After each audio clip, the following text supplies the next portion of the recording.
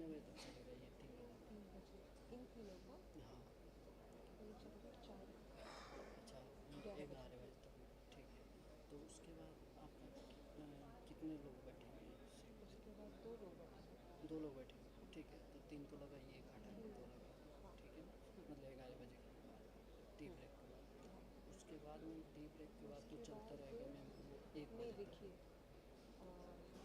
चाय के बाद 2 लोगों होगा, 2 लोगों का ख़त्म होने के बाद इमीडिएटली उसी टाइम ऑलमोस्ट 6 लोगों का चाहिए 6 होगा। लोगों का मतलब 2 के बाद। तो या तो आप पहले ही रख लीजिएगा, चाय के टाइम पे ही रख लीजिएगा, जी जी।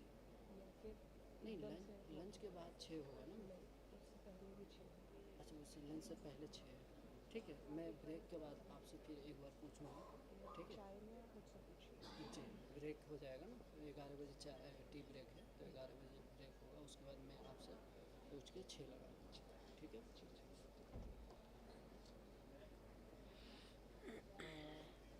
ब्रेक के बाद में 2 है, टी ब्रेक के बाद फिर उसके बीच में मतलब। उसके इमीडिएटली 5 मिनट में 6 है। अच्छा हाँ, 2 के बाद मैं इमीडिएटली 5 मिनट के बाद 6, ठीक है, okay.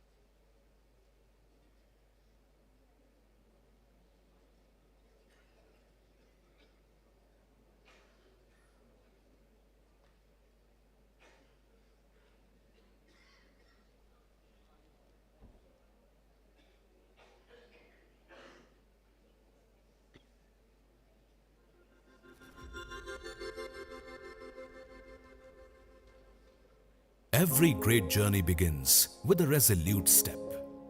India's journey in infrastructure started with early recognition of its importance, which gained traction from the mid-2000s onwards.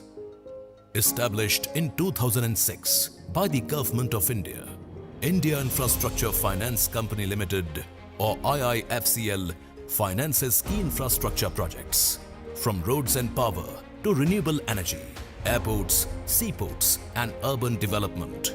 IIFCL drives projects essential to India's growth.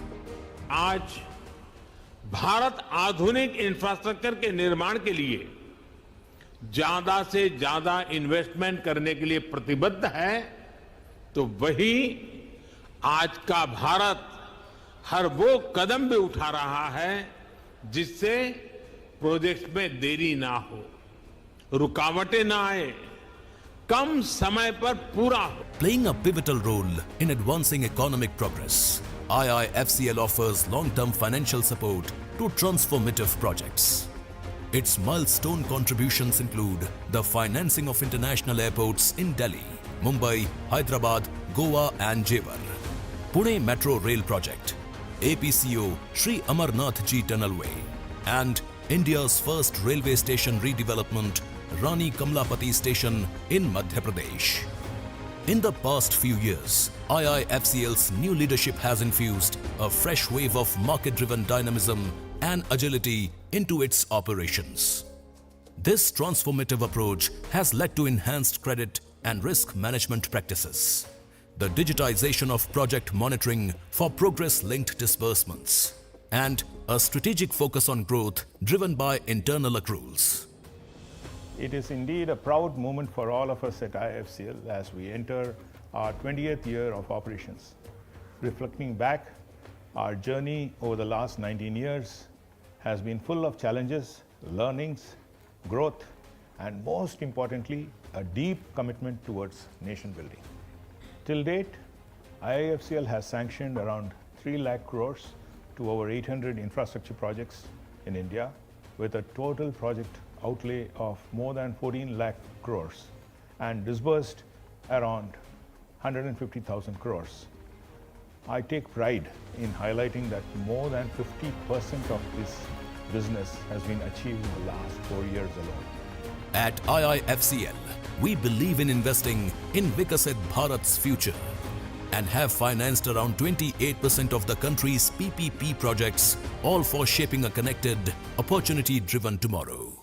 India's infrastructure growth is vital to its economic growth, and IIFCL has pioneered the digitization of loan monitoring and surveillance to ensure it. It has become the first lender in India to introduce an online project monitoring system or OPMS using advanced technology solutions like drones, GIS and other tools. Innovation drives IIFCL's strategy, where use of technology helps execute projects with precision, speed and sustainability.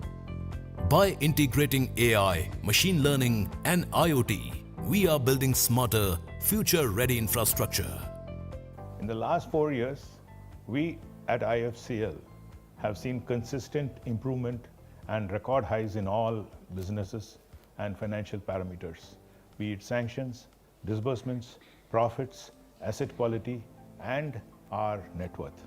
Our profits have multiplied 30 times since 2020 to over 1,500 crores in the last fiscal.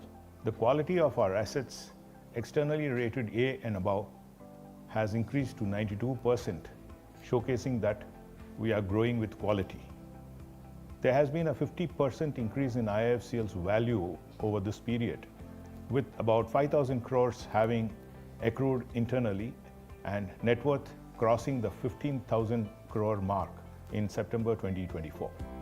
Today, IIFCL is leading the way in financing vital projects in transportation, energy and urban development, shaping the nation's future as never before. The impact of IIFCL goes beyond numbers. It's seen in the lives it transforms. Each project creates new opportunities, empowering communities with better facilities and pathways for growth. and innovation is a key factor in our growth story. This record performance highlights the company's true potential to contribute to India's growth story by developing world-class infrastructure. IIFCL has always been at the forefront of financial innovations and is accredited to have brought some new financing products for the Indian infrastructure sector, such as credit enhancements, takeout finance, subordinate debt, which are now mainstream products in the market. Sustainability is at the core of our business. IIFCL has strengthened its financing to renewable energy, green infrastructure, and environmental friendly solutions, contributing to India's vision of a low carbon economy. As a part of Climate Strategy 2030, IIFCL has committed to directing at least 50% of the incremental lending amounting to 1 lakh crore rupees by 2030 towards green infrastructure. We are also focused on rationalizing our lending to fossil fuel-based power plants starting 2024 and achieving net zero emissions for Scope 1 and Scope 2 by 2030. I am incredibly proud to share that IIFCL is the only major NBFC IFC in the country to be recognized with an ESG rating, further affirming our leadership in this space. IIFCL is helping India move towards a sustainable future by supporting renewable energy and eco-friendly urban solutions. Our funding contributes to key government initiatives like the National Infrastructure Pipeline, PM Gati Shakti, Bharatmala, Sagarmala, and railway station redevelopment. IIFCL is a socially responsible organization and works actively to fulfill its corporate social responsibility objectives. Projects implemented under IIFCL's CSR have benefited nearly 500,000 people living in the backward areas of the nation across 24 states and union territories. IIFCL is a diversified infrastructure financier, and its affiliates are maintaining high standards in the domain of finance sector and catalyzing the creation of world-class infrastructure across the nation. IIFCL expanded its global impact through strategic alliances with international financial institutions. Its subsidiaries include IIFC UK, founded in 2008, with an exclusive $5 billion.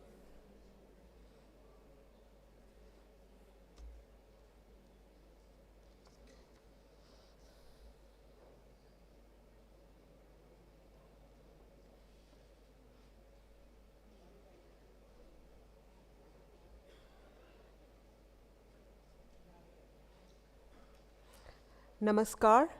A very good morning to one and all present in this hall today. I, on behalf of India Infrastructure Finance Company, IIFCL, welcome all the guests and dignitaries to the 20th Foundation Day of IIFCL. We are honored to have amidst us our chief guest for the day, Shri Nagaraju Madirala, Secretary to the Government of India, Department of Financial Services, Ministry of Finance, to grace the event. We are also delighted to have with us today Shri M.P. Tangirala, Additional Secretary, Department of Financial Services, Ministry of Finance, as our guest of honor. I request our guests, along with Dr. P.R. Jayashankar, Managing Director, IIFCL, to mark the beginning of this summit on an auspicious note by lighting of the lamp, please. Sir, I'll request you to please light the lamp.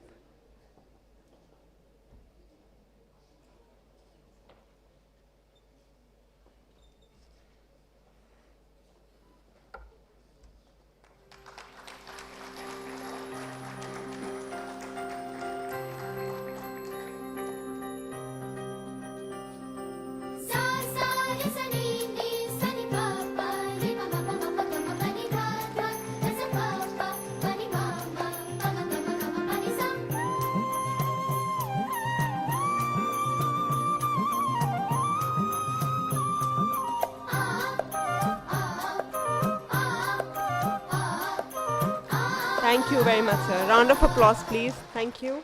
I request Dr. Jayashankar to please welcome the guests with a bouquet.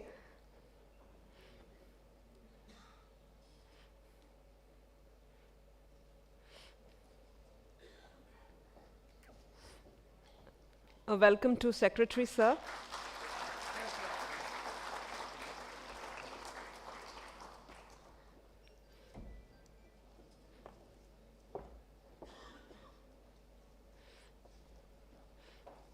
Welcome to Mr. Tangirala. Thank you.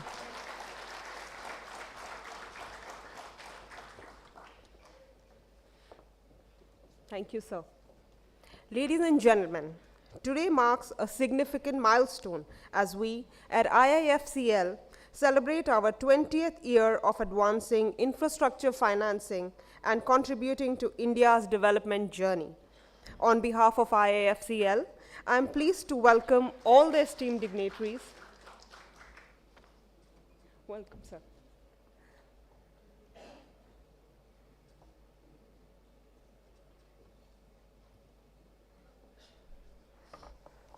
On behalf of IIFCL, I am pleased to welcome all the esteemed dignitaries, distinguished guests, and partners for being with us today. As we accomplish this landmark today, we bring to you the National Summit on India Infrastructure for Viksit Bharat 2047. As we delve into topics of innovative financing solutions, tapping global investments, and catalyzing partnerships to foster India's infrastructure sector growth. I extend my sincere gratitude to the distinguished guests from the Ministry of Finance, Department of Financial Services, and other representatives from the Indian government for their invaluable support. We are also delighted to have with us our esteemed board members, infrastructure developers, bankers, financial institutions, rating agencies, multilateral institutions, participants from foreign missions, as well as the media fraternity for joining us. Since its inception in 2006, IIFCL has been at the heart of infrastructure development across India. Over the 20 years of its operation, IIFCL has made a mark in the country as a preferred infrastructure financing partner. Today's event is an attempt to bring together the stalwarts of infrastructure sector under one roof as they talk about where we stand and what more needs to be done to take the sector to the next level. Without taking much more time, I'd like to invite Shri Gaurav Kumar, Chief General Manager, IIFCL, to take us through IIFCL's journey of supporting nation building through his presentation, please. Welcome.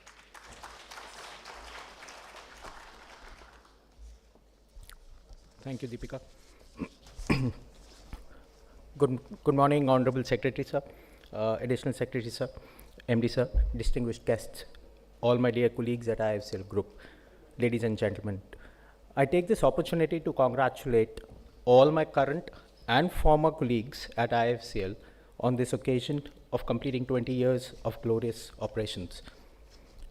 On this crisp winter morning, I have been asked, and I should try in about 10 to 12 minutes to run you through this journey of 20 years of IIFCL. Let's start. I think as a context, we all know that we, as an Indian economy, are one of the fastest growing economies of the world as of now. We are the third largest by 2030 is what we know. We also understand this comes from something which is a pre-90 time when the infrastructure was developed mainly by government and budgetary support. 1990 onwards saw the traditional DFI system moving away, the government coming in and private sector trying to take up. Appropriate policy framework, independent regulatory establishments were set up. PPP model at that time did start, however, during the late 20s, it started to have some structural issues. Banks at that time were leading the way for financial inclusion and financial support to this sector. That's the time the government of India ensured a long-term finance and an innovative institution for infrastructure financing, and that's where in 2006 IIFCL was established. If you look at the journey of infrastructure sector since then, it has taken an uptick in the last about 2 decades. And if you look at all sectors, mainly around the road sector, be it power, be it airports, railways, all have shown the similar trend. in the last about 5 years to 10 years, it has even exponentially grown. However, if we step back and take a look at what has happened over a period of years of journey in the infrastructure sector, since 1990 onwards, if we see, say till about 2005, there was a plateau. However, till 2010, that's where there was an uptake in what has the infrastructure financing been, and that's where we see a lot of initial phases of PPPs coming through, and then we see a phase where it has kind of tapered down. And that's where we see there is a slowdown in infrastructure investment. And that's where there has been a lot of regulatory issues which we have had to grapple with. And since then, we have taken a step back. In the last since 2016 to 20, we have seen that the country has taken a stock or maybe a reboot of what has to be done. We've put everything in place. And since since the year 21, we've started to grow again. And that's with the investment in a different size and different phase of growth, which we can say the second growth phase for infrastructure financing.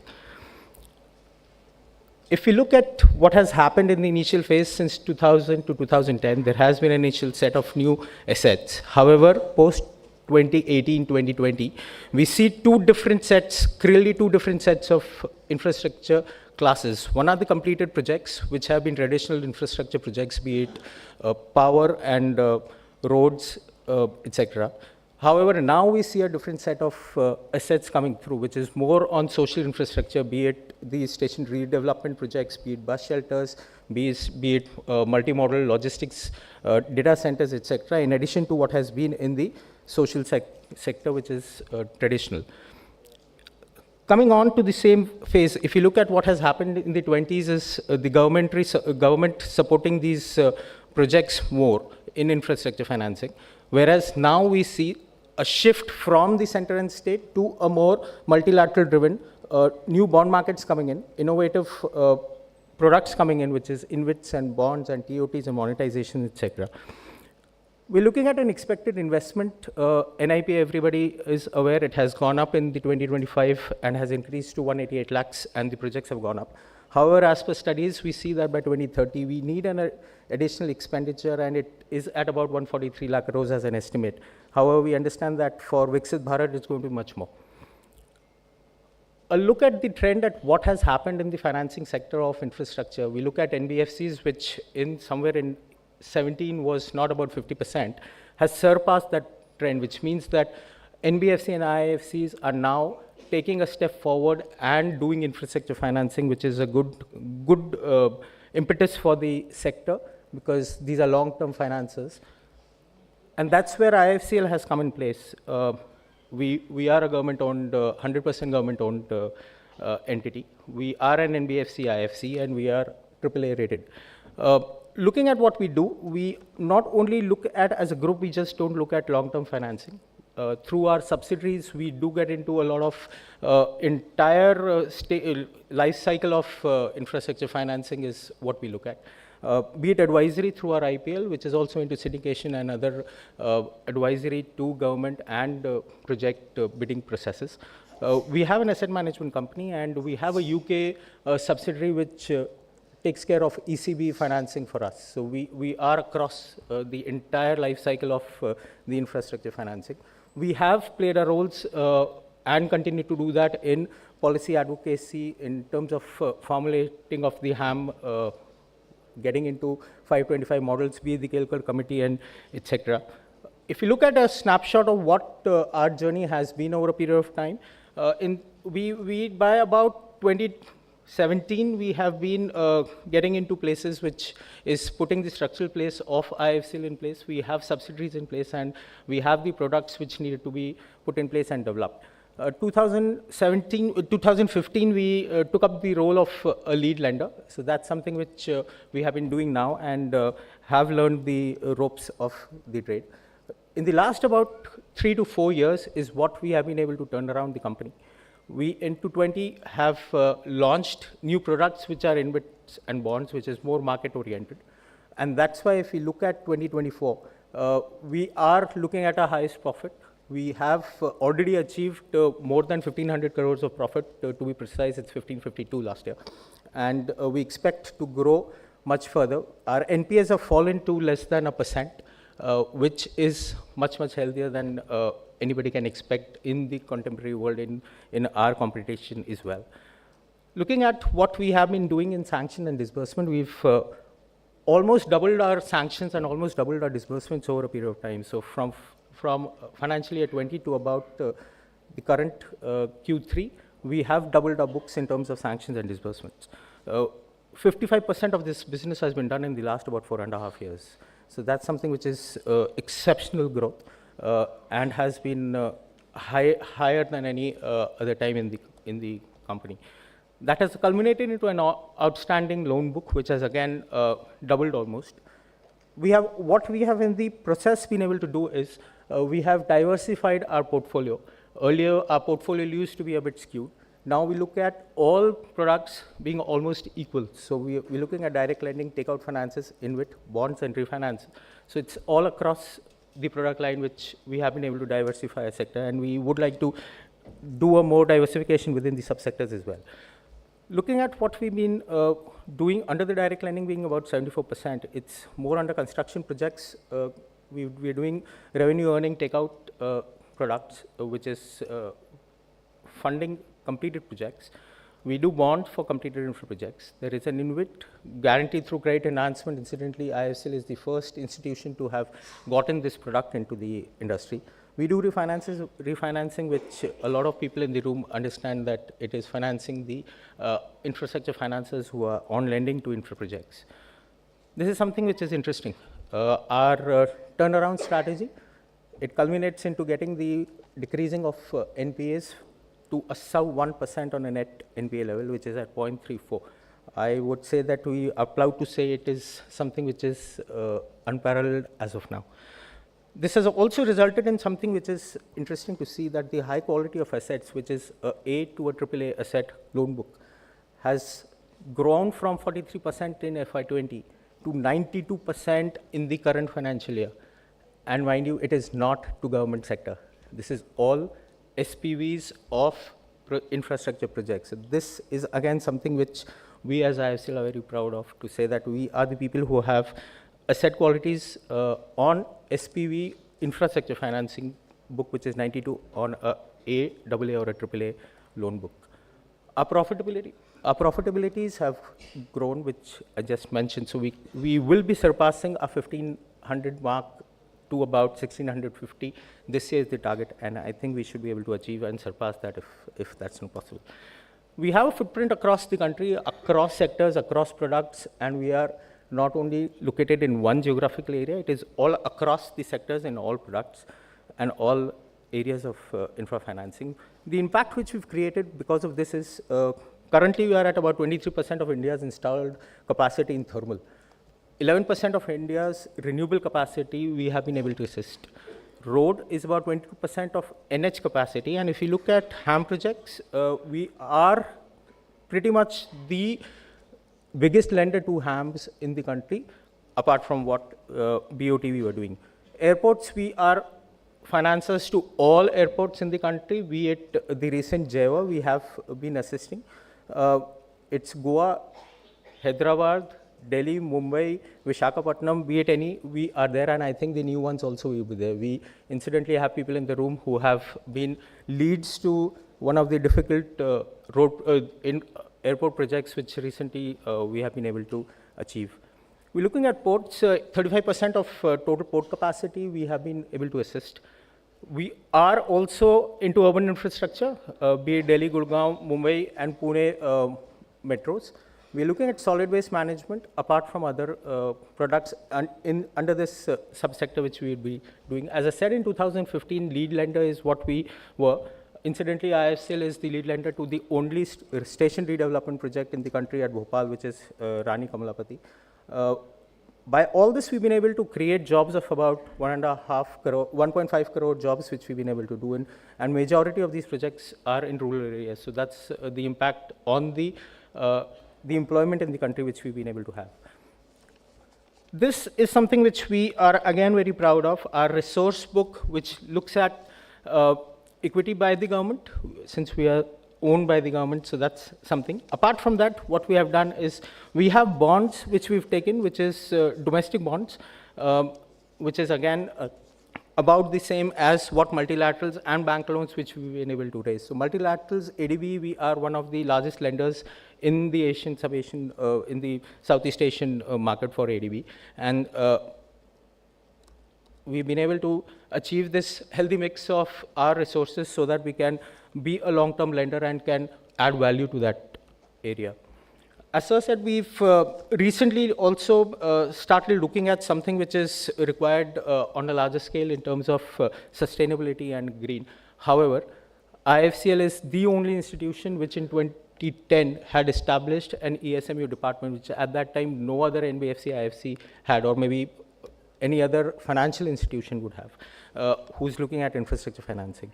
So over a period of time, this cell which used to work has been able to gather a lot of expertise and innovation in this. And that's the reason we've been able to do so much in terms of renewable and other ESG related activities which we have been able to do. We've kind of had an impact of 58 MMT carbon CO2 per annum reduction in the sector because of this. We've also upped this from not only being a cell which looks at only environment and social, we have also now, the management has decided to make this into a full-fledged sustainable unit, because of which recently we have also announced a climate strategy for 2030, which has a vision to lead India in a climate resilient infrastructure and achieve net zero for the country, which is IIFCL will be able to do it by 2056 instead of 2070. We are also having an mission of 50% increase in lending to green infrastructure. That is something which we will be able to do now. We have to take care of this climate strategy. We already have a framework which has been established, and I am happy to announce that we have recently been rated by ICRA as 77 score, which is very good, and the excellent is at about 80. So there's about 3 notches which we will be able to do. So the first shot we've been able to reach there. Next year we are sure to go beyond 80. So with this unit, I think we will also be looking at what we will be able to do in the international market and get more investment and invest more in these areas. IIFCL has also a distinction of being having the presidency for, or the chairmanship for the ISO IBC, which is SCO IBC, which is the Shanghai Cooperation, Interbank Cooperation, the committee which is there, we are the chairman to that. We the chair till last year. This year it comes to India, and I'm sure with the kind of capacity building and the other initiatives which we are looking at the council, we should be able to add value to this. This is related to more to do with Asian and sub-Asian countries getting together and trying to fund infrastructure projects. So that is something which, in India, we are the only ones who've been able to do this.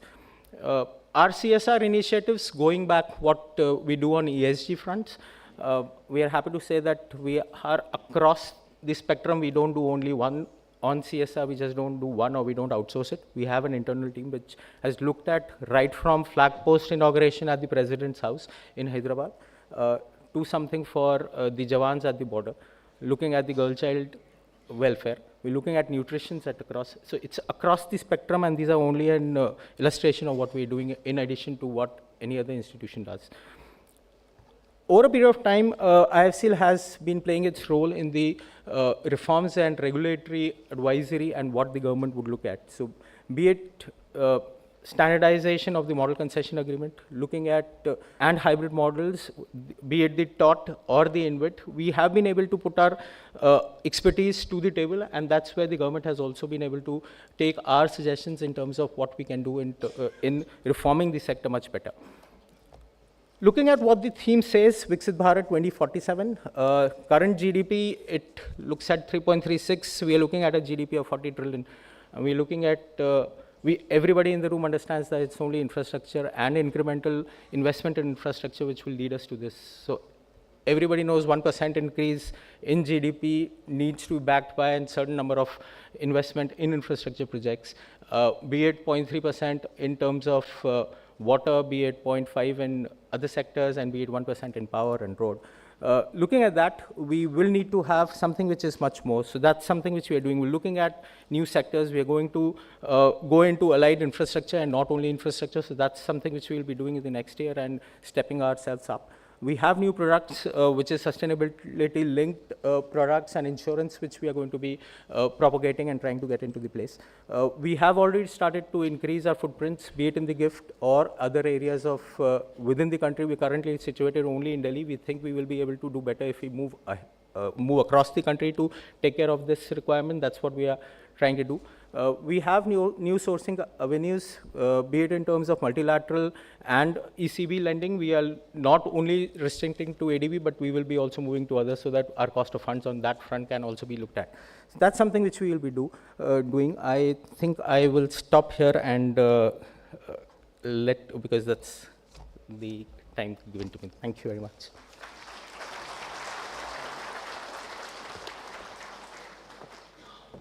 Thank you very much, sir, for providing insights into the IIFCL's journey. Let me now invite IIFCL's Managing Director, Dr. P.R. Jaishankar, for the opening address. Dr. Jaishankar holds an extensive experience of 36 years in development, banking, and financial domains. Under his leadership, IIFCL has seen a robust growth in the last 4 years in its business and financial performance. Sir, please.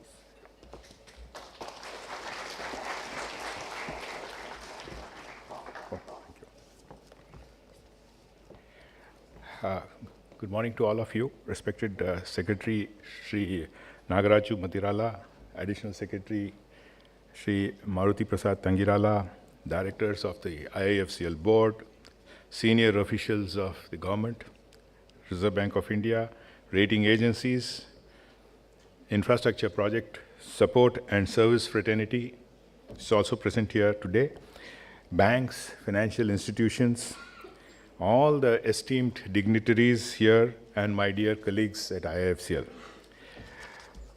A very good morning and very, very warm welcome to each one of you present here. Thank you for being here with us on this auspicious occasion of IIFCL's 20th Foundation Day. It means a lot to us, and all the stakeholders with whose support and partnership that we are here today. The progress for developing India's infrastructure is only possible with the gusto and the kind of enthusiasm with which we have been working together so far. I extend our heartiest welcome to Secretary Shri Nagaraju Madirala, Department of Financial Services, Government of India. Thank you, sir, for gracing us. Your presence really encourages all of us here. Our sincere welcome to Shri Tangirala ji, Additional Secretary also, who's also here with us. Thank you, sir, for being here on this occasion. IIFCL completes 2 decades of service to the nation. Now, let me begin by sharing this journey and role that this company has been playing in shaping India's infrastructure sector. For the past 2 decades, IIFCL has been serving as a crucial pillar in India's infrastructure development journey. The company was established in 2006 in response to the need for providing long-term finance to infrastructure projects at a time when such facilities were not available in the country.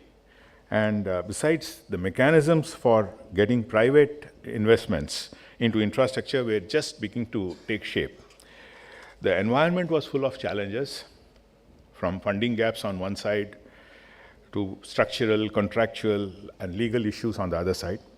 And as we enter 2025, now we stand where we have a better mechanism for land acquisition, we have mechanisms for dispute resolutions, and we have strengthened contractual structures, concession structures.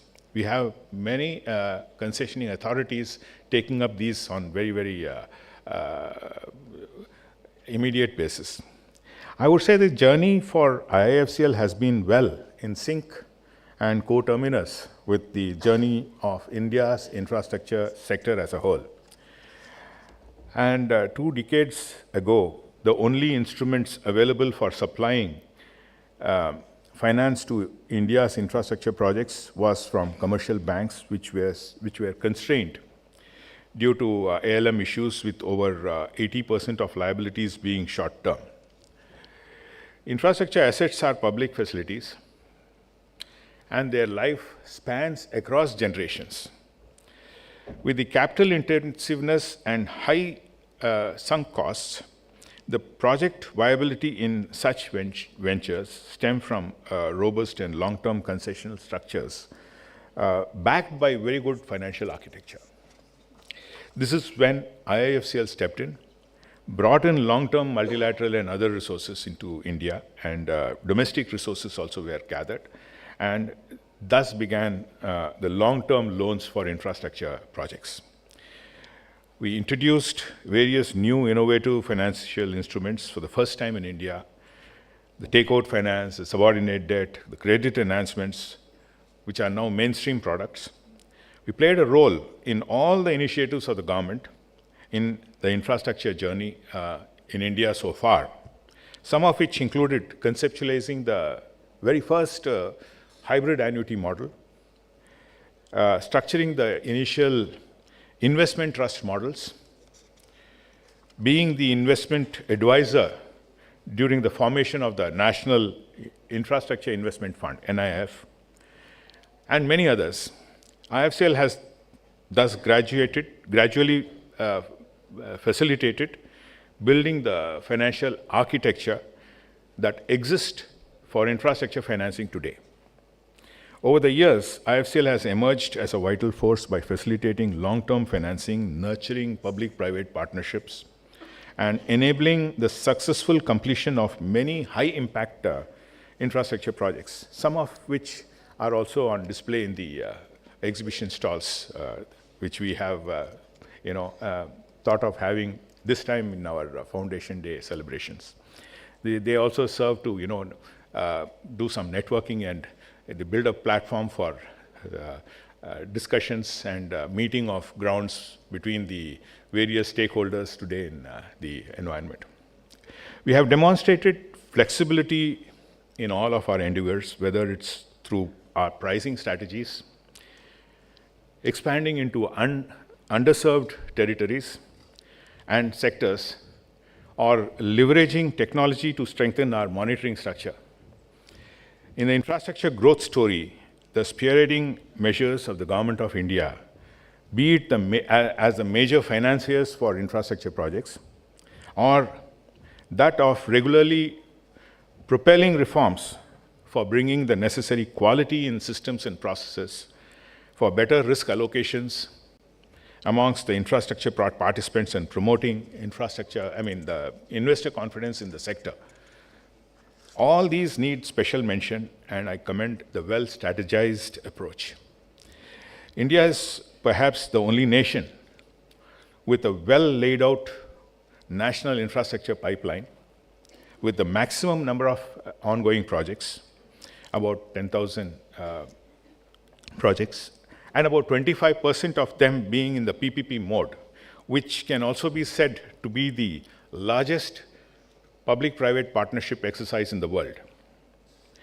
The country has now begun to see state-of-art roads, airports, and modern urban facilities shaping the nation's growth. The infrastructure sector has witnessed a phenomenal transformation, with non-performing assets of the banking sector dropping from around 36% in 2011 to just about 3% in 2024. IIFCL itself has gone a little ahead, with our NPS dropping to below 1%, even below 0.5% now. I always say that's a small beauty spot that is in the face of IIFCL. Today, I can say that the infrastructure sector has come out of teenage. So far, if we can make IIFCL's journey coterminous with that of regular infrastructure sectoral progress, we are out of teenage with lots of learnings and rich experience of creating valuable infrastructure assets in almost all the infrastructure subsectors.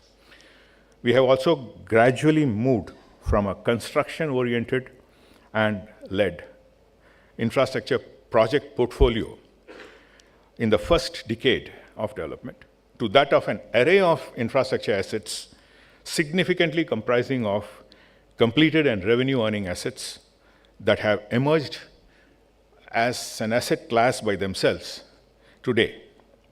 The total size of the total outstanding infra loans today is about 30 lakh crores, of which the NBFC IFCs, including IIFCL, lead with a share of 55%, and commercial bank with about 45%. And of these total outstanding loans, it is envisaged that over 35% of them are completed and revenue earning, which is quite indicative of the potential liquidity that can be brought into the system through appropriate monetization. The potential of InvITs is thus very huge. Given the remarkable growth in the infrastructure sector, the aspirations of the people of the country has risen exponentially. Today, the demand for world-class infrastructure and anything less is no longer a choice. It is imperative that we rise to the challenge and deliver.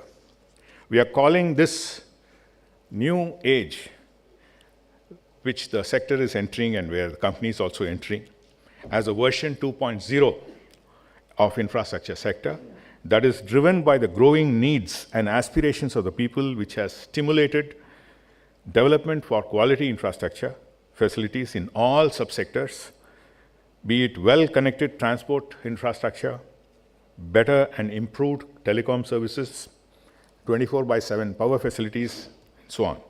Advancing technology and multidisciplinary connects to the project, structuring the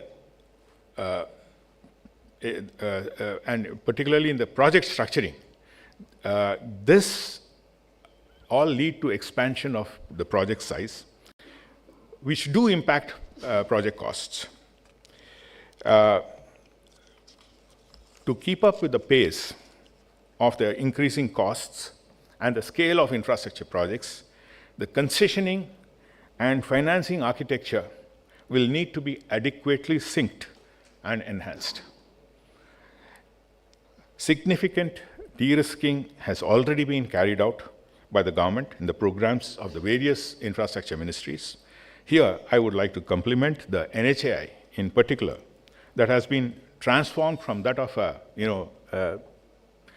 sole road developer to that of an expanded entity with a lot of specializations comprising of development on one side, regulation, toll maintenance, monetization, with specialized entities to look after all these. That reduces the reliance on budgetary resources. This paved the way for development of other infrastructure sectors as well. Lending institutions in every sector are expected to evolve just like this. The airport sector is undergoing a similar evolutionary pattern, with private airports doing very well today.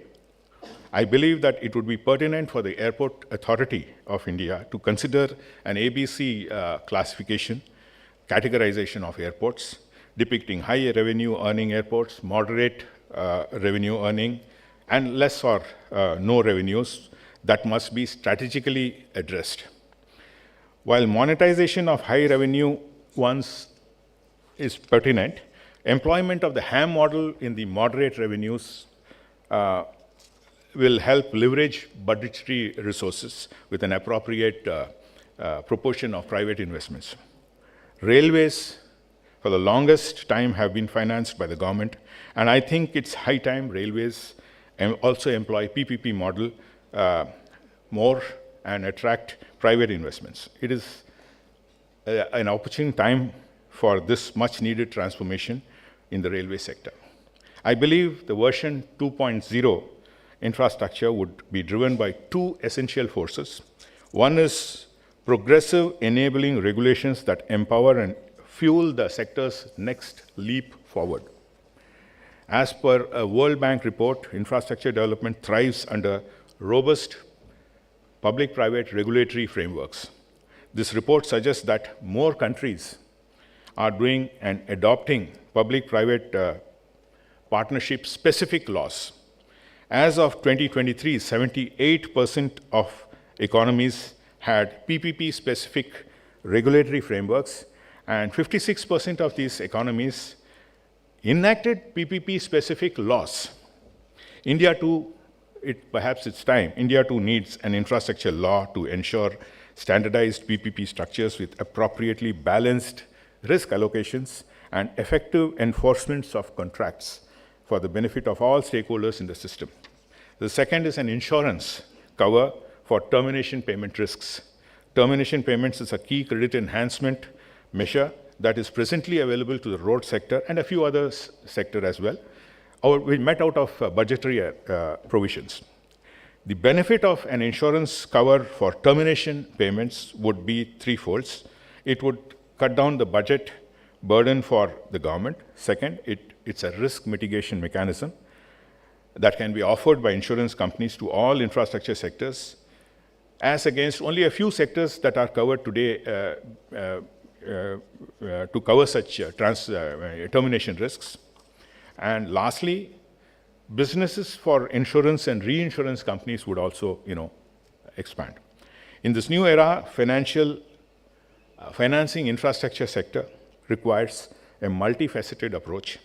We need greater collaborations amongst a diverse set of institutions to help meet the growing needs of the complex, large-scale projects and ensuring sustainable funding solutions for the future. The next 20 years will be defined by digitally driven infrastructure, sustainable financing, and global partnerships. I must mention that the world is now witnessing a nation on the rise with a robust banking sector, good economic fundamentals, commitment to inclusivity, and international collaborations. India is poised to play a defining role in shaping the future of the global economy in 2024 and beyond. We at IIFCL continue with our dedicated commitment to providing financing that not only supports qualitative growth, but also promotes innovation, sustainability, and resilience. Thank you once again for being here. It means a lot to us. Thank you once again.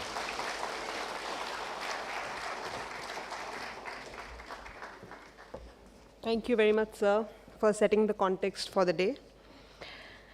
Now, please join me in inviting our guest of honor, Shri MP Tangirala, Additional Secretary, DFS, for a special address. Shri Tangirala has worked in the areas of revenue assurance and economic analysis in the telecom sector. He's also worked with IRDAI and Union Public Service Commission. So, please.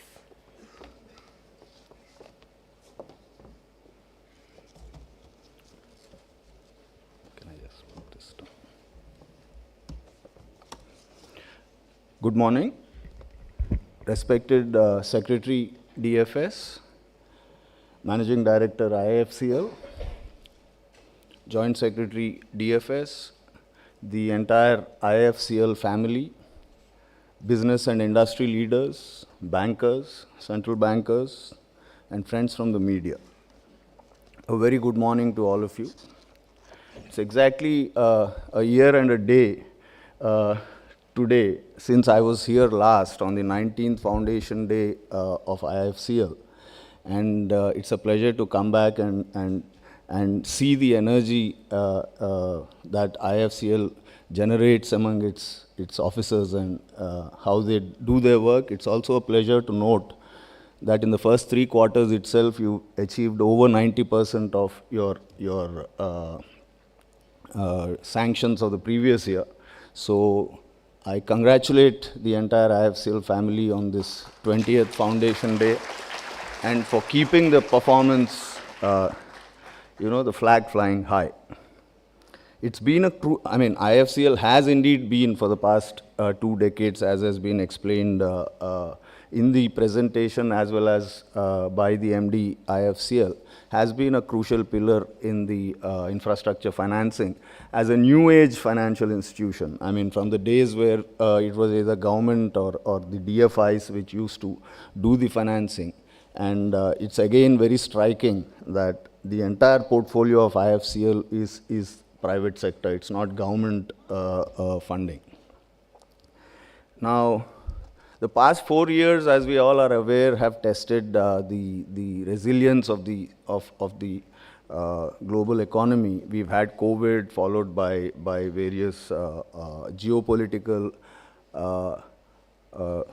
events, which have led to some amount of pessimism all around. But now we're now again back on track, I guess. The inflation has now come down to about 3.5%, and pre-pandemic levels have been reached. And despite a sharp and synchronized tightening of monetary policy around the world, the global economy has remained unusually resilient throughout the disinflationary process, avoiding a global recession, and I think that is heartening.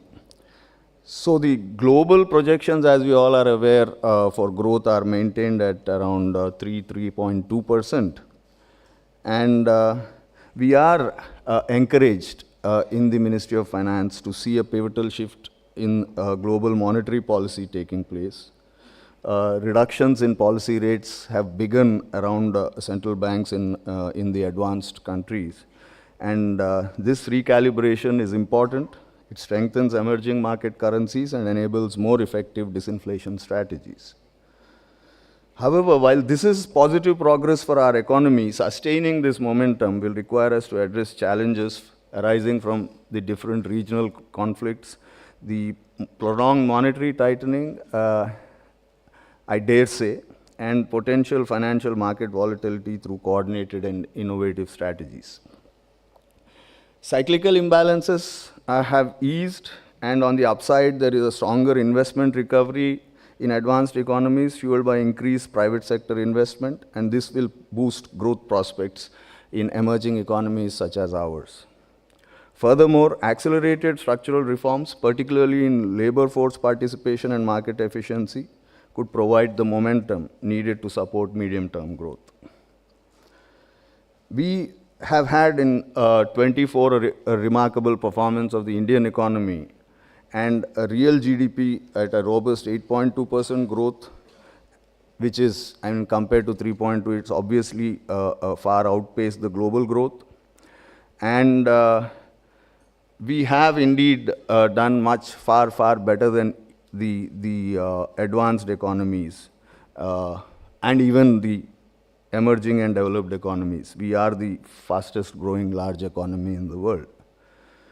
And retail inflation also, since the pandemic, it has come down to 5.4%.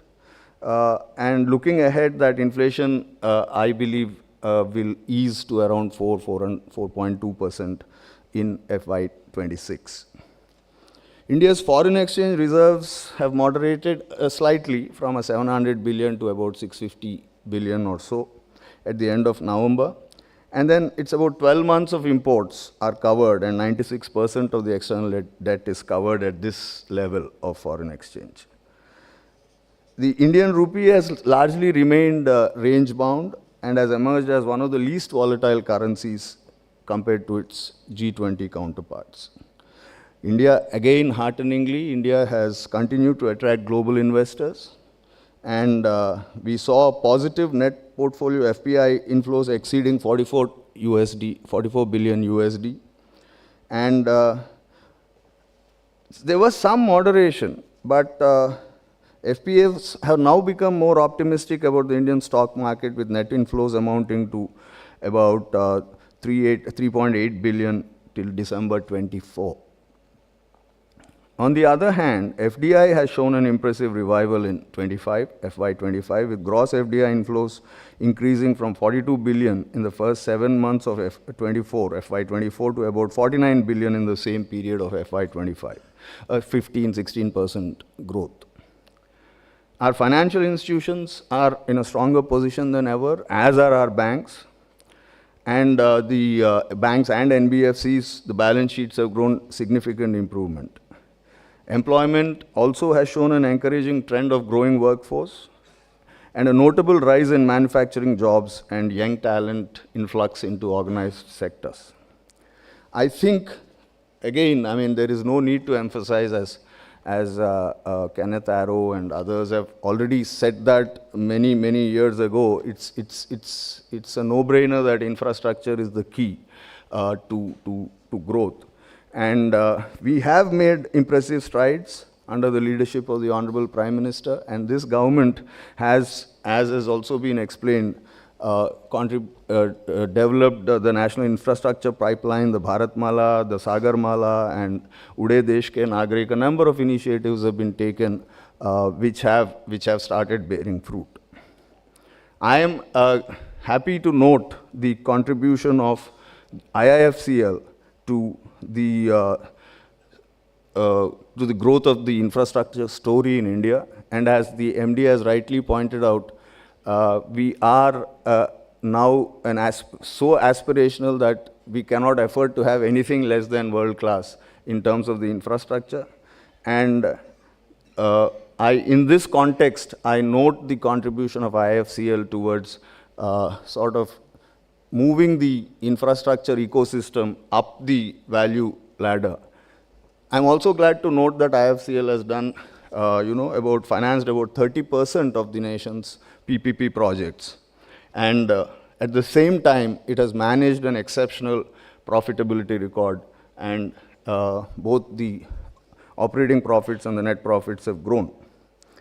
So I think in this context, there is every reason for us to be optimistic about the country and about the future of IIFCL as well, ensuring that with the diversification of the lending portfolio, with the rise of InvITs, with the rise of and the deepening of the bond markets, which is surely on the anvil, I will expect IIFCL to further strengthen its risk management and able to do better, even better than it has done so far. And with these words, I thank all of you for inviting me here, and I wish you all the best. Thank you.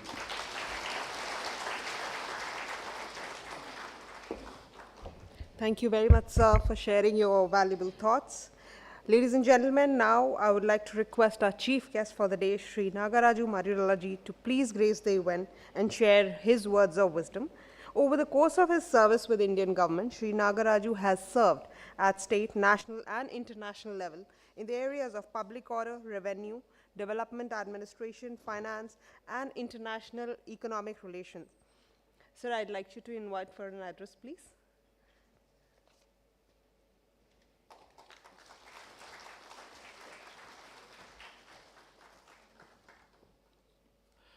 Good morning, ladies and gentlemen. I'm very pleased to join with all of you to celebrate the entering of 20th year by the IIFCL. And I congratulate Dr. Jaishankar and the entire IIFCL team for this glorious journey you have undertaken and great potential you have for future.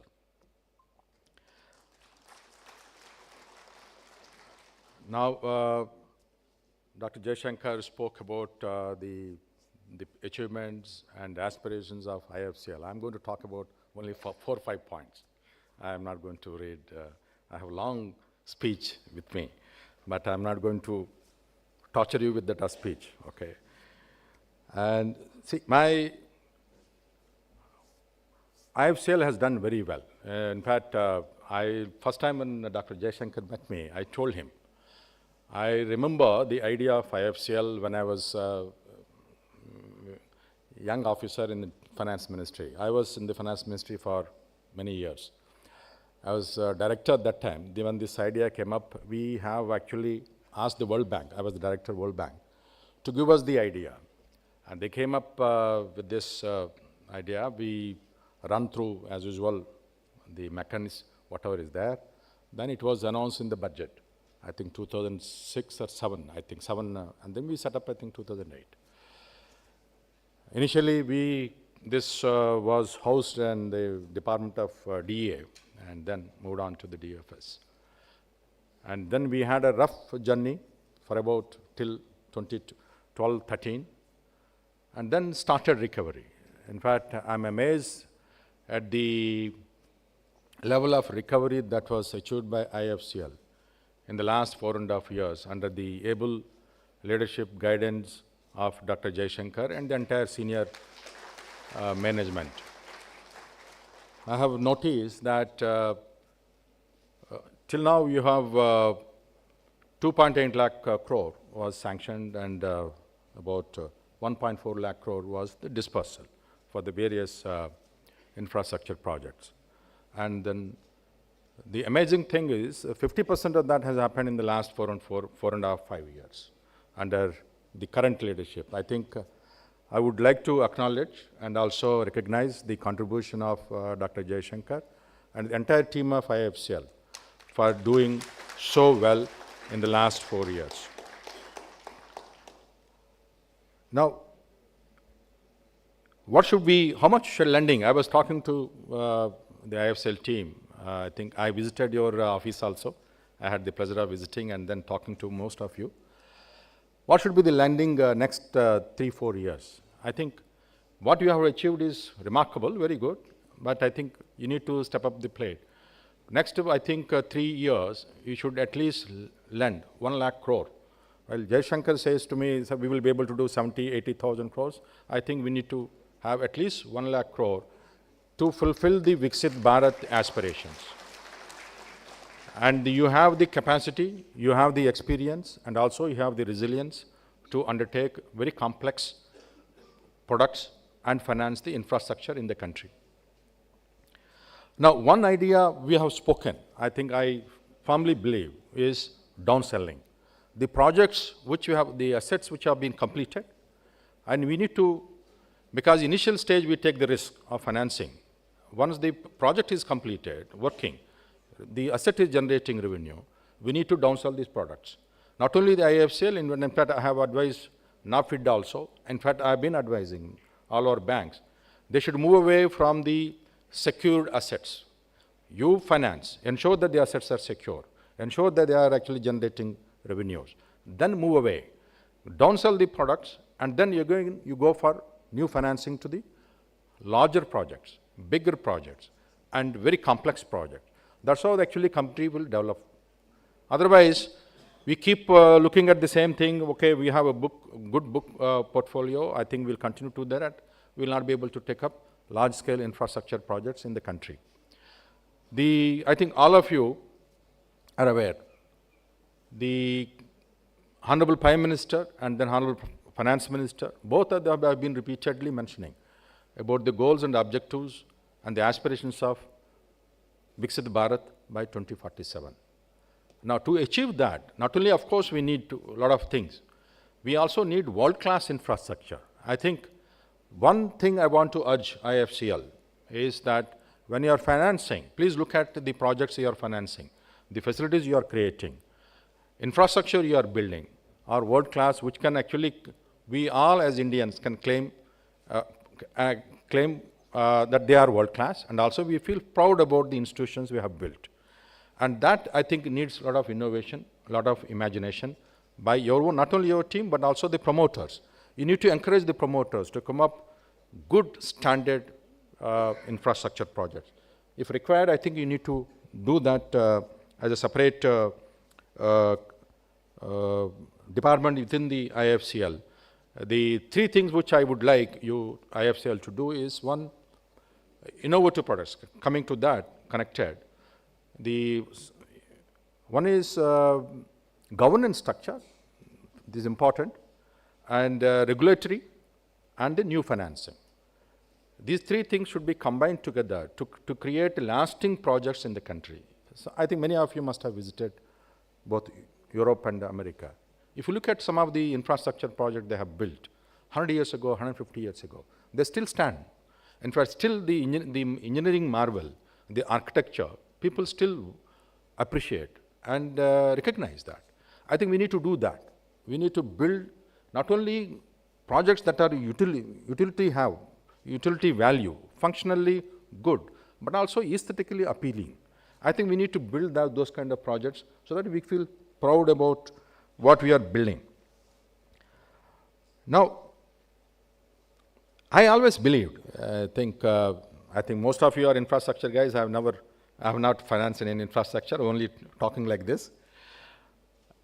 I always believed when we finance infrastructure, given the size of the country and the need and the population, most infrastructure projects are viable, provided two things are met, only two criteria. One is there is no fraud in the project financing.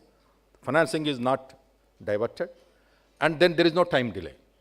If you look at it, most of the projects, whenever there is no fraud or time delay, most of the projects are, if they're completed timely, they are actually revenue generating assets for the country. We have to ensure that. We have to actually guard about the risk of involvement of fraud or corruption. If that is taken care, most of the projects will be viable, because they look at the people who are going to utilize the facilities that we are going to create. Revenue generation is not an issue at all. And today morning we went around, I think with some of you are also there. Many of them actually IIFCL Finance are very, very innovative. I think that's very pleasing to see the journey in the RE sector that you have undertaken. And this is the need of the country. If you move on, if you want to move to the sustainability of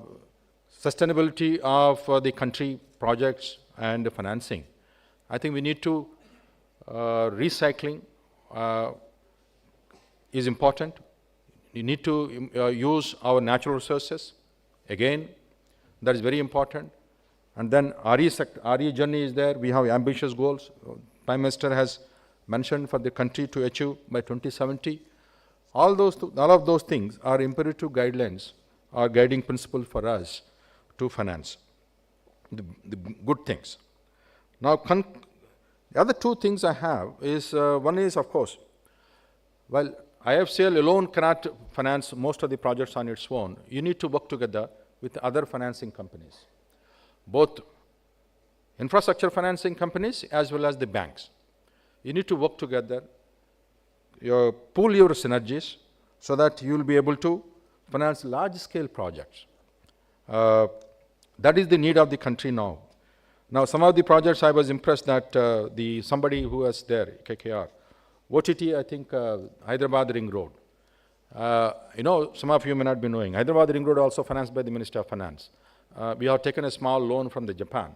That was in 2007.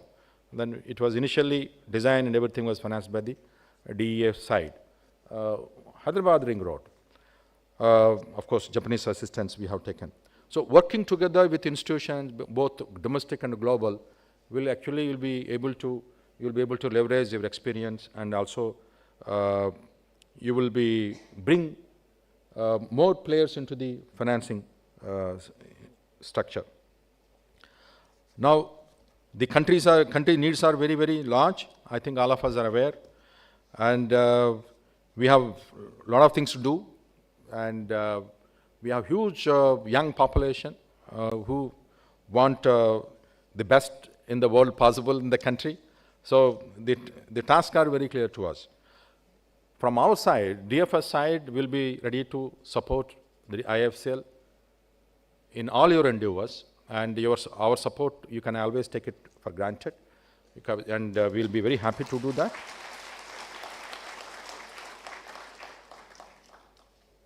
And I also urge you, IIFCL, that you have entered 20 years the journey. This is one stage you have reached, and you should also think about next 20 years, 47, what are you going to do? How are you going to look at how you are going to transform yourself and also transform the country? I always like when Dr. Jaishankar mentions that the story or history of IIFCL is history of India's infrastructure. That's a very appealing tagline. But the next 20 years, 22 years is also same thing. What you would like IIFCL to reflect and people to remember that we have done good work, I think should also think about it and then strategize. With these words, I once again congratulate entire IIFCL family for entering the 20th year, and I wish you glorious days ahead, and congratulations once again to me. Thank you so much.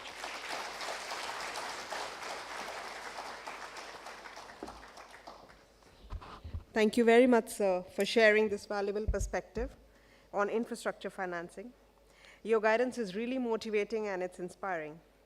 Now I'd like to invite Shri Palash Srivastav, CEO IIFCL Projects, for a vote of thanks for this session, please.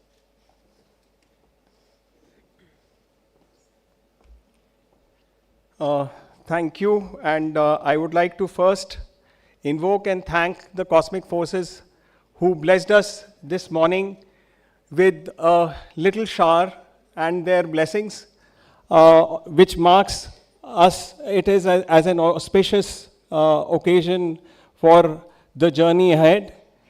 I would also observe that the knowledge sharing in the first session, in the inaugural session, has set the tone for us to play out the magic of togetherness and add more meaningful value in the discussion for the National Infrastructure Summit. I would like to thank personally Secretary Mr. Nagaraju Madirala for his gracious presence, kind words of encouragement. Sir, we at IIFCL will actually make sure that iconic infrastructure gets built, and we will actually have everlasting memories to create for development of India for the next 20 years. Definitely creating an institution is most important, together with convergence with other institutions. So we thank you for your kind words there, sir. I also thank Additional Secretary DFS, Mr. Madirala, for his kind words. He's seen us through the journey and has observed certain things which actually have been very transformative, and we definitely will grow from strength to strength here, sir. And of course, our own leader and motivation, the source of all motivation, Mr. P.R. Jayashankar, thank you so much, sir, for your vision and encouragement. Thank you very much, everybody who is gathered together with us, all government officials, state people from I think 5 states who are represented here, and all the state governments that we have been interfacing with, all the developer community who actually have voted not only with their feet, but also with their stalls and their presence. So grateful for your presence here. Also banks, investors, and financial institutions, also the multilateral aid institutions who have actually made this thronging of people together possible at this early occasion. So with these words, I would also like to thank the IIFCL family for sparing no effort to make this event a success. So thank you all. Thank you everyone for joining us this morning.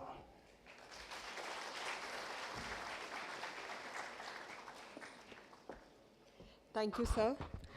Now I request MD IIFCL to please hand over a token of gratitude to our chief guest, Sri Nagaraju, please.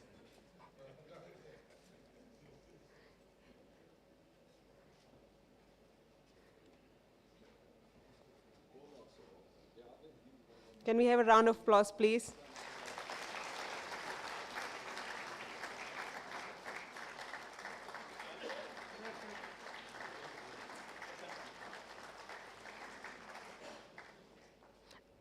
And also a token of gratitude to Shri MP Tangirala, our guest of honor today.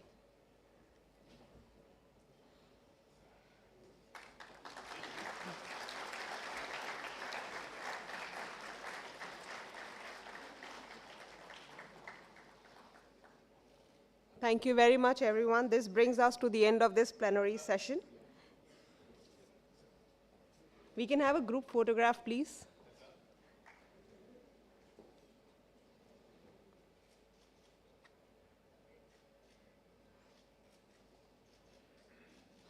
Thank you, everyone. We break for tea now for a 20-minute break, and then we reassemble at 11:45 for the next session. Thank you, everyone.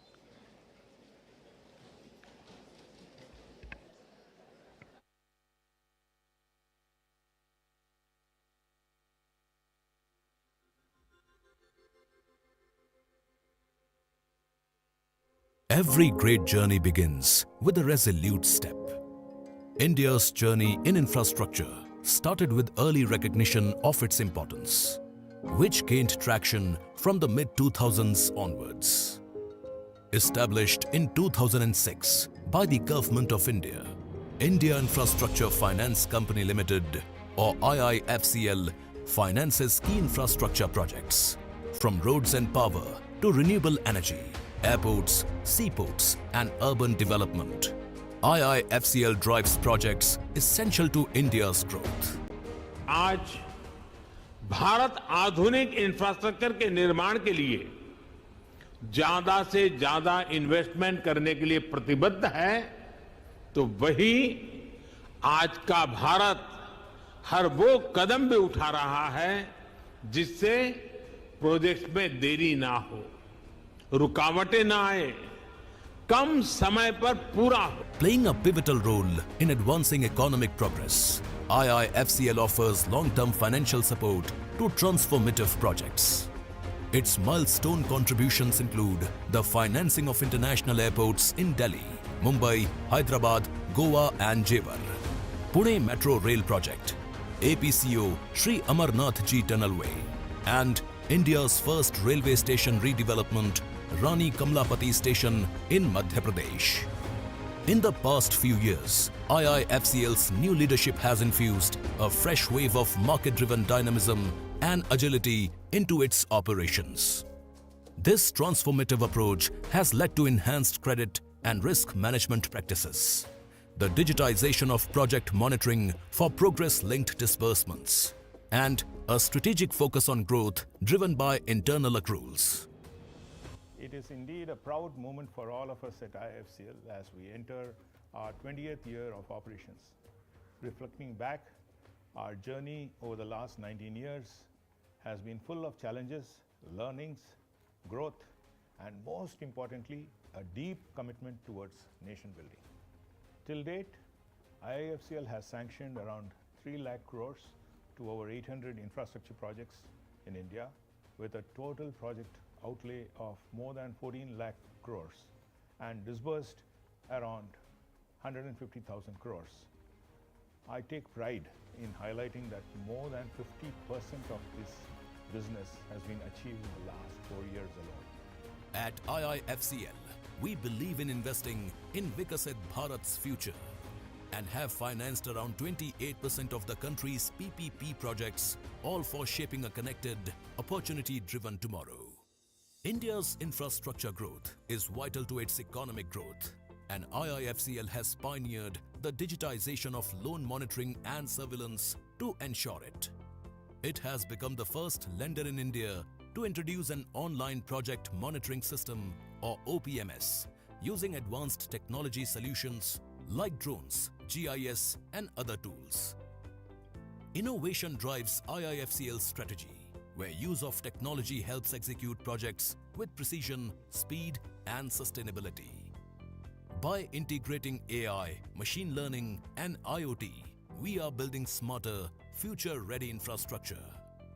In the last 4 years, we at IIFCL have seen consistent improvement and record highs in all businesses and financial parameters, be it sanctions, disbursements, profits, asset quality, and our net worth. Our profits have multiplied 30 times since 2020 to over 1,500 crores in the last fiscal. The quality of our assets, externally rated A and above, has increased to 92%, showcasing that we are growing with quality. There has been a 50% increase in IIFCL's value over this period, with about 5,000 crores having accrued internally and net worth crossing the 15,000 crore mark in September 2024. Today, IIFCL is leading the way in financing vital projects in transportation, energy, and urban development, shaping the nation's future as never before. The impact of IIFCL goes beyond numbers. It's seen in the lives it transforms. Each project creates new opportunities, empowering communities with better facilities and pathways for growth. and innovation is a key factor in our growth story. This record performance highlights the company's true potential to contribute to India's growth story by developing world-class infrastructure. IIFCL has always been at the forefront of financial innovations and is accredited to have brought some new financing products for the Indian infrastructure sector, such as credit enhancements, takeout finance, subordinate debt, which are now mainstream products in the market. Sustainability is at the core of our business. IIFCL has strengthened its financing to renewable energy, green infrastructure, and environmental friendly solutions, contributing to India's vision of a low carbon economy. As a part of Climate Strategy 2030, IIFCL has committed to directing at least 50% of the incremental lending amounting to 1 lakh crore rupees by 2030 towards green infrastructure. We are also focused on rationalizing our lending to fossil fuel-based power plants starting 2024 and achieving net zero emissions for Scope 1 and Scope 2 by 2030. I am incredibly proud to share that IIFCL is the only major NBFC IFC in the country to be recognized with an ESG rating, further affirming our leadership in this space.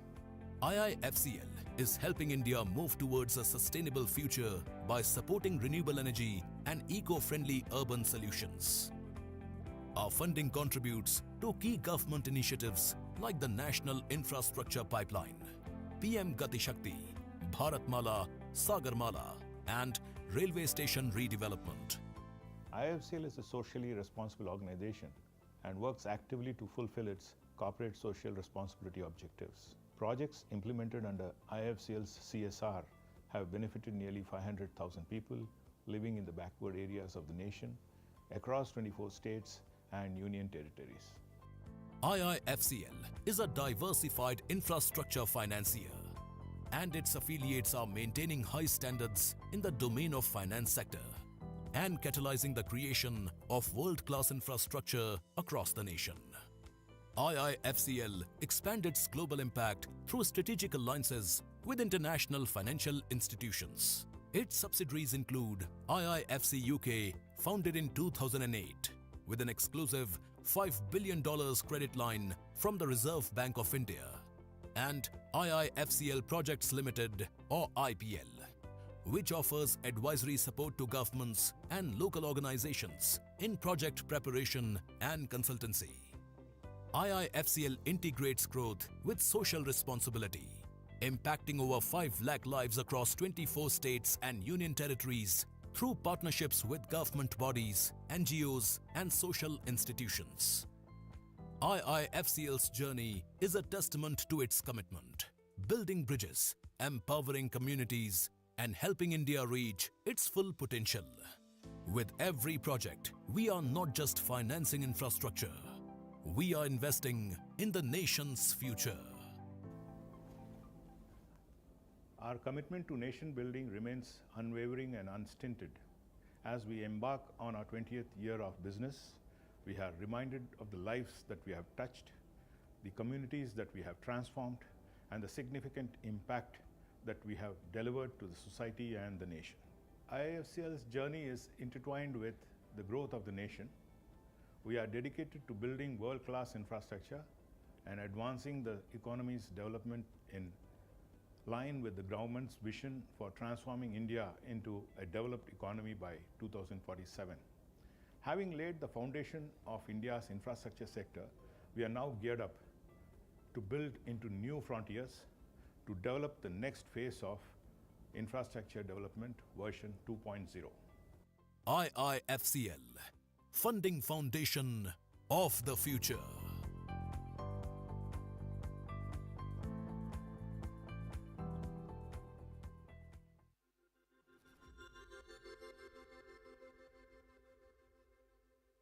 Every great journey begins with a resolute step. India's journey in infrastructure started with early recognition of its importance, which gained traction from the mid-2000s onwards. Established in 2006 by the Government of India, India Infrastructure Finance Company Limited, or IIFCL, finances key infrastructure projects, from roads and power to renewable energy, airports, seaports, and urban development.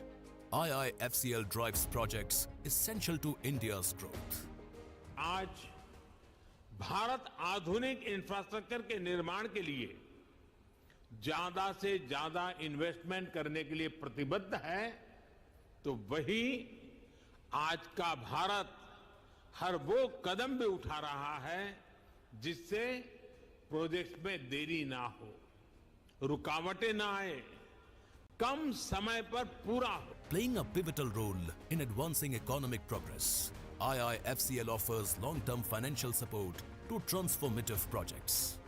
Its milestone contributions include the financing of international airports in Delhi, Mumbai, Hyderabad, Goa and Jewar, Pune Metro Rail Project, APCO Sri Amarnath Ji Tunnelway, and India's first railway station redevelopment, Rani Kamlapati Station in Madhya Pradesh.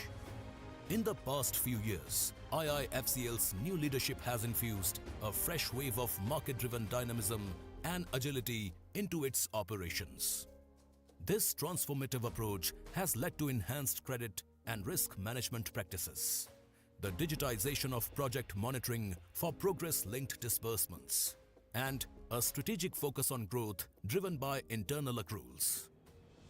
It is indeed a proud moment for all of us at IIFCL as we enter our 20th year of operations. Reflecting back, our journey over the last 19 years has been full of challenges, learnings, growth, and most importantly, a deep commitment towards nation building. Till date, IIFCL has sanctioned around 3 lakh crores to over 800 infrastructure projects in India, with a total project outlay of more than 14 lakh crores and disbursed around 150,000 crores. I take pride in highlighting that more than 50% of this business has been achieved in the last 4 years alone. At IIFCL, we believe in investing in Viksit Bharat's future and have financed around 28% of the country's PPP projects, all for shaping a connected, opportunity-driven tomorrow.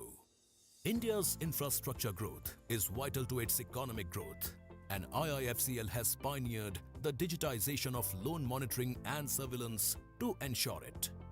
It has become the first lender in India to introduce an online project monitoring system, or OPMS, using advanced technology solutions like drones, GIS, and other tools.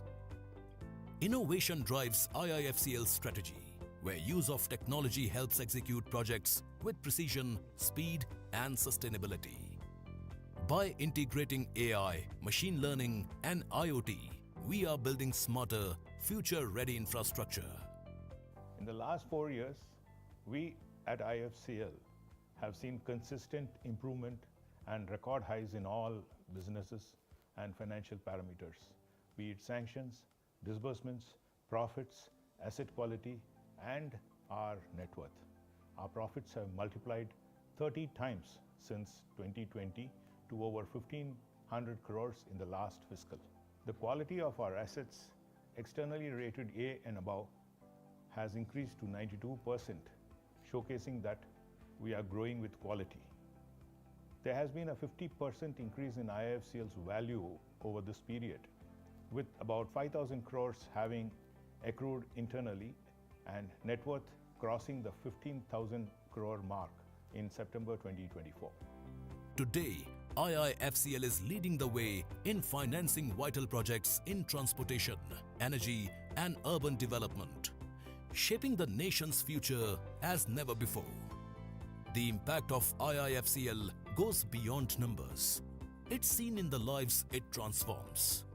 Each project creates new opportunities, empowering communities with better facilities and pathways for growth. And innovation is a key factor in our growth story.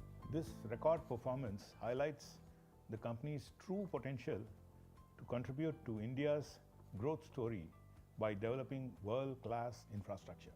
IIFCL has always been at the forefront of financial innovations, and is accredited to have brought some new financing products for the Indian infrastructure sector, such as credit enhancements, takeout finance, subordinate debt, which are now mainstream products in the market. Sustainability is at the core of our business. IIFCL has strengthened its financing to renewable energy, green infrastructure, and environmental friendly solutions, contributing to India's vision of a low carbon economy. As a part of Climate Strategy 2030, IIFCL has committed to directing at least 50% of the incremental lending amounting to 1 lakh crore rupees by 2030 towards green infrastructure. We are also focused on rationalizing our lending to fossil fuel-based power plants starting 2024 and achieving net zero emissions for Scope 1 and Scope 2 by 2030.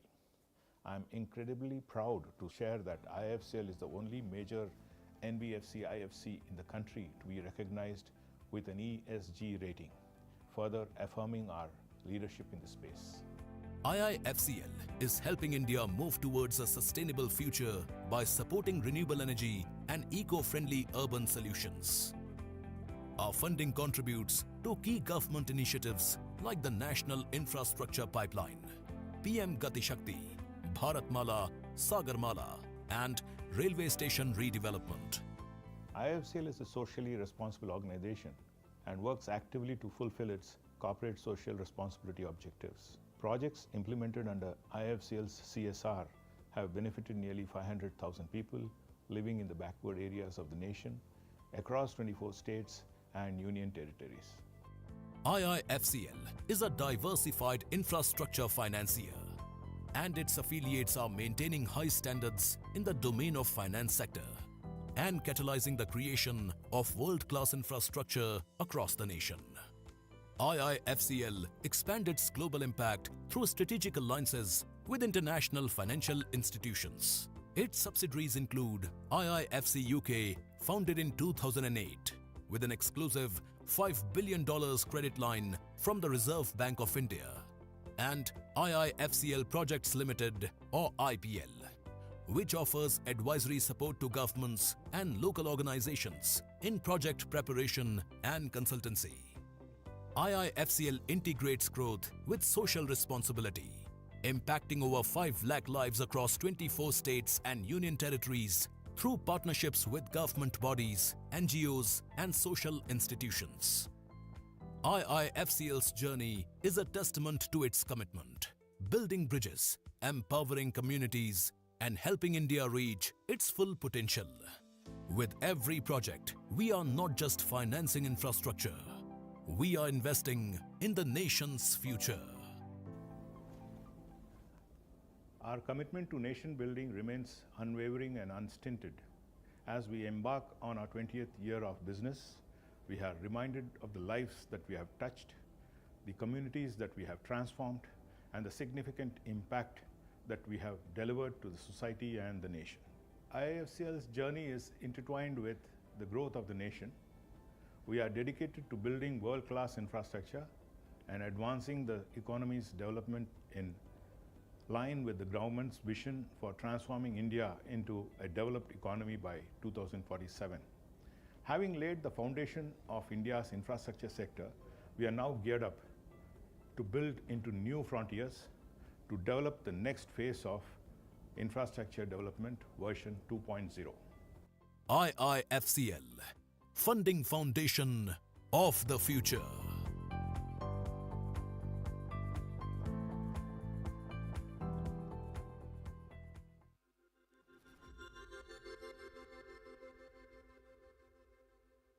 Every great journey begins with a resolute step.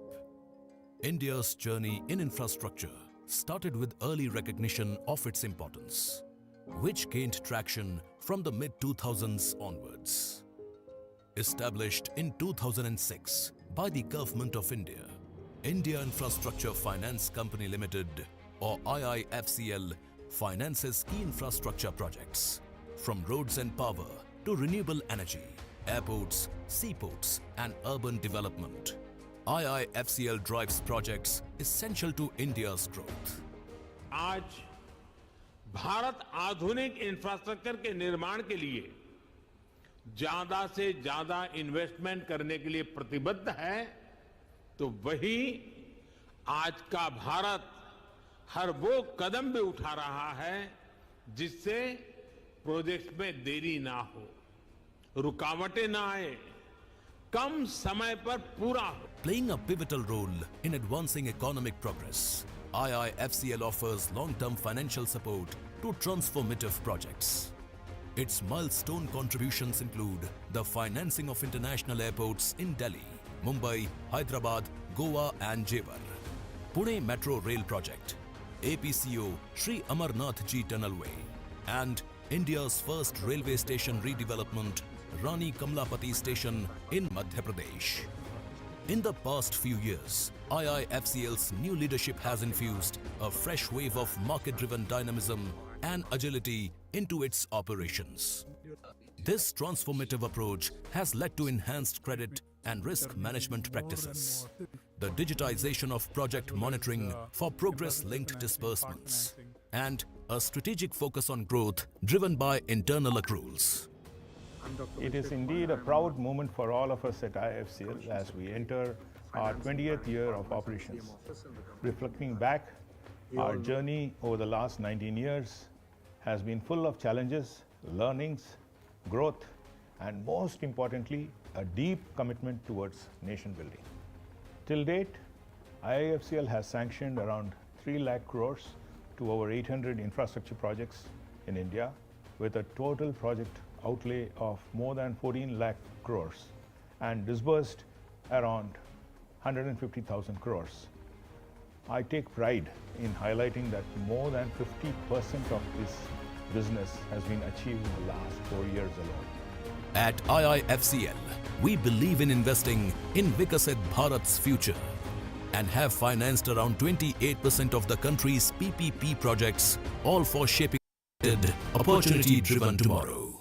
India's infrastructure growth is vital to its economic growth, and IIFCL has pioneered the digitization of loan monitoring and surveillance to ensure it.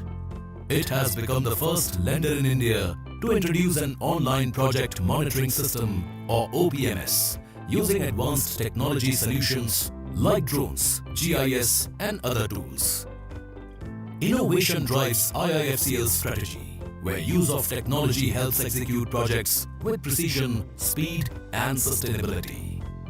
By integrating AI, machine learning and IoT, we are building smarter, future-ready infrastructure. In the last 4 years, we at IIFCL have seen consistent improvement and record highs in all businesses and financial parameters, be it sanctions, disbursements, profits, asset quality, and our net worth. Our profits have multiplied 30 times since 2020 to over 1,500 crores in the last fiscal. The quality of our assets, externally rated A and above, has increased to 92%, showcasing that we are growing with quality. There has been a 50% increase in IIFCL's value over this period, with about 5,000 crores having accrued internally and net worth crossing the 15,000 crore mark in September 2024. Today, IIFCL is leading the way in financing vital projects in transportation, energy,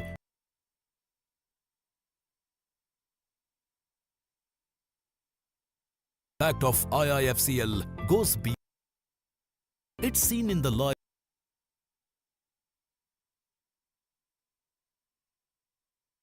communities with better facilities and pathways for growth. And innovation is a key factor in our growth story. This record performance highlights the company's true potential to contribute to India's growth story by developing world-class infrastructure. IIFCL has always been at the forefront of and is accredited brought some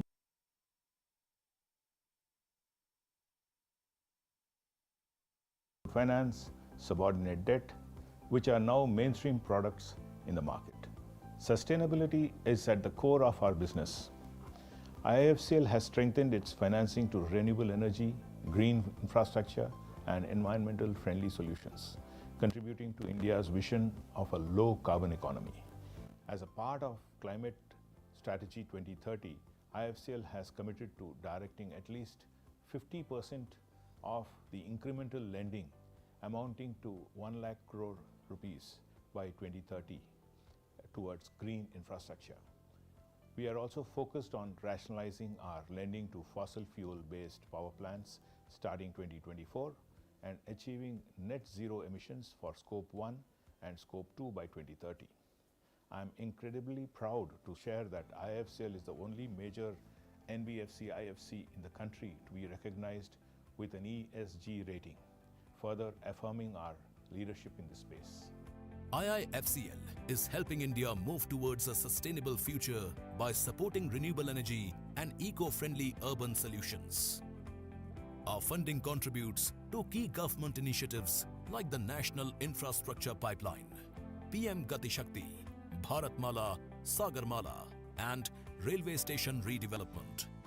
IIFCL is a socially responsible organization and works actively to fulfill its corporate social responsibility objectives. Projects implemented under IIFCL's CSR have benefited nearly 500,000 people living in the backward areas of the nation across 24 states and union territories. IIFCL is a diversified infrastructure financier, and its affiliates are maintaining high standards in the domain of finance sector and catalyzing the creation of world-class infrastructure across the nation. IIFCL expanded its global impact through strategic alliances with international financial institutions. Its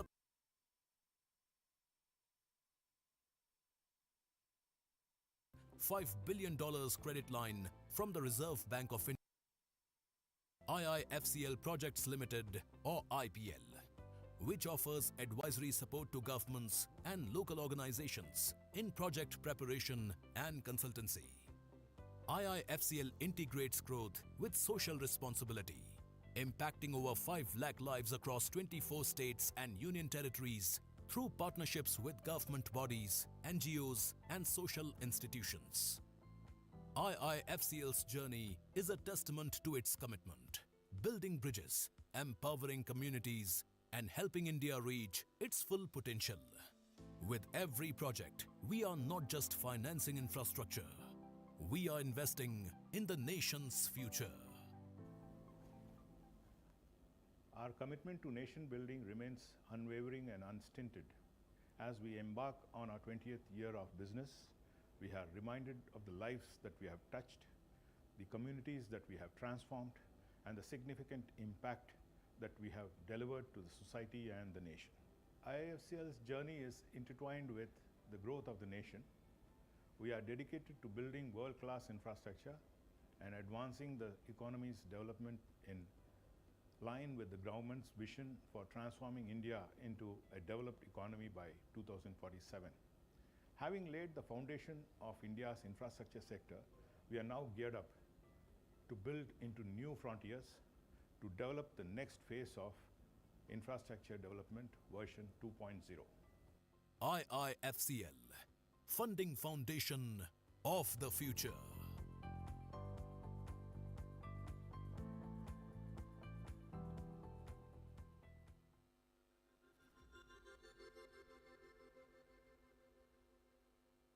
Every great journey begins with a resolute step. India's journey in infrastructure started with early recognition of its importance, which gained traction from the mid-2000s onwards. Established in 2006 by the Government of India, India Infrastructure Finance Company Limited or IIFCL finances key infrastructure projects from roads and power to renewable energy, airports, seaports and urban development. IIFCL drives projects essential to India's growth. आज भारत आधुनिक infrastructure के निर्माण के लिए ज्यादा से ज्यादा investment करने के लिए प्रतिबद्ध है, तो वही आज का भारत हर वो कदम भी उठा रहा है जिससे प्रोजेक्ट्स में देरी ना हो, रुकावटें ना आए, कम समय पर पूरा हो। Playing a pivotal role in advancing economic progress, IIFCL offers long-term financial support to transformative projects. Its milestone contributions include the financing of international airports in Delhi, Mumbai, Hyderabad, Goa and Jewar, Pune Metro Rail Project, APCO Sri Amarnath Ji Tunnelway, and India's first railway station redevelopment, Rani Kamlapati Station in Madhya Pradesh.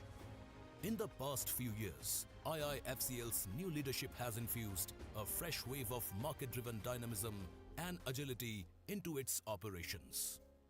This transformative approach has led to enhanced credit and risk management practices, the digitization of project monitoring for progress-linked disbursements, and a strategic focus on growth driven by internal accruals.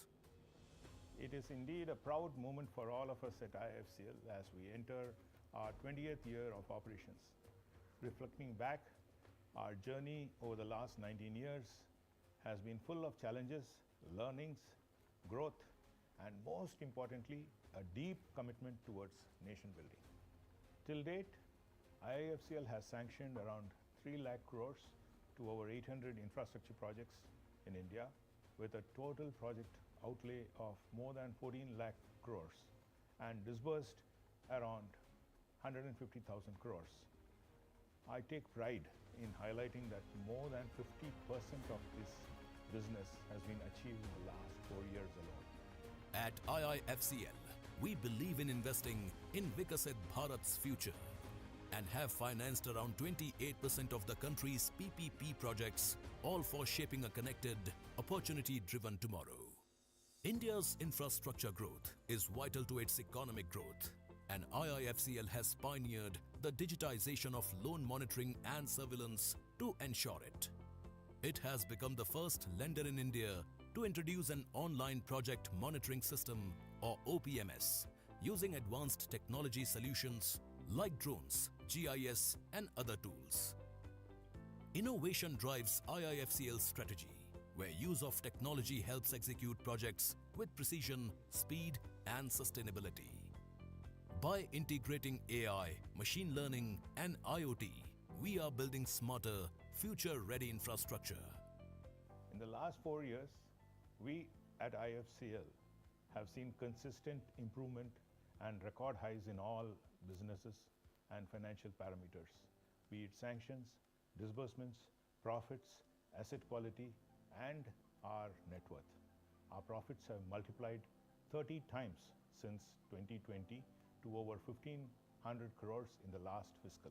The quality of our assets, externally rated A and above, has increased to 92%, showcasing that we are growing with quality.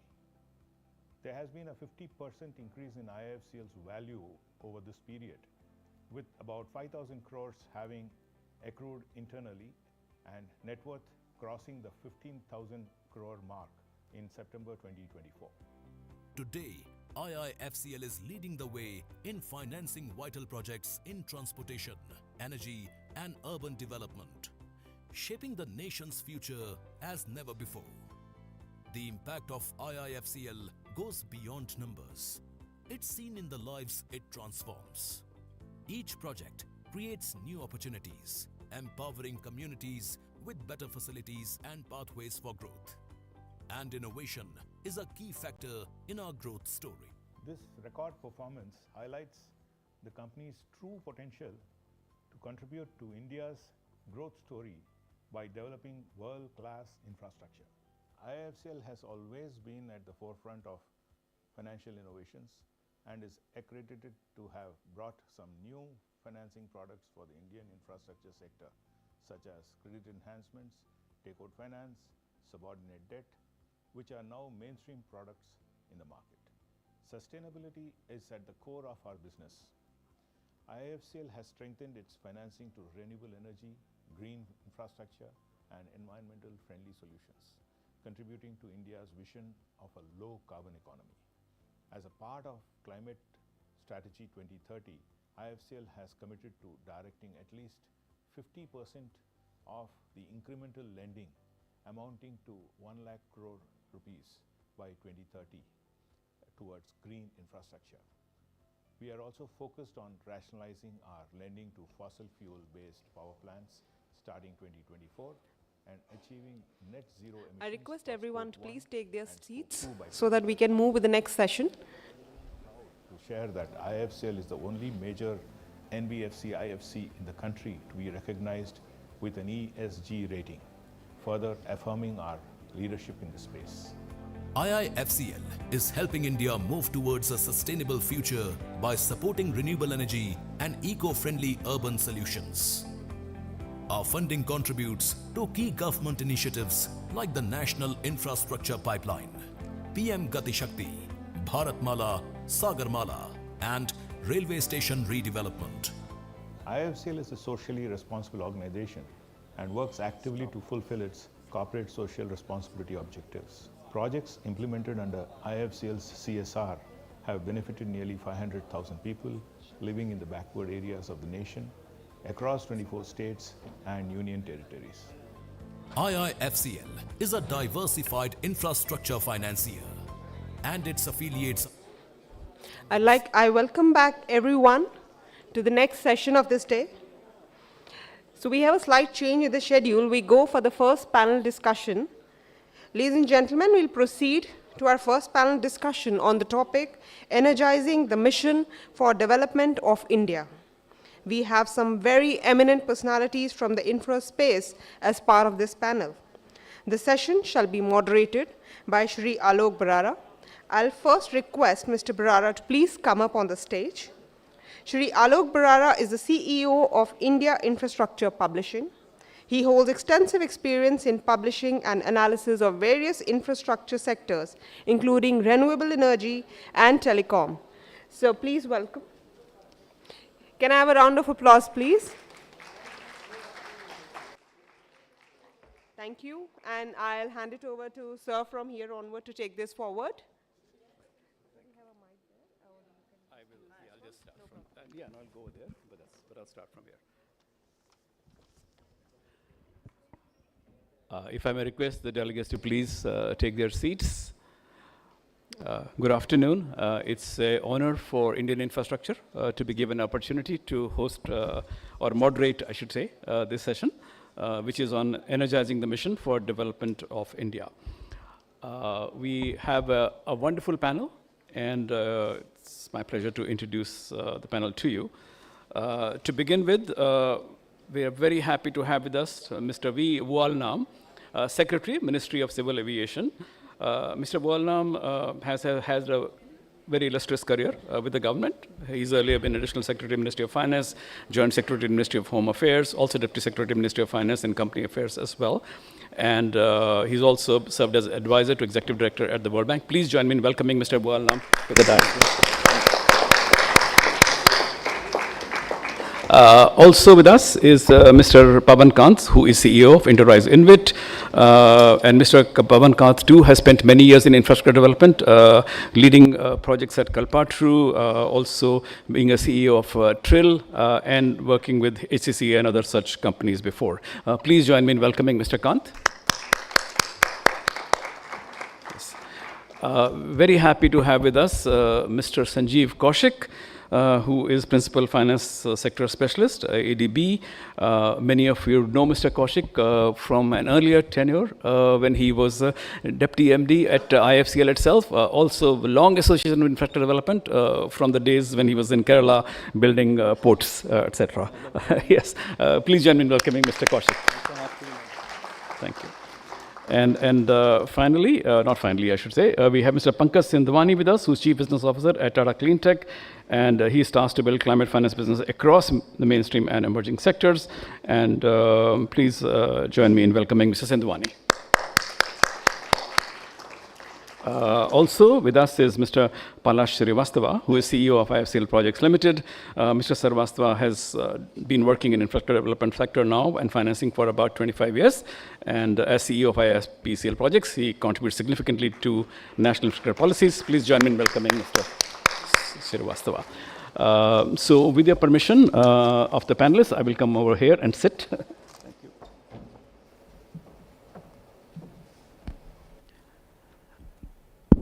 As I mentioned, we have a wonderful panel with us, and it's a great pleasure to have with us Secretary Ministry of Civil Aviation. In many ways, when we look at different infrastructure sectors, PPP projects began almost in the airport sector first, and that's where we have seen the most progress in many ways. So my first request would be to Mr. Abu Al-Nam to share with us his thoughts on PPP, based not just on experience in airport sector, but also his, by looking at other sectors as well. And Mr. Abu Al-Nam, just your opening remarks, please, and then of course we'll have short opening remarks from other people as well. Yes, sir. Oh, I'm sorry. I was just reminded that we have to play testimonials first. I'm very, very sorry about that. Yes, there's apparently some testimonials. There's a video that we have to play. Yeah, please. Yeah. Yes, please. Sorry about that. Messages from Finance and Planning Departments and CM Office in the Government of Meghalaya. We all know that India is on the path to becoming Viksit Bharat, and infrastructure forms a very important part in achieving this huge goal. IIFCL has been a trusted partner for the Government of Meghalaya over the last 5 years in crafting our infrastructure plan and strategy and in incubating various projects.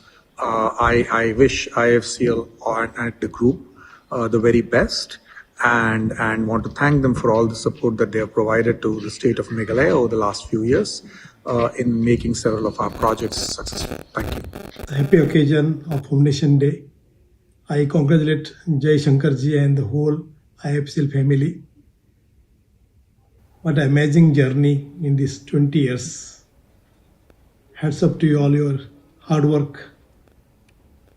You're working in the infrastructure, particularly roads, ports, airports, energy, many sectors, thermal energy, and others. I'm Dr. Vijay Kumar. I'm Commissioner Secretary, Finance and Planning Departments and CM Office in the Government of Meghalaya. We all know that India is on the path to becoming Viksit Bharat.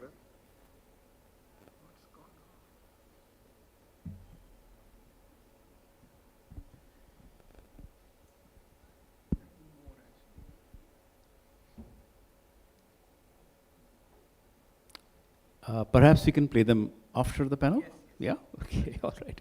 We'll play the videos after the panel. Mr. Abu Al-Nam, if I can come back to you, sir. Would love to begin the session with your thoughts and your perspective on PPP projects, especially in light of the experience that the airport sector has seen. I start by thanking IIFCL, the MD, and all of you for inviting me for this program. I'm very pleased to be here. Aviation, especially in the context of our airports, I would consider is definitely one of the important infrastructure elements for our country, and much has been achieved. Especially the last 10 years, the pace of growth, both in the airport infrastructure and also the supporting the airline strength, the number of aircraft, everything has been a very promising growth, and I think it places us at a very promising situation where I think in the context of this gathering, the National Summit, the infrastructure part of it is something which I think will really grow even faster in the coming years, especially the next 5 years, and on right up to the Viksit Bharat 2047. And I don't know how much our compeer would like me to speak at this point. Maybe I just stop by again expressing how happy I am to be invited and to be here amongst all of you. Thank you. All right. I'm not quite ready to let you go. So I have a couple of questions to begin with. As I mentioned, airport sector was one area, Mr. Abu Al-Nam, where we saw earliest PPP projects. Hyderabad and Bangalore and Delhi and Mumbai. And then over the years, we've seen evolution in terms of, different kinds of PPP models being tried in the airport sector. Again, more so than in any other sector in terms of just different types of models. So what is the learning we have from the PPP experience in the airport sectors, and that you think will be relevant for other sectors?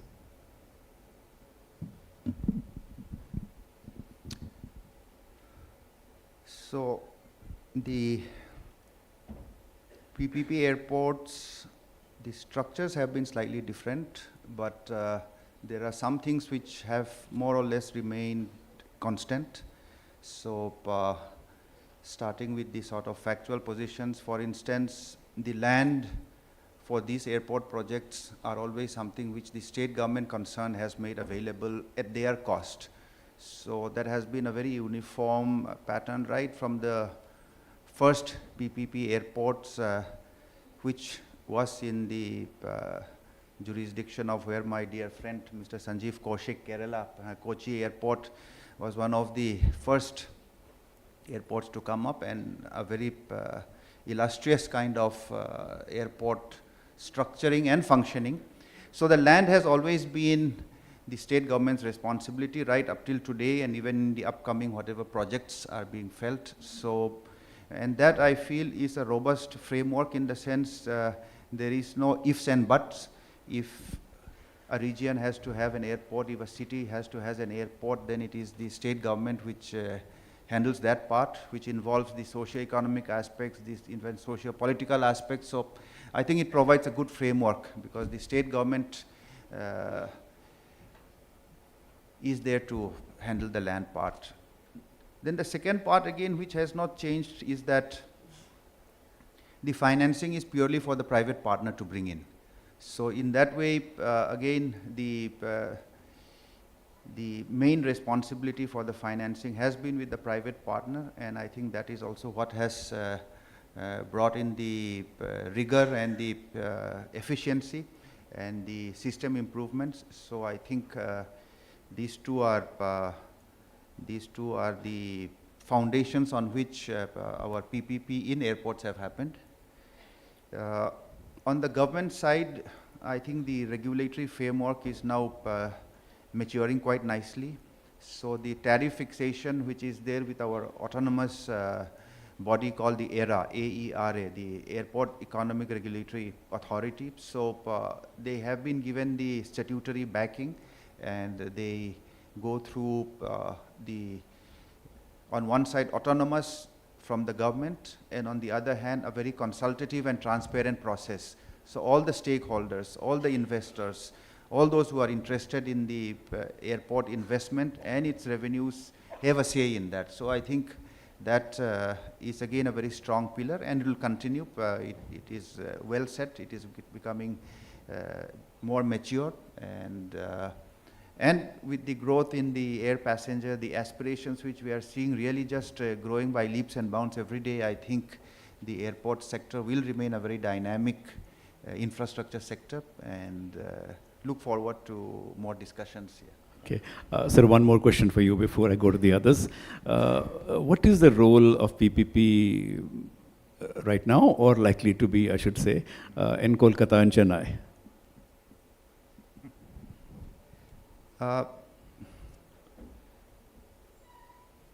You know, the aviation sector is a sector which over the last few years have suddenly transformed from a being a government dominated sector to almost a completely private sector led kind of sector. The airports themselves, if we go back a few decades, they were all either with the Airport Authority of India or with the defense setups, the Air Force and the others, or with some state government. So it was very much a government-led infrastructure. Same thing with the airlines. If we go back a few years, it was all sort of government-dominated. And if you go back a few decades, government was the only PSU was the only airline which was functioning. So why I mention this is that the public perception of aviation being now a private sector-led sector, and that fact bringing in improvements, making things better than the past, is still a work in progress. And a very live example is, you know, every time there are various issues or complaints about the airports or the airlines, you know, unlike, let us say, the Europe or the US or other places, there is still that expectation that government would somehow intervene, there's a very fine balance going on as the understanding matures. And why I'm giving this slightly longish, this thing is that the PPP itself sort of weaves into that. The acceptance whether PPP is really making a difference in a positive way is still a work in progress. We from our side in the Ministry of Civil Aviation and the government are quite clear, but it's a work in progress. And having said all that, PPP in airports will definitely continue.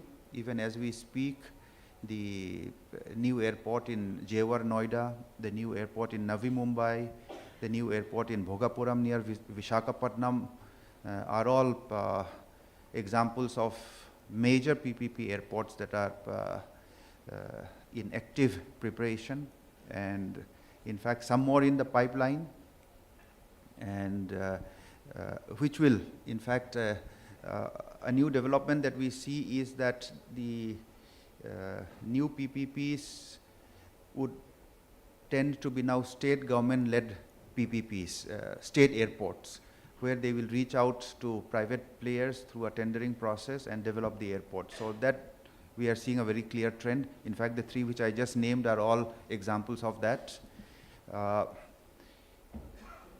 On the AAI side, the Airport Authority of India, which is the example of the Delhi airport or the Mumbai airport, and some more airports like Ahmedabad and Thiruvananthapuram, that model also, I believe, will be taken up sooner rather than later. We have identified some of the airports which we feel from the Airports Authority of India side are potential for being leased out to private partners. In fact, they are all in the public domain. Parliament questions have been answered on that. So the immediate list is a list of 11, where 5 biggish airports with 6 smaller airports have been tagged. And even the Niti Aayog has a longer list of 25 airports. So these are all in the public domain. I need not mention each of them here. And Calcutta and Chennai specific, nothing, no clear visibility at this point, but I'm sure at some point it should come up. Calcutta has just, in fact, reached their 100 years of being a functional airport. So I think it will only grow, and we'll see. Okay, yeah, thank you. Thank you. If I can go to Mr. Kaushik next. Mr. Kaushik, you've been in all kinds of roles over the years.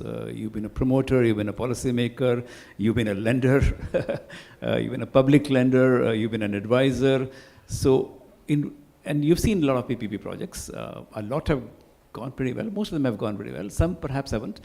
So what is your thought on critical success factors? What makes a PPP project succeed? And important in the context of, the role PPPs can play going forward in development of the country.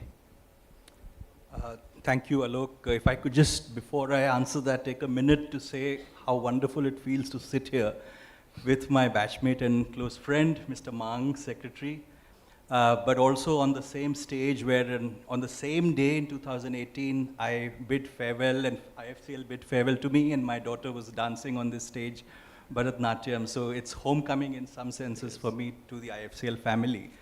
And thank you for that. It's very nice to be here. On PPP itself, yes, but let me address this question more from the infrastructure financing deficit angle.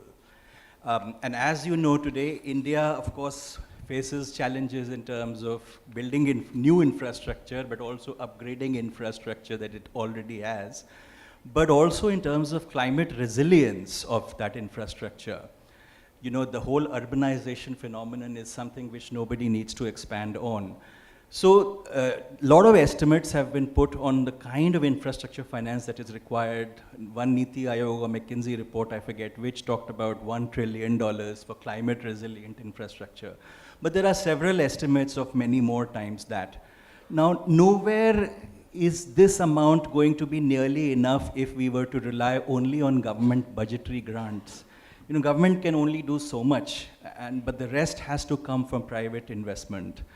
And therefore, the time has gone. Those were the days when we used to discuss about whether PPP or not, why should we do PPP. all that is acceptable. And as the secretary was pointing out in his speech, the public is also now has gradually accepted PPP, not only because of the nature of why it is required, but also because they are used to better facilities in these airports. They are used to world-class airports, and they require that. And it's not going to be only government which can do that. It has to be coming from private operators and private investors that are doing it. So I think the answer to the question that PPP success and all that is no longer a valid discussion. PPP is imperative, it is unavoidable. Now, what makes a PPP project successful? What are some of the critical enabling factors?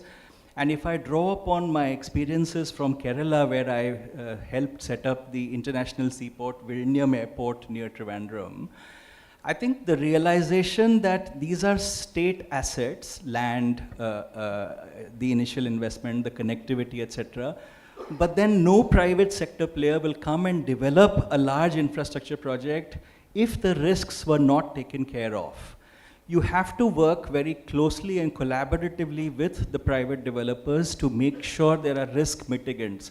So some of them were enumerated by Mr. Mang already. The land has to be, at least 80–85% in place before anything can go further. The environmental clearances, the various coastal zone regulations, etc. In the case of civil aviation, there are other regulations, but in different sectors, different regulatory clearances. And then finally, also the aspects of financing. Nobody is going to sink in a lot of their own private investment if they feel that there are others who are not willing to hold their hands. And this is especially precisely where institutions like IIFCL make a huge difference. IIFCL being an anchoring sovereign-owned lender, the very presence of IIFCL in a syndicate of loans makes the private developer feel comfortable that yes, the state, the government is behind me. There is an IIFCL 20% investment into this project, and there are other banks, SBI, etc., who are there. Let me now put in my 25–30% of promoters' equity, and then I can borrow, I can float bonds, which will be more acceptable in the market. So I think infrastructure financing is a critical aspect of success of some of these factors. Apart from taking granted the various clearances, the land acquisition, all of that is a given. There are very few providers with deep pockets of infrastructure finance. Now the country has taken rapid strides. Apart from IIFCL, we now have NABFID. We have NIIF, of course, in a certain different niche, but there are these institutions which are there to hold hands and give the anchoring sovereign presence in infrastructure finance. Banks, as you know, are not the best suited for long-term project finance, but yes, for the 4–5 years period, initially they are there. So I think the infrastructure finance aspect and the structuring has to be taken care of. The other thing is, more and more we are thinking from the multilateral lender side. I am now representing ADB here. In terms of sustainable or climate resilient infrastructure, and that is crucial. Because in the times that we live going forward, we have to take care that our infrastructure projects last not 10, 20, 30 years, but for generations. And therefore, they have to face the vagaries of climate change. This is where the ESG aspect comes into play. And I'm very pleased to report to you today that ADB has recently entered into an agreement to lend $500 million to IIFCL to set up the country's first ESG infra facility, a facility that will finance sustainable infrastructure projects. And these will be ESG compliant, where ES stands for environmentally sustainable infrastructure projects. So these are, Alok, to answer your question, some of the critical success factors that I see going forward. Okay. Thank you. Mr. Kant, I'm going to give you a different question. As somebody who represents a private investor here, what can be done to encourage PPPs further? There have been questions about PPP last few years, despite a lot of success. What can we do to encourage them further? Alokji, what we have been doing is I represent an INVIT, which is Enterprise INVIT. Right. Which is into road operations and Right. maintenances. We have invested close to in 17 operating assets all over Right. India, 8 different states of India, and roughly the enterprise value is about 20,000 crores. Our largest unit holders are very large pension funds from Canada. You have CPPIB and OMERS. Amongst them, between them, they hold about close to about 92-95%. And the remaining is held by the small local investors. Right. A lot has happened in this space, especially in the highway space. And every year it continues to happen. So to say that what needs to be done to encourage it further, I think we have been very proactive in the highway space to ensure that there is a lot of improvements that are happening. So that there is a lot of attraction that can happen in which the monetization space or the privatization space of the highways. Just to give you a small idea, 2018 was a time when we were amongst the first InvITs that was set up. It was set up originally by L&T. Right. Today in 2025, L&T has exited this line of business, Right. but there are people who have come in and taken up stakes out here, especially pension funds. Right. When we started, we were amongst the first InvITs in the highway space.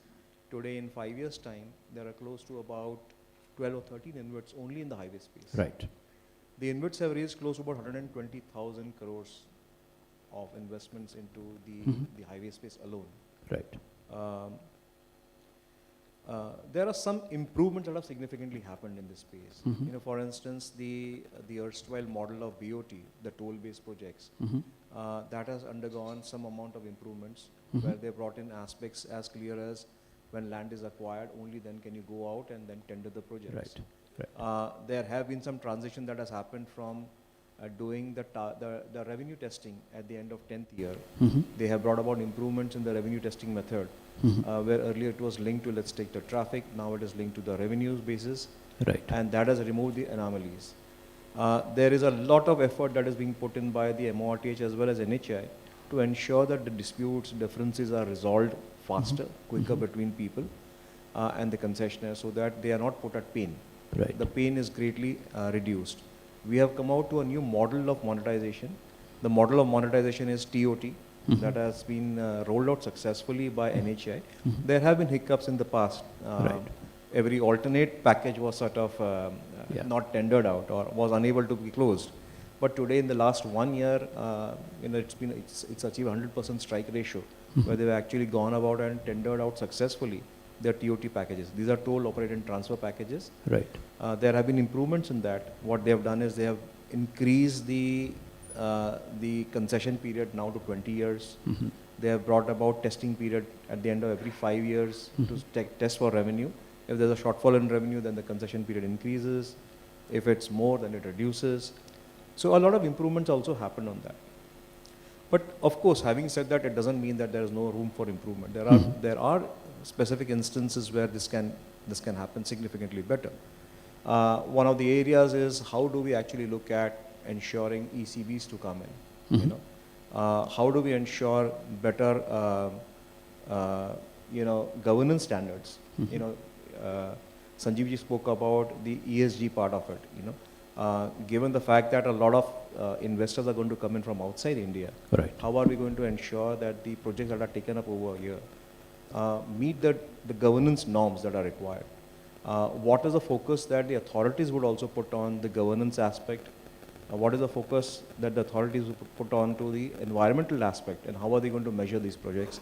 I think one of the important aspects that government also needs to look at, can we really move from the lowest price method of awarding contracts to a lowest evaluated technical price method of awarding contracts, which has been used in many developed countries worldwide. Can we move towards that?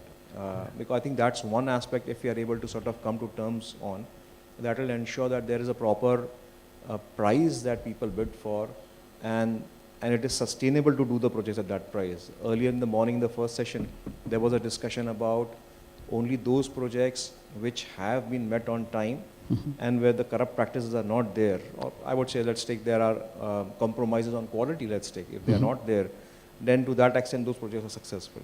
Right. Now, can we look at that? And a lot of it is also to do with the lowest price of contract. You know?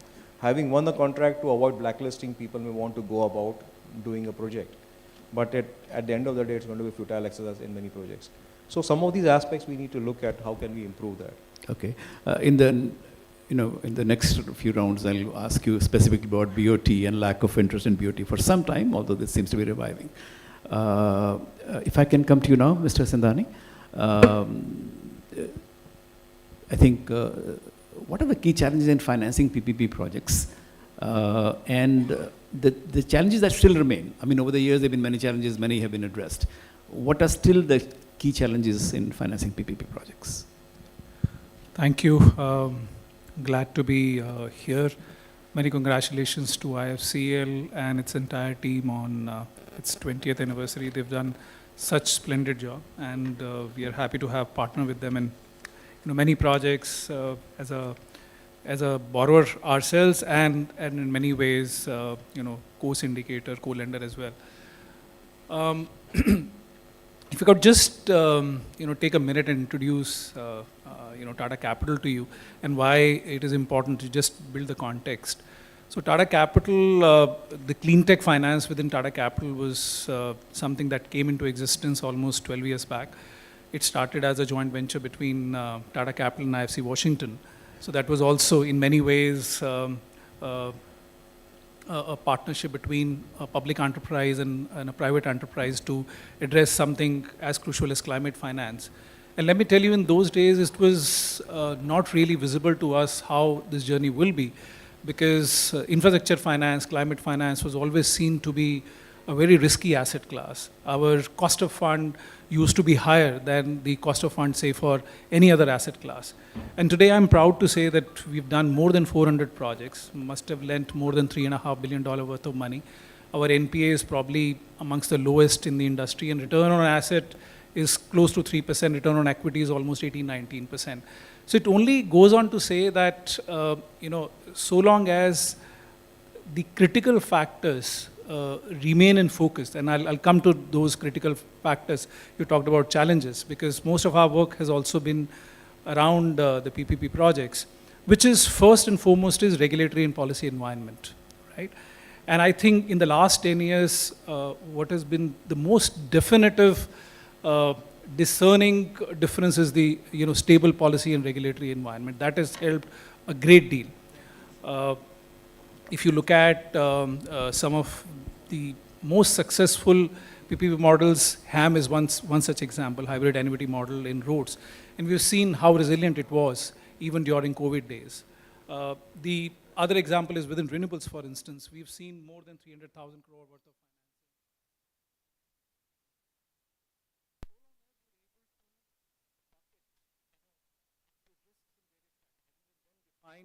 which risk is the most suitable to be taken by which agency, which stakeholder. I think things follow. And that also goes on to reduce your overall cost of capital.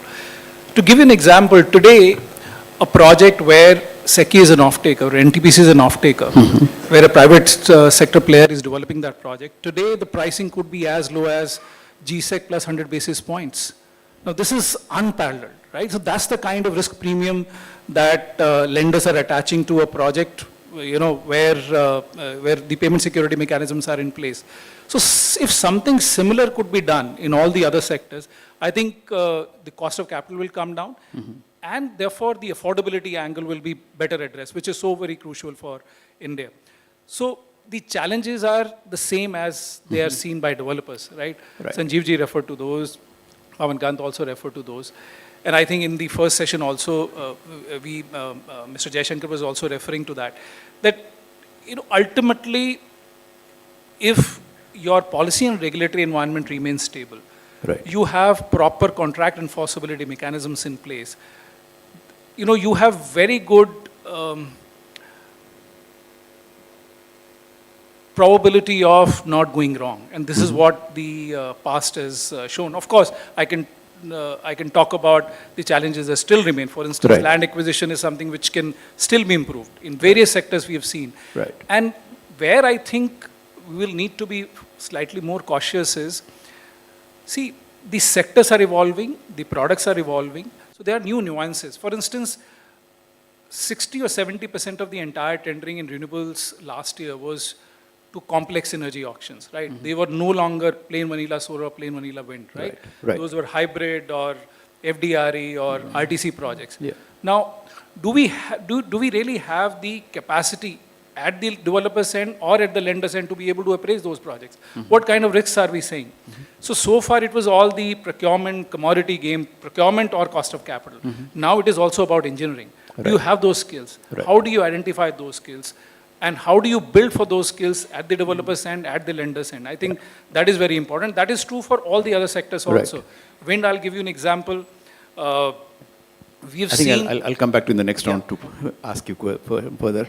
Mr. Srivastava, your organization is performing the role of advising many state governments, and IIFCL also advises the central government in terms of policy framework, regulatory framework. So when you look at the overall regulatory framework, what are the key changes that you feel need to be made in order to make infrastructure financing even easier? I think we should look possibly to have lender much earlier in the game and reduce the time to financial close. So that's, I think, one major thing that we are actually been advocating for a long time from IIFCL, saying that we should have tripartite concession agreements, a kind of a finance linkage which actually brings interest from very serious developers into infrastructure projects. I am actually taking a leaf also from what Pankaj was actually saying, that we should make the projects more and more predictable. So I think that is one thing which is something which is very important. I think regulatory standpoint, we have the central bank and of course still open draft on the asset recognition. All those things have to really be streamlined. So that is, I think, something which asset classification and income recognition, all that has to be streamlined. The infrastructure finance companies needs to be given a status which is actually accorded differently from NBFCs, and there are a lot of things which actually need a little bit of relooking there. Also from, I would say that the highway sector actually have demonstrated, of course, Pankaj has mentioned about how solar in recent times has actually seen a lot of maturity. But I would say that from a template standpoint, getting all the stakeholders together and making the pricing very, very simple. The highway sector has actually demonstrated very early on how to kind of go about doing it. So if we need to really have infrastructure projects rolling quick and fast and to scale, then we need to have I think, next level of regulations on tariffs. And that's where I think reforms around that piece is very important. I'm just picking a point that how the large corporates are benefiting from the tariff of about 2 rupees or something as far as the overall energy tariffs are concerned, because they are not bound in an industrial estate. But the MSMEs are actually not benefiting from this kind of a, because they are still saddled with the discoms. Now, that's where we need to really kind of focus, and that's where I'm saying that if there is a certain kind of, because we've seen how the SERCs have not really been able to break that shackle on our manufacturing, and truly to become Viksit Bharat, I think that is another level that we'll have to really kind of close. So other regulatory challenges are still there, but I think I would just like to prioritize these. Okay, thank you. Mr. Wallam, I'm going to ask you a few questions. First one will be just a short follow-up on my PPP, and then I'll come to the other aspects. Based on experience in airport sector, what would you say are the do's and don'ts for other sectors that are looking at PPPs? What are the things that they should be watchful for? I mean, what would be your prescription, so to say, for them? From the government side, what we have tried is what has been mentioned by some of my fellow panelists is the stability of the framework. So that we are sort of very much in our central focus all the time. Contracts which have been signed have to be respected by all parties, all around.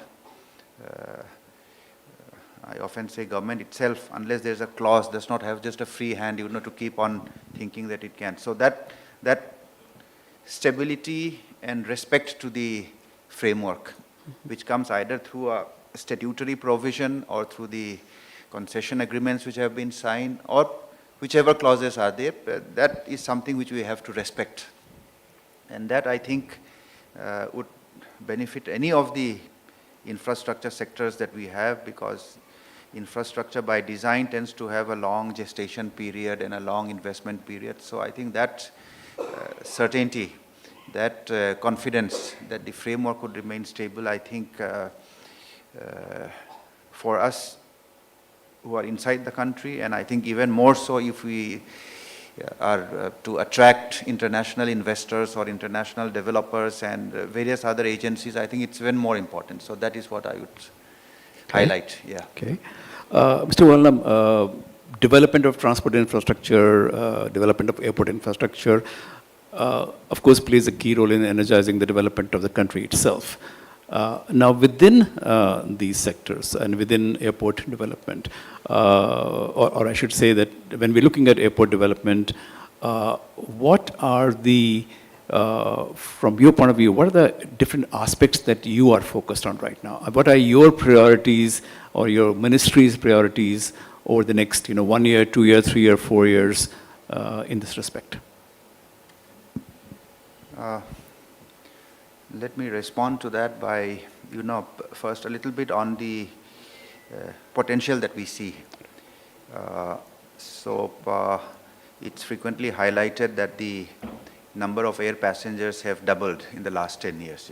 It was around 11 crores 10 years back, and we reached 22 crores. The good news for all of us here in this room is that that pace is expected to double, in the sense that the doubling will happen in the next 5 years. So we estimate that the air passengers in the next 5 years, by 2029, would be 40 crores. And for those who would be looking into airport development, the 40 crores does not stop there, because for airport development, we look at throughput. The one passenger takes off from one airport and lands in the other. So if we minus the international passengers who will go and land somewhere else, for the rest, so the 40 crores actually represents somewhere around 60 or 65 passenger throughput. So the potential is just huge ahead of us. And since Viksit Bharat has been mentioned, if we are looking at 2047, that 50 or 60 crore is actually something like 350 crore that we are looking at passengers moving using our airports. So if I may do a bit of advertisement here, then the airport sector is something that everyone should be fully focused upon. Yeah. Now, while the big airports or the airports in big cities are definitely what many would be looking here, from government side, the supporting kind of ecosystem that we are looking at, one is of course the RCS UDAN, the regional connectivity. So what we are really finding now is that the aspiration to air travel is now a reality. We get it through the public directly, we get it through the public representatives to connect the smaller towns. Our hinterland is now a reality. And while we in the Ministry of Civil Aviation from the government side, with whatever little bit budget that we provide to that, would be working on it, the point of interest for infrastructure developers is that that regional connectivity then feeds onto the bigger airports. So it's from those tier 2 and tier 3 cities, it's really creating a pool of air passengers who will land to our bigger airports. So our RCS UDAN, the scheme, the regional connectivity, it is my very strong view that it's something which will remain a priority for the government. In fact, I would even say no government cannot give a priority to a regional connectivity improvement. So it's something which will continue and which makes then again the scope for the bigger airports and the bigger cities very promising.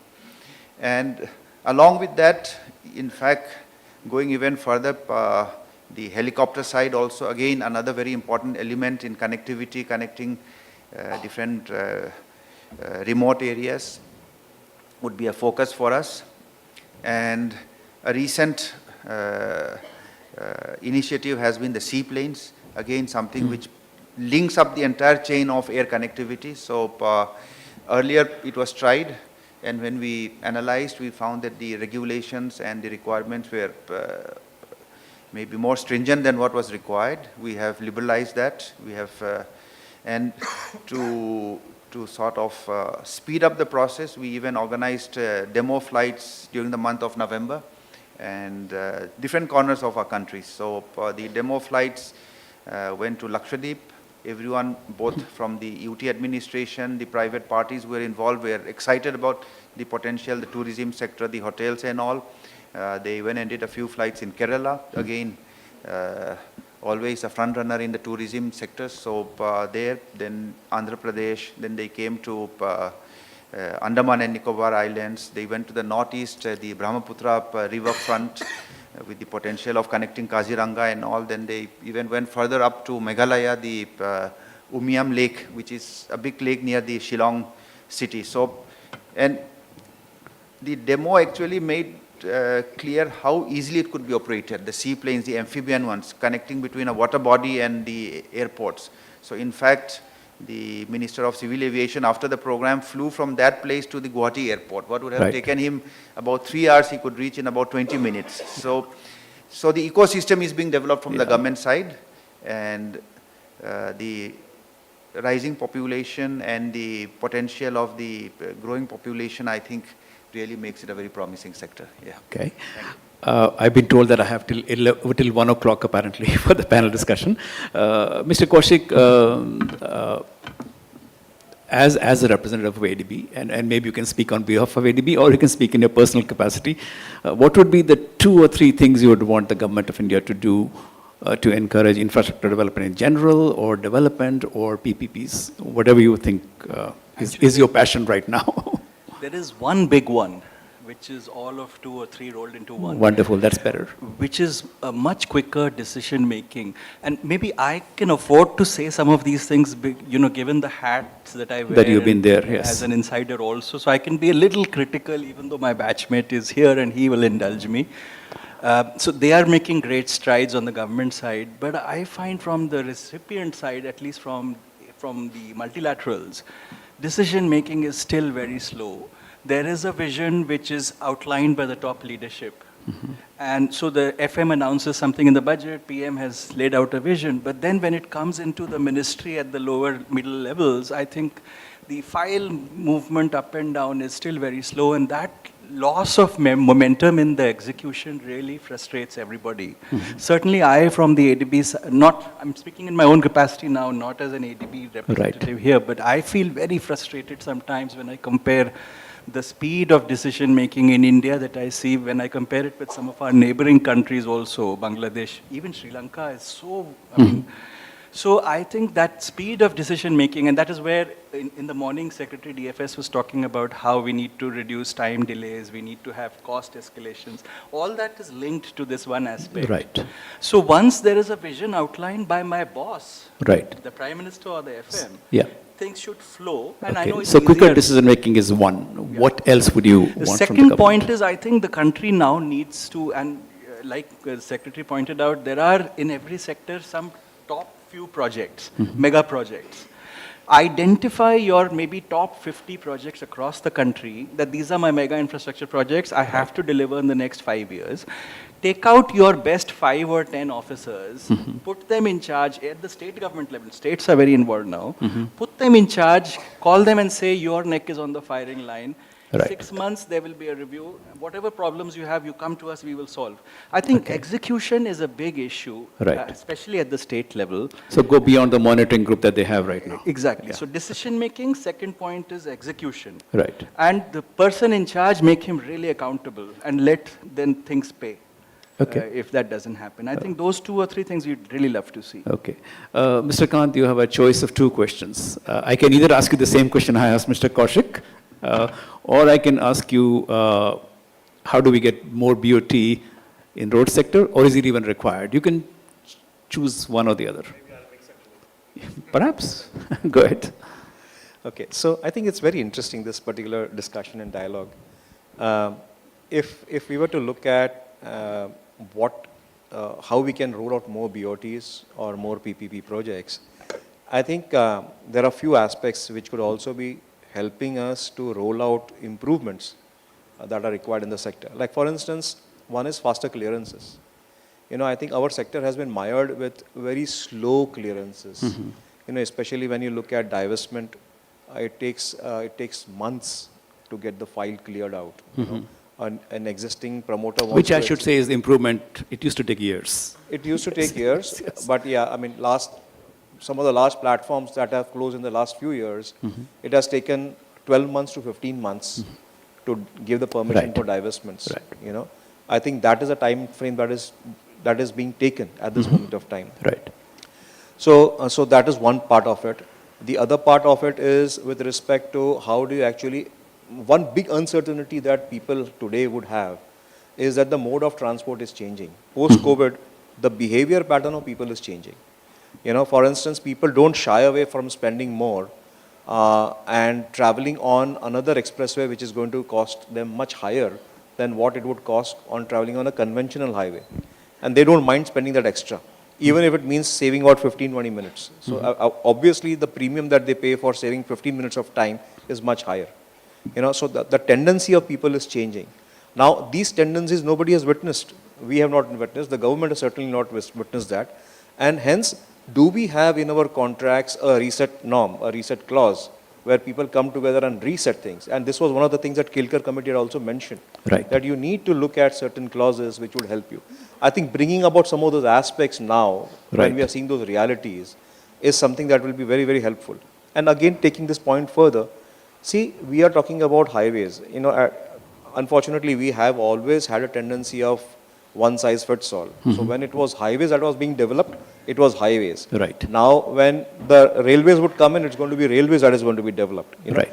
But at some moment of time, there's going to be coexistence of highways, of railways, of ro-ro facilities, of waterways that will come in, which is one of the most cheapest forms of transportation. Right. What happens to traffic behavior at that moment of time? Imagine the private parties who's going to come in and pull in trillions of dollars. So are you suggesting some kind of national transport policy? Or? There should be a national transport policy. There has to be, like what he mentioned, that the government identifies there's going to be large 50-odd projects, mega projects in the country. So this is what it is going to be. Champion that, make it as part of the policy. And how is it that a body can be instituted to look at that? And then everybody then dovetails into this particular level. Okay, thank you. Yeah, I should say, we should be careful of what we wish for. We want faster decision making, but we want national transport policy. Anyways, we'll come. Mr. Sindhwani, I'll have to ask you to answer the question in just a minute or two. The 2 or 3 things that you would want the government to do, or MNRE to do, or MOP to do. Yeah. So, 2 things. First, we ought to recognize that not everything can be managed or be the responsibility of the central government, federal government. I think we'll need to focus a great deal more on subnational because infrastructure is now, for instance, look at water projects, waste projects, e-mobility projects. Many of them are happening either at the state government level or at the urban local body level. Now, from financial standpoint, I do not have the same level of comfort as I have when I'm looking at the central government projects, right? So we need to have the right kind of framework, the right kind of payment security mechanisms for those sectors also. In the long run, we need to improve that.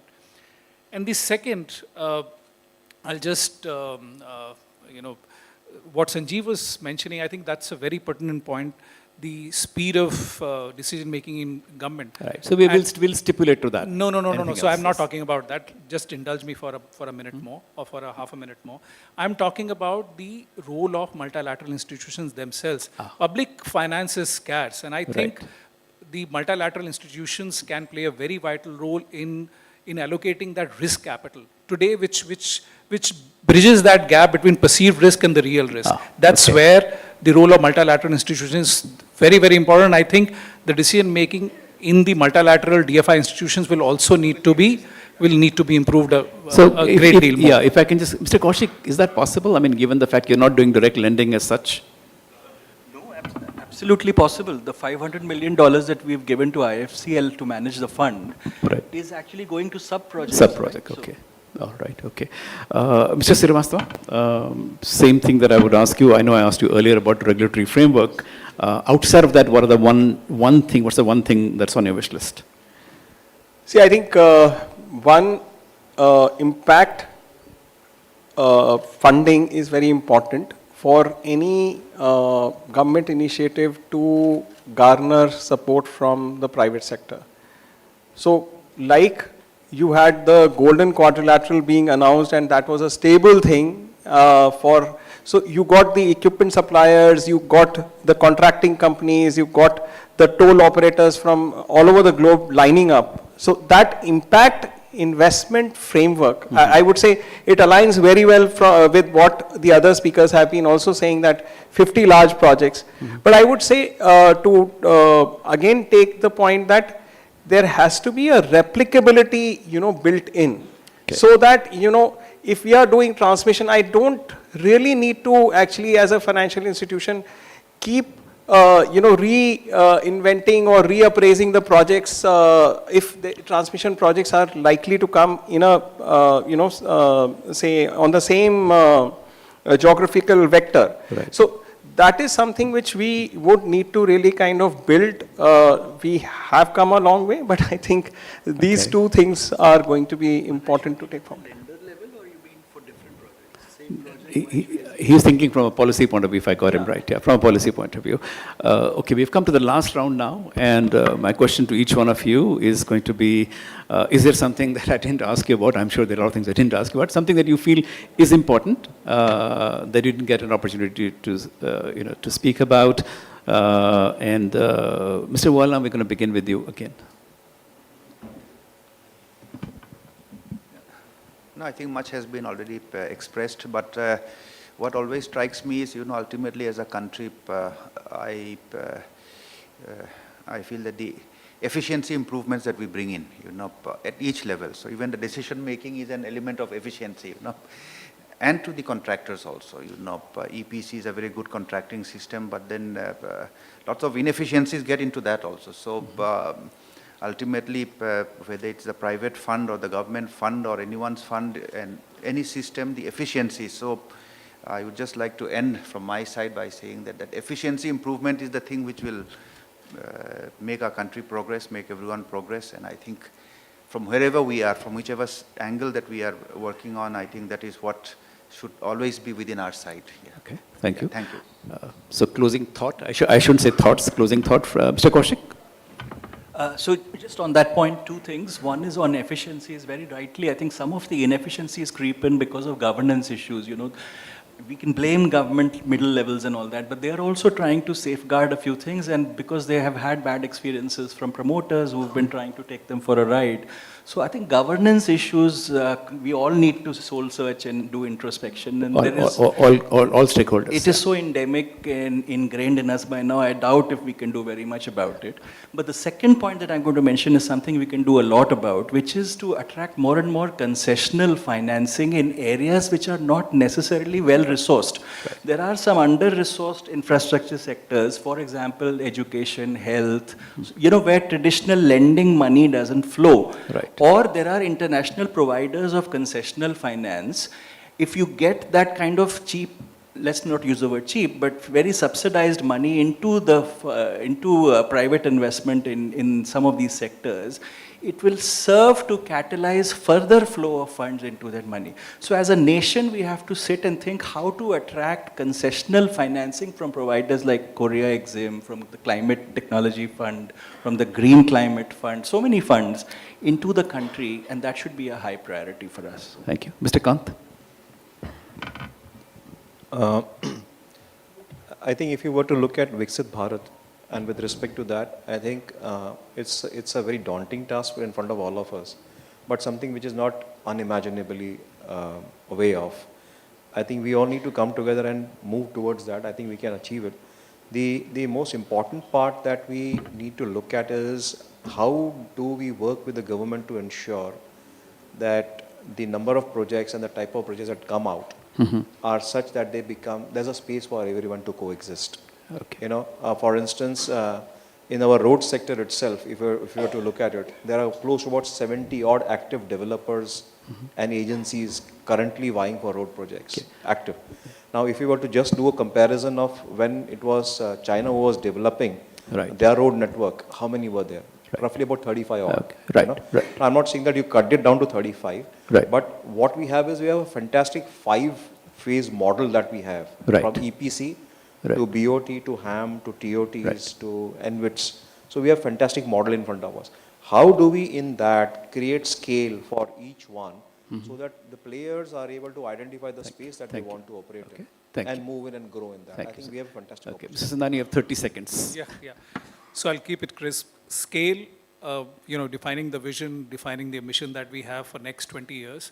Speed in terms of decision making, speed in terms of dispute resolution, and third is the simplicity, because that's where the predictability of the policy framework and the robustness of policy framework really comes into play. These three things: scale, speed, and simplicity. Yeah. Okay. 30 seconds to you, Mr. Srivastava. I think I'm very optimistic since we've grown so well in these last few years. I would like to actually more reliance on the energy and the excitement of people at large, and the ability to innovate and take failures in stride. So I think that's a very important thing to do. We've covered a lot of ground in the last 60 minutes. If we had 15 more minutes, perhaps we've covered even more. But as there's a lot of insights, a lot of interesting suggestions, and a lot of different perspectives. And for that, we owe gratitude to Mr. Walnam, Mr. Kaushik, Mr. Kant, Mr. Sindani, and Mr. Srivastava. Please, big hand for the three. Thank you very much, sir. And I'm handing it over back to the organizers. Thank you, sir, very much. That was a very enlightening session indeed. I request MD IIFCL to please hand over the mementos to each of the panelists on the stage.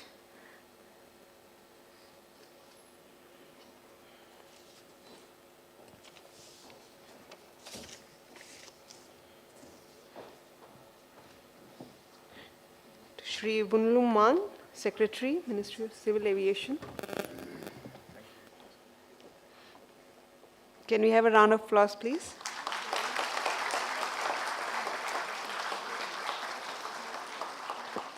Shri Sanjeev Kaushik, Principal Finance Sector Specialist ADB.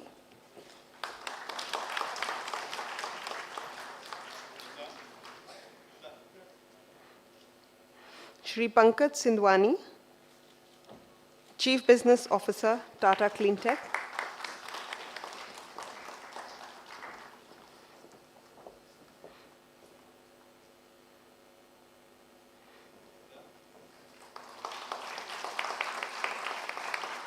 Shri Pavan Kant, CEO, Interrise Inuit.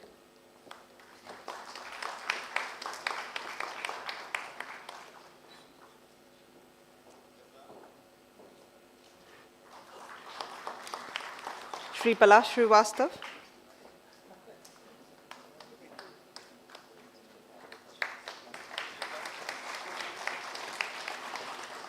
And to Shri Alok Barara.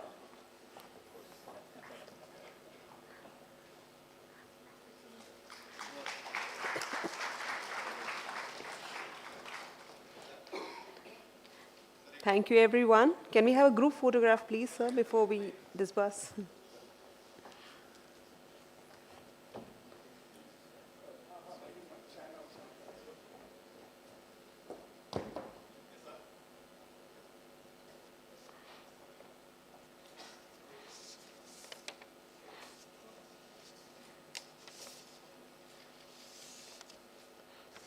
Thank you, everyone.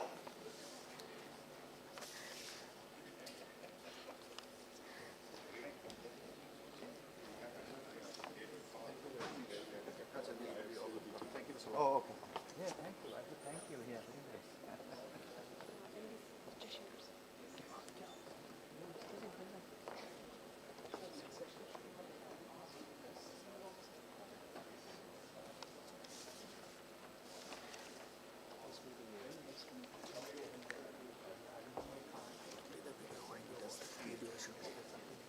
Sorry? I think we had a display of testimonials before we started the panel. I think we can continue to have the display for the testimonials.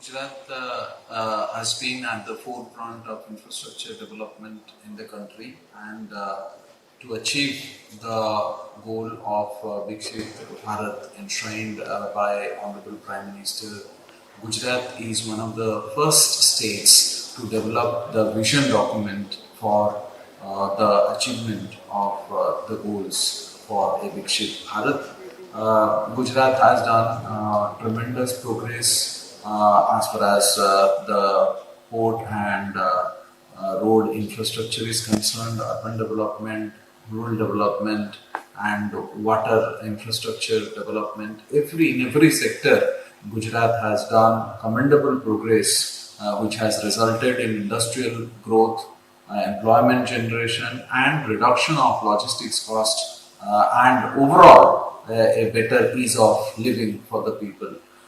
This playing a very pivotal role as far as infrastructure development or industrial development is concerned in the state. Recently, we are also partnering with IIFCL so that in future, in our different projects, GIDB and IIFCL will work closely to achieve the vision of Viksit Bharat and Viksit Gujarat. Heartiest congratulations to IIFCL on their raising day. It's a fantastic journey of last 20 years, and what a massive success of exposure of more than 10 lakh crore rupees to various infrastructure projects.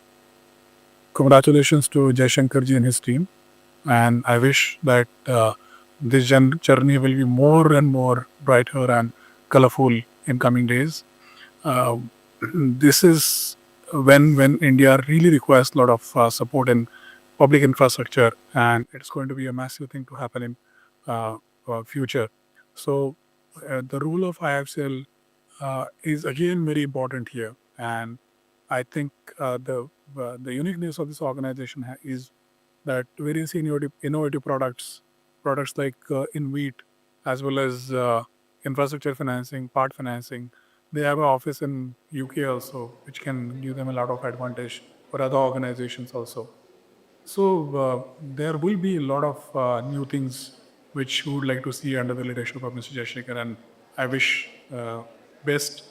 And we would like to see a lot of, and we are expecting to see a lot of happenings, lot of progress in IIFCL under his leadership. My best wishes. Thank you. I'd like to thank all the clients and the partners who shared these testimonials to motivate us.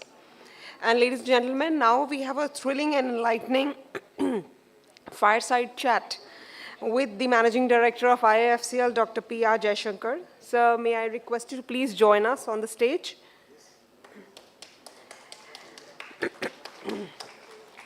The chat is being moderated by Ms. Anisha Nair Dhawan. Ms. Anisha has been ex-principal anchor at NDTV Profit. She has been into anchoring, producing shows, and reporting with leading TV news networks for more than a decade. I request Anisha to please join us on the stage. You're welcome. And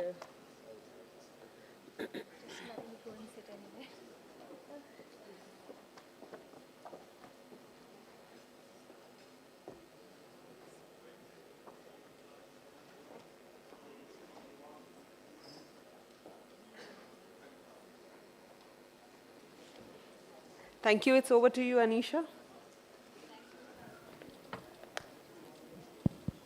Thank you so much for your patience, and thank you so much to Dr. P.R. Jaishankar, MD IIFCL, for spending the time for this fireside chat. So during the initial session, we did see a lot of detailed presentation on the good work and the impressive work being done by IIFCL over the last 2 decades. Now, you've seen infrastructure finance evolve over the last 2 decades or so. What role do you think IIFCL has played in India's infrastructure creation, which has been quite significant over the last decade? And any project or any particular project that you recall where you faced some hurdles and you were wondering now what to do, and some solution came out, like the magician pulls out a rabbit out of the hat. Any incident that you recall? Because I'm sure things are very different from 2006 to now when it comes to infrastructure finance. How have you've seen it? What work has IIFCL done, and any anecdote that you recall during this journey? Yeah, I would be very unfair to say something very undiplomatic. No, it doesn't definitely, have to be anything that you recall. Looking at it from a more holistic perspective, the way in which we have grown learning by doing.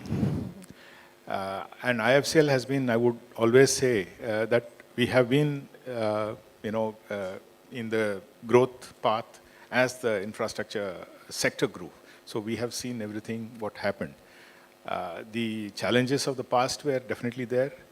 Learning by doing, yes, we have now gathered a lot of learnings. We have a rich experience on many things. Probably the only diversified institution, the only institution which has, been through the ups and downs and vagaries, the oldest player, oldest financer in the infrastructure environment. We have, like I said, banking sector's performance was quite challenging in the earlier years, only because our concession systems, the contract systems, the dispute resolution systems, and the kind of partnership approach between the public and private sectors, they all were actually evolving. Today, it's a different environment. We have, last 4-5 years, we have, in particular, I would say last 4-5 years, we have seen a lot of push on the reforms. Land Acquisition Act, then we have the faster approvals. It's not just the road sector which is now happening, it's almost all the other sectors which are employing the public-private partnership modes. Better risk allocations. The concession agreements also have evolved, and there have been a number of versions, and we have renegotiation clauses now, and we have inflation indexing. So many things like that have happened. All these have contributed to the quality of growth of infrastructure.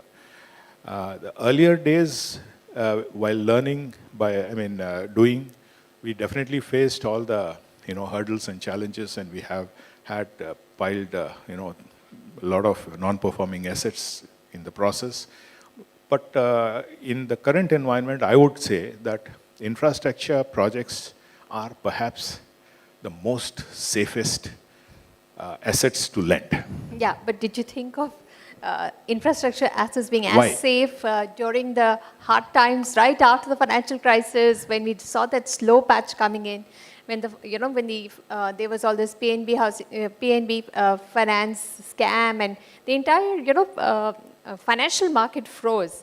So, do you think there are learnings from those times, or do you think now it's very, very different and we're never going back to those times? See, I would not say everything is hunky-dory, but the thing is, the past global headwinds always have their impact on the local financial environments. But looking at it from the experience point of view, the governance structures, the risk management systems, the diligence processes, appraisals, consortium of lenders. Solo lending environment always has its risks, when the concession environment is weak. So even today, I would say a lot needs to be done as far as concession environment is concerned. So we have been going through a concession of lenders.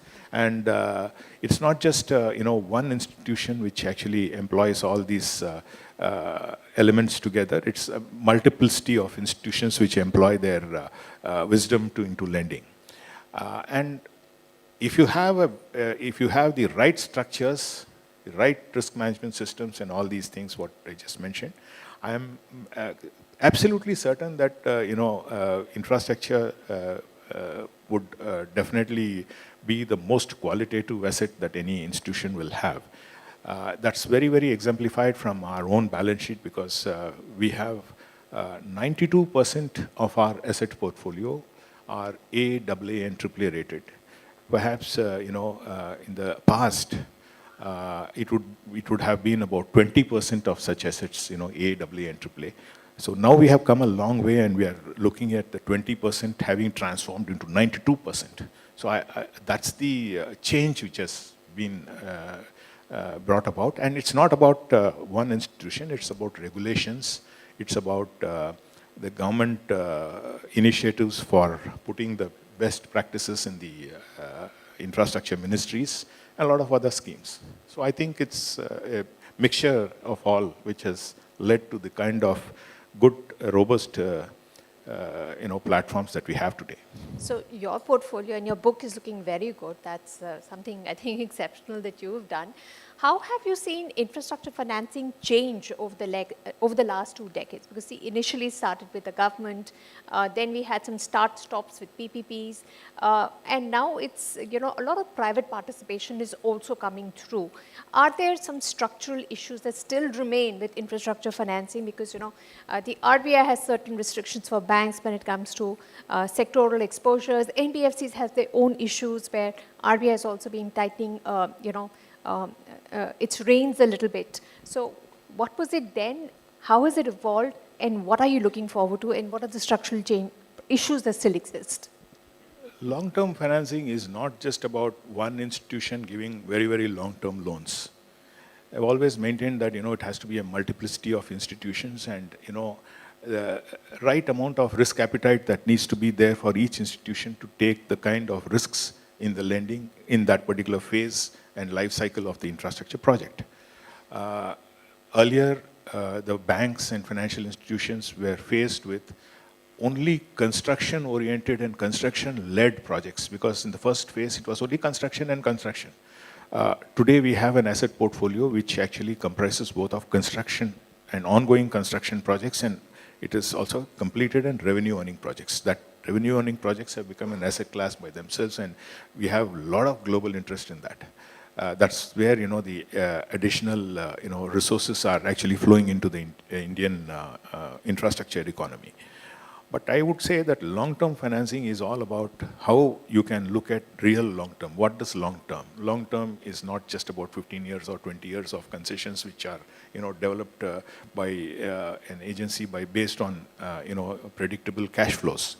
It's about how you can sustain these cash flows and go over a longer period of time, over generations, because the infrastructure is a public utility which is, built today for the current generation of population,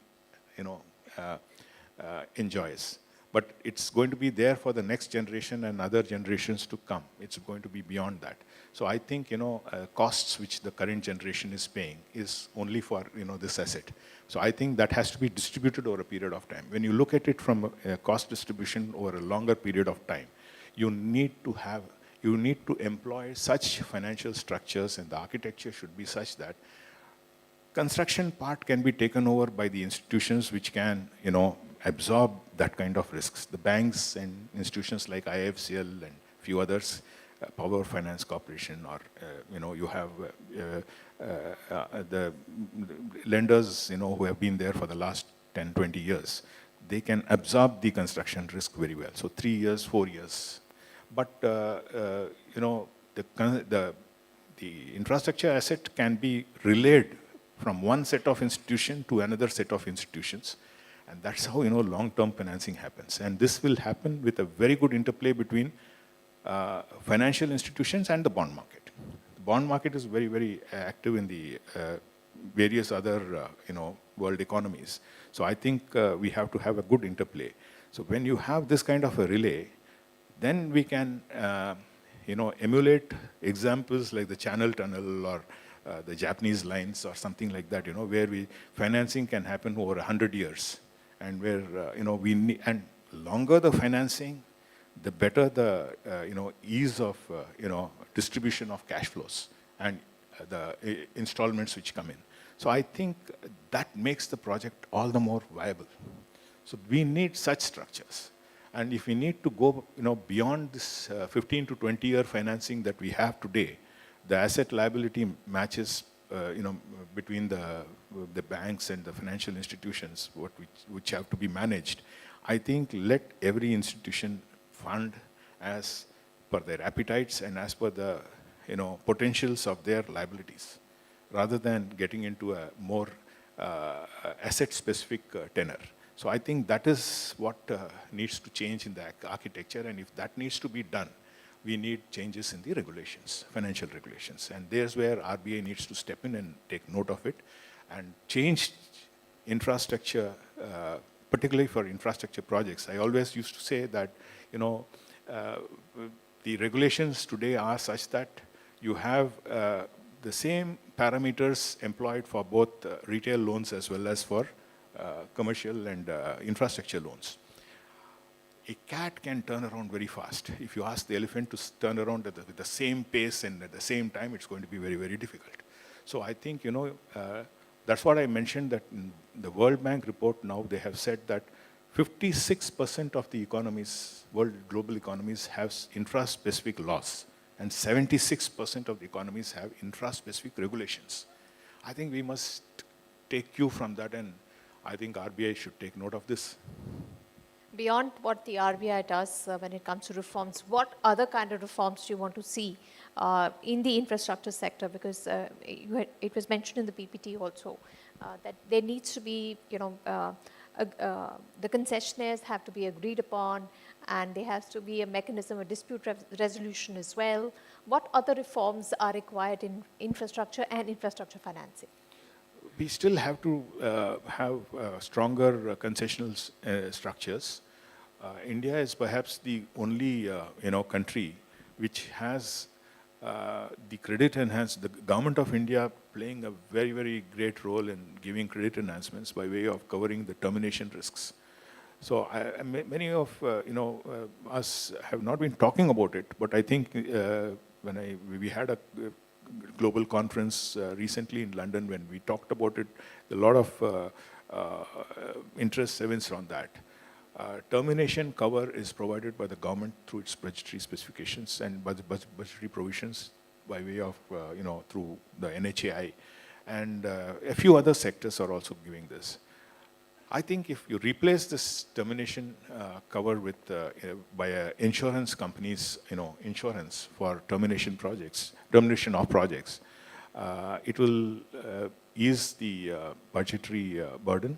At the same time, it will give a lot of other, benefits to the fundamentals by giving more business to the insurance companies, getting more sectors to get covered with the insurance covers for in case of terminations. So termination is one part. Once if that is covered, I think, the greatest default risk is covered. The rest of it goes on, how you cover the operation risks, how you cover the various aspects of how it has to be maintained, how you have to maintain the quality and all that. So those are, things which can happen.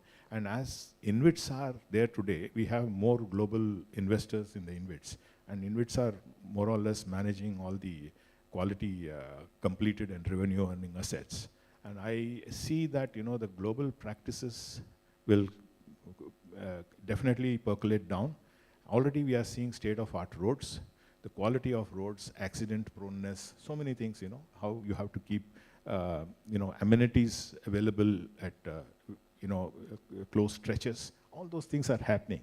So we are seeing a number of measures like this coming in. So that's why I said today we are standing at a crossroad. We are at a milestone. We are seeing the new age infrastructure developing. So there's where we are at take-off stage. The government has a mission of Viksit Bharat by 2047, a $40 trillion economy. So of course the infrastructure financing requirements will be huge. How can IIFCL support the government to fulfill this mission? Because there is always a worry that the funds will not be forthcoming, that will become a constraint when it comes to financing the infrastructure for the growth required. The financing requirements is definitely huge, and we definitely would like to play a role in giving direct financial assistance. And as we have seen, we have to grow with our the existing levels of capital, existing levels of debt, and good balance between them, and appropriately balance it out for ensuring that we have that kind of assistance ready for the infrastructure sector to absorb. We hope to kind of look at doubling our balance sheets very soon, in the sense by June we expect to touch 1 lakh crores, and by the next 3 years we like to double this. So that is what is a very, very normative process. But looking at it from a sectoral point of view, I think it is more institutional structures which will matter. It will be the kind of innovations that come in, the kind of collaborations that are there with between the institutions. The funding needs and the funding solutions for the problems that's being faced today, 1 or 2 institutions are not panacea for that. I think you need more number of institutions, need more collaborations, and we need the kind of partnerships that would need to be intertwined between the institutional frameworks. That would be much more required. Particularly, if we have to look at a financial architecture which will be in sync and which will back up long-term concessional structures. So if you would want to go to a 100-year financing, you need changes in financial regulation. That is the way in which infrastructure sector projects are looked at today for restructuring. I think that definition needs to undergo a little bit of change. I think apart from that, I've already said that infra-specific regulations and infra-specific laws, this will again contribute to... Right. Energy transition is also going to be a cornerstone for India's growth from here on, because India wants to get the leadership in having clean energy as it grows. Now, how do you see this space? Because there are some projects here which are, they have no precedent even around the world. Say a hydrogen project, it is a CCU project. These are still pilot projects which have not been, even tried at scale at many places abroad. So how do you see energy transition, and what kind of financing are you looking at for some of these projects? See, IIFCL is perhaps the first institution in India to have got sustainability ratings. I should have mentioned that. I think I didn't mention that, but I think it was there in the presentation. We have already made commitments to the government that we will be financing renewables to the extent of 50,000 crores in the next 3 years. And we have also put in place a climate and sustainability strategy and framework. So these are some of our initiatives. But looking at it from the environment point of view, we need a clear an architecture there as well, because we have to see how best identification of what is sustainable. We have to see, we have to be very clear about greenwashing. I think that's something which we have to look at, and we have to see how best we can identify and put in place mechanisms for that, rating projects at the ground level for sustainability. Rating agencies have a very, very big role in this regard. At the same time, there should be regulatory incentives. Unless there is greenium for sustainable projects, I mean, today it's whether it's green or blue or white, it doesn't really matter. It's all, we don't really have any incentives for any color. So I think all are in the same, all are viewed with the same standards. I think we need to look at that, because there is an element of cost that get into making projects sustainable today or resilient today, and that cost needs to be covered. How you cover that is only through these kind of mechanisms. These mechanisms are employed elsewhere in the world. I think it's all a matter of putting the architecture together.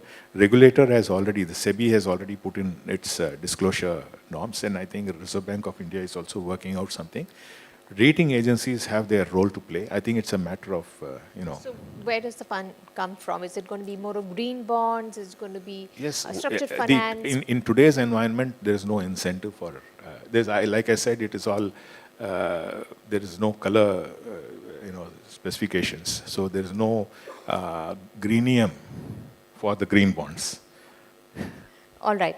Now, speaking specifically of IIFCL, and people want to get a leaf out of your playbook as well, but in the near term, what are your targets for this year and say till 2030 when it comes to loans, sanctions, disbursements?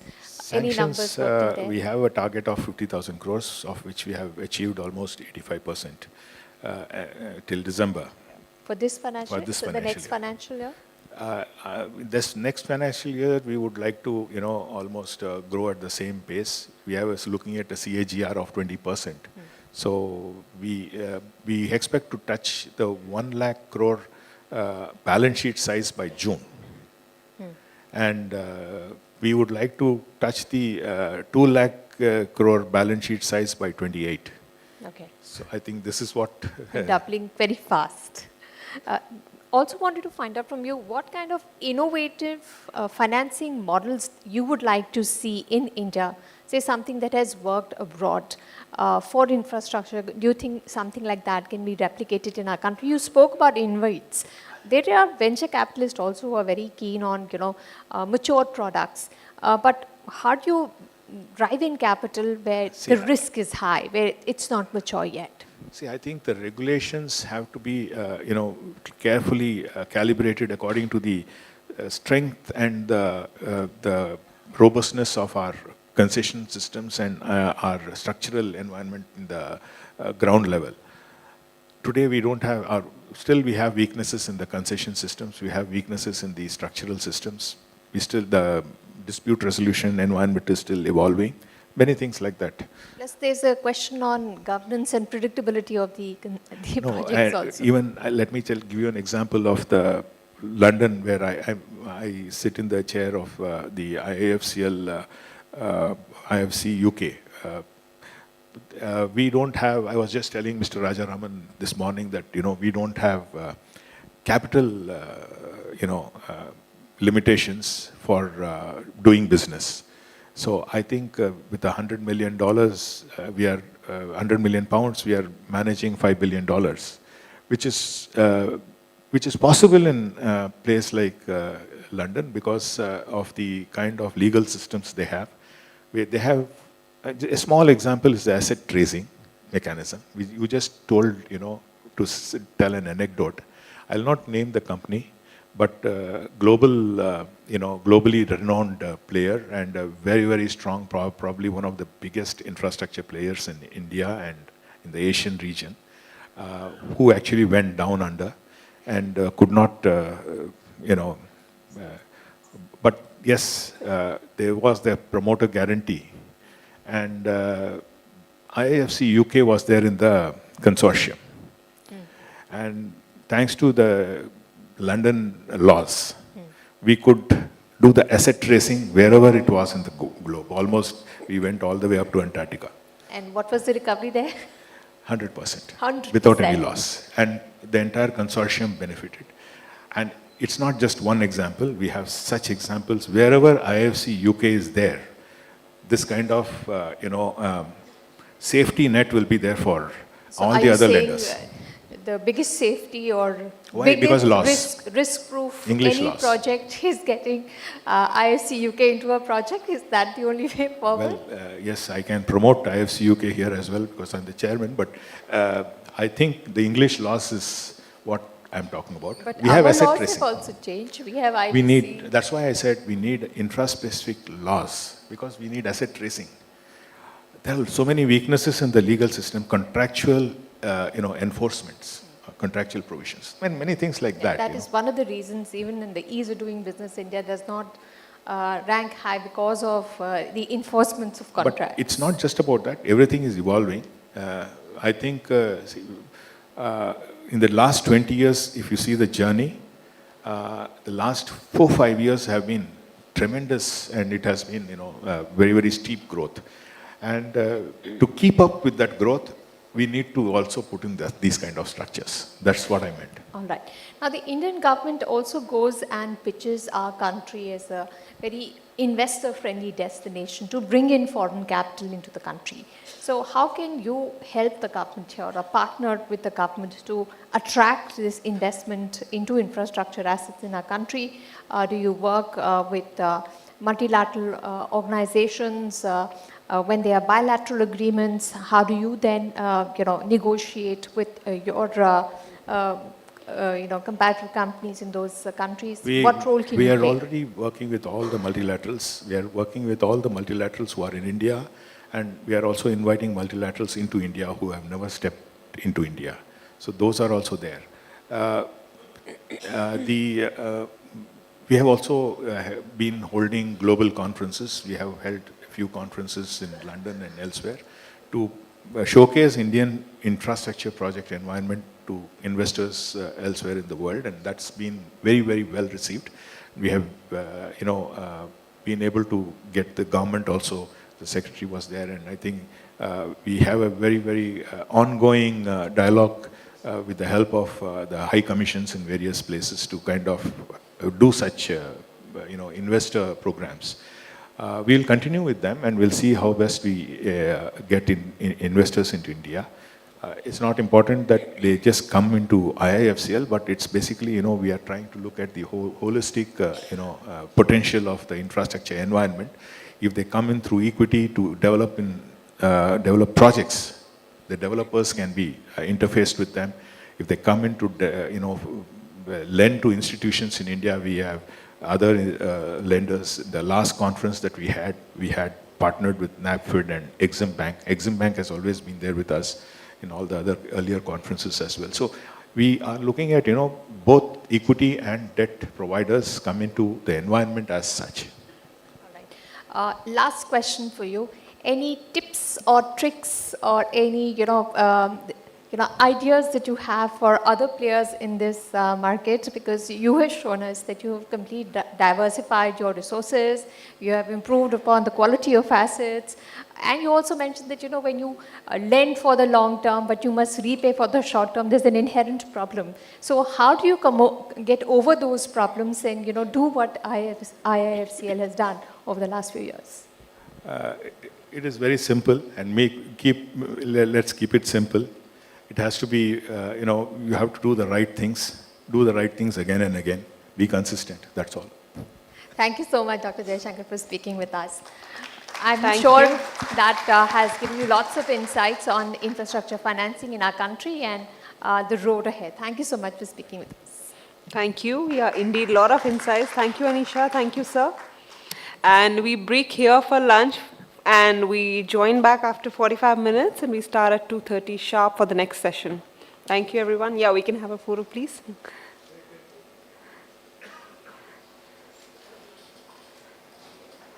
Thank you, everyone.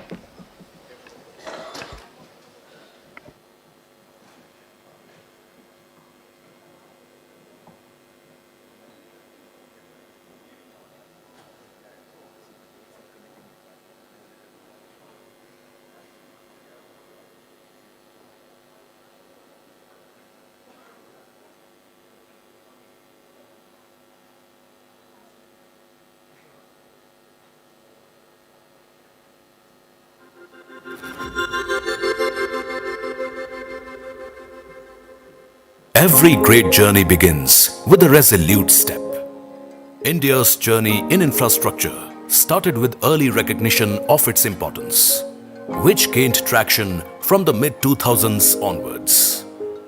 Established in 2006 by the Government of India, India Infrastructure Finance Company Limited, or IIFCL, finances key infrastructure projects. From roads and power to renewable energy, airports, seaports and urban development, IIFCL drives projects essential to India's growth.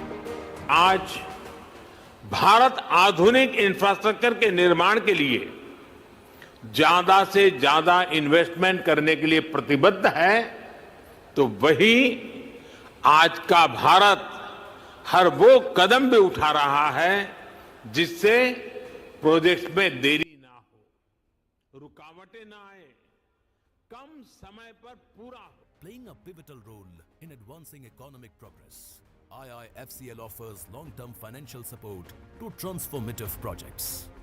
Its milestone contributions include the financing of international airports in Delhi, Mumbai, Hyderabad, Goa and Jewar, Pune Metro Rail Project, APCO Sri Amarnath Ji Tunnelway, and India's first railway station redevelopment, Rani Kamlapati Station in Madhya Pradesh. In the past few years, IIFCL's new leadership has infused a fresh wave of market-driven dynamism and agility into its operations. This transformative approach has led to enhanced credit and risk management practices, the digitization of project monitoring for progress-linked disbursements, and a strategic focus on growth driven by internal accruals. It is indeed a proud moment for all of us at IIFCL as we enter our 20th year of operations. Reflecting back, our journey over the last 19 years has been full of challenges, learnings, growth, and most importantly, a deep commitment towards nation building. Till date, IIFCL has sanctioned around 3 lakh crores to over 800 infrastructure projects in India with a total project outlay of more than 14 lakh crores and disbursed around 150,000 crores. I take pride in highlighting that more than 50% of this business has been achieved in the last 4 years alone. At IIFCL, we believe in and have financed around 28% of the country's PPP projects, all for shaping a connected, opportunity-driven tomorrow. India's infrastructure growth is vital to its economic growth, and IIFCL has pioneered the digitization of loan monitoring and surveillance to ensure it. It has become the first lender in India to introduce an online project monitoring system or OPMS using advanced technology solutions like drones, GIS and other tools. Innovation drives IIFCL's strategy, where use of technology helps execute projects with precision, speed and sustainability. By integrating AI, machine learning and IoT, we are building smarter, future-ready infrastructure. In the last 4 years, we at IIFCL have seen consistent improvement and record highs in all businesses and financial parameters, be it sanctions, disbursements, profits, asset quality, and our net worth. Our profits have multiplied 30 times since 2020 to over 1,500 crores in the last fiscal. The quality of our assets, externally rated A and above, has increased to 92%, showcasing that we are growing with quality. There has been a 50% increase in IIFCL's value over this period, with about 5,000 crores having accrued internally and net worth crossing the 15,000 crore mark in September 2024.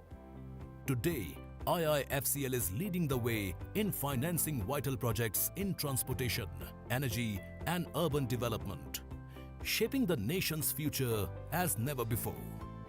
The impact of IIFCL goes beyond numbers. It's seen in the lives it transforms. Each project creates new opportunities, empowering communities with better facilities and pathways for growth. And innovation is a key factor in our growth story. This record performance highlights the company's true potential to contribute to India's growth story by developing world-class infrastructure. IIFCL has always been at the forefront of financial innovations and is accredited to have brought some new financing products for the Indian infrastructure sector, such as credit enhancements, takeout finance, subordinate debt, which are now mainstream products in the market. Sustainability is at the core of our business. IIFCL has strengthened its financing to renewable energy, green infrastructure, and environmental friendly solutions, contributing to India's vision of a low carbon economy. As a part of Climate Strategy 2030, IIFCL has committed to directing at least 50% of the incremental lending amounting to 1 lakh crore rupees by 2030 towards green infrastructure. We are also focused on rationalizing our lending to fossil fuel-based power plants starting 2024 and achieving net zero emissions for Scope 1 and Scope 2 by 2030. I am incredibly proud to share that IIFCL is the only major NBFC IFC in the country to be recognized with an ESG rating, further affirming our leadership in this space. IIFCL is helping India move towards a sustainable future by supporting renewable energy and eco-friendly urban solutions. Our funding contributes to key government initiatives like the National Infrastructure Pipeline, PM Gati Shakti, Bharatmala, Sagarmala, and railway station redevelopment. IIFCL is a socially responsible organization and works actively to fulfill its corporate social responsibility objectives. Projects implemented under IIFCL's CSR have benefited nearly 500,000 people living in the backward areas of the nation across 24 states and union territories. IIFCL is a diversified infrastructure financier, and its affiliates are maintaining high standards in the domain of finance sector and catalyzing the creation of world-class infrastructure across the nation. IIFCL expanded its global impact through strategic alliances with international financial institutions. Its subsidiaries include IIFC UK, founded in 2008, with an exclusive $5 billion credit line from the Reserve Bank of India, and IIFCL Projects Limited, or IPL, which offers advisory support to governments and local organizations in project preparation and consultancy. IIFCL integrates growth with social responsibility, impacting over 5 lakh lives across 24 states and union territories through partnerships with government bodies, NGOs, and social institutions. IIFCL's journey is a testament to its commitment, building bridges, empowering communities, and helping India reach its full potential. With every project, we are not just financing infrastructure, we are investing in the nation's future. Our commitment to nation building remains unwavering and unstinted.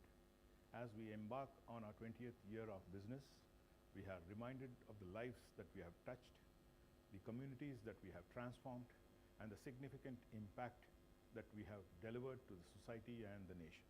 IIFCL's journey is intertwined with the growth of the nation. We are dedicated to building world-class infrastructure and advancing the economy's development in line with the government's vision for transforming India into a developed economy by 2047. Having laid the foundation of India's infrastructure sector, we are now geared up to build into new frontiers to develop the next phase of infrastructure development version 2.0. IIFCL, funding foundation of the future.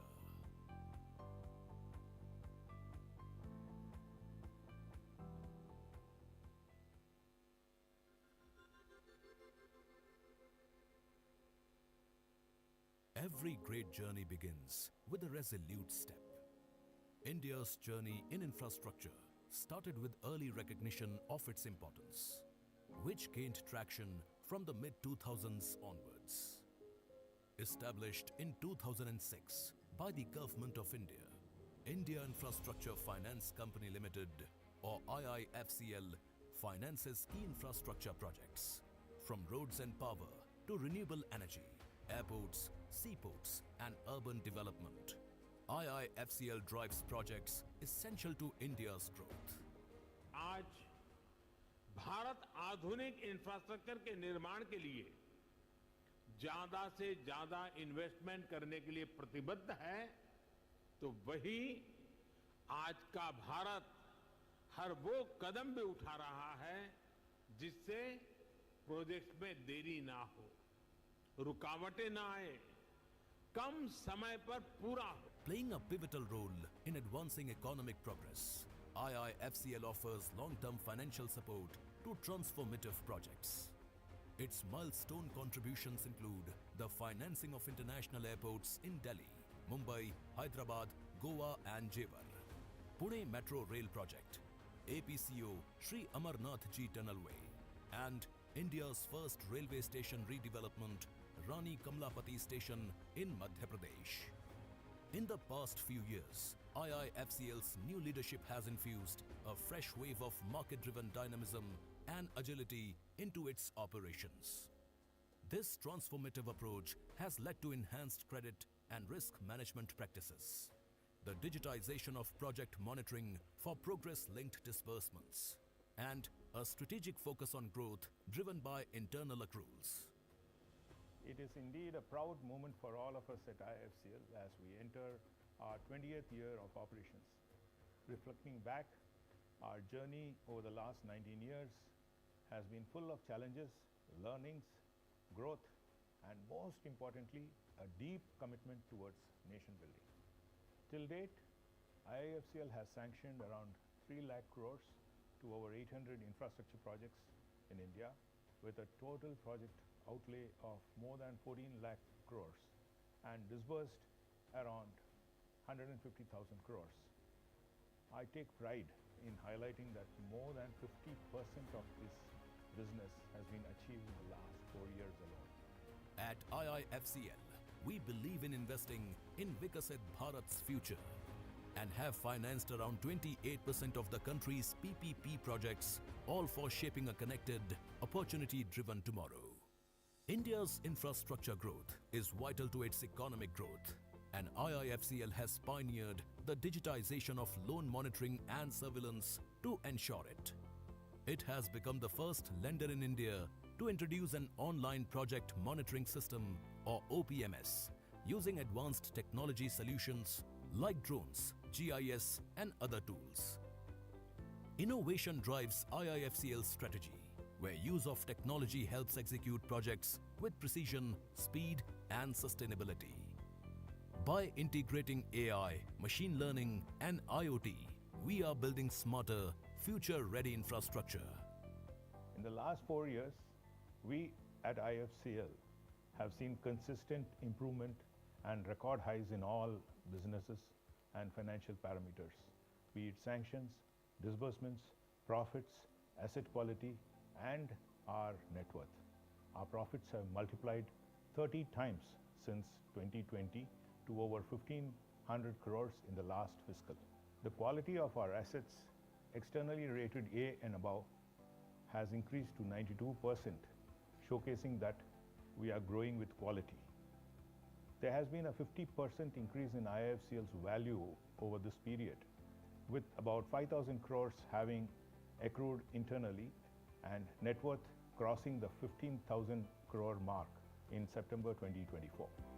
Today, IIFCL is leading the way in financing vital projects in transportation, energy and urban development, shaping the nation's future as never before.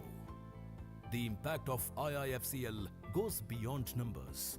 It's seen in the lives it transforms. Each project creates new opportunities, empowering communities with better facilities and pathways for growth. And innovation is a key factor in our growth story. This record performance highlights the company's true potential to contribute to India's growth story by developing world-class infrastructure. IIFCL has always been at the forefront of financial innovations and is accredited to have brought some new financing products for the Indian infrastructure sector, such as credit enhancements, takeout finance, subordinate debt, which are now mainstream products in the market. Sustainability is at the core of our business. IIFCL has strengthened its financing to renewable energy, green infrastructure, and environmental friendly solutions, contributing to India's vision of a low carbon economy. As a part of Climate Strategy 2030, IIFCL has committed to directing at least 50% of the incremental lending amounting to 1 lakh crore rupees by 2030 towards green infrastructure. We are also focused on rationalizing our lending to fossil fuel-based power plants starting 2024 and achieving net zero emissions for Scope 1 and Scope 2 by 2030. I am incredibly proud to share that IIFCL is the only major NBFC IFC in the country to be recognized with an ESG rating, further affirming our leadership in this space. IIFCL is helping India move towards a sustainable future by supporting renewable energy and eco-friendly urban solutions. Our funding contributes to key government initiatives like the National Infrastructure Pipeline, PM Gati Shakti, Bharatmala, Sagarmala, and railway station redevelopment. IIFCL is a socially responsible organization and works actively to fulfill its corporate social responsibility objectives. Projects implemented under IIFCL's CSR have benefited nearly 500,000 people living in the backward areas of the nation across 24 states and union territories. IIFCL is a diversified infrastructure financier, and its affiliates are maintaining high standards in the domain of finance sector and catalyzing the creation of world-class infrastructure across the nation. IIFCL expands its global impact through strategic alliances with international financial institutions. Its subsidiaries include IIFC UK, founded in 2008, with an exclusive $5 billion credit line from the Reserve Bank of India, and IIFCL Projects Limited, or IPL, which offers advisory support to governments and local organizations in project preparation and consultancy. IIFCL integrates growth with social responsibility, impacting over 5 lakh lives across 24 states and union territories through partnerships with government bodies, NGOs, and social institutions. IIFCL's journey is a testament to its commitment, building bridges, empowering communities, and helping India reach its full potential. With every project, we are not just financing infrastructure, we are investing in the nation's future. Our commitment to nation building remains unwavering and unstinted.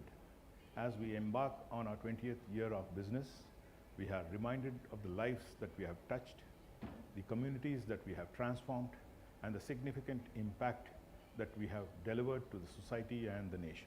IIFCL's journey is intertwined with the growth of the nation. We are dedicated to building world-class infrastructure and advancing the economy's development in line with the government's vision for transforming India into a developed economy by 2047. Having laid the foundation of India's infrastructure sector, we are now geared up to build into new frontiers to develop the next phase of infrastructure development version 2.0. IIFCL, funding foundation of the future.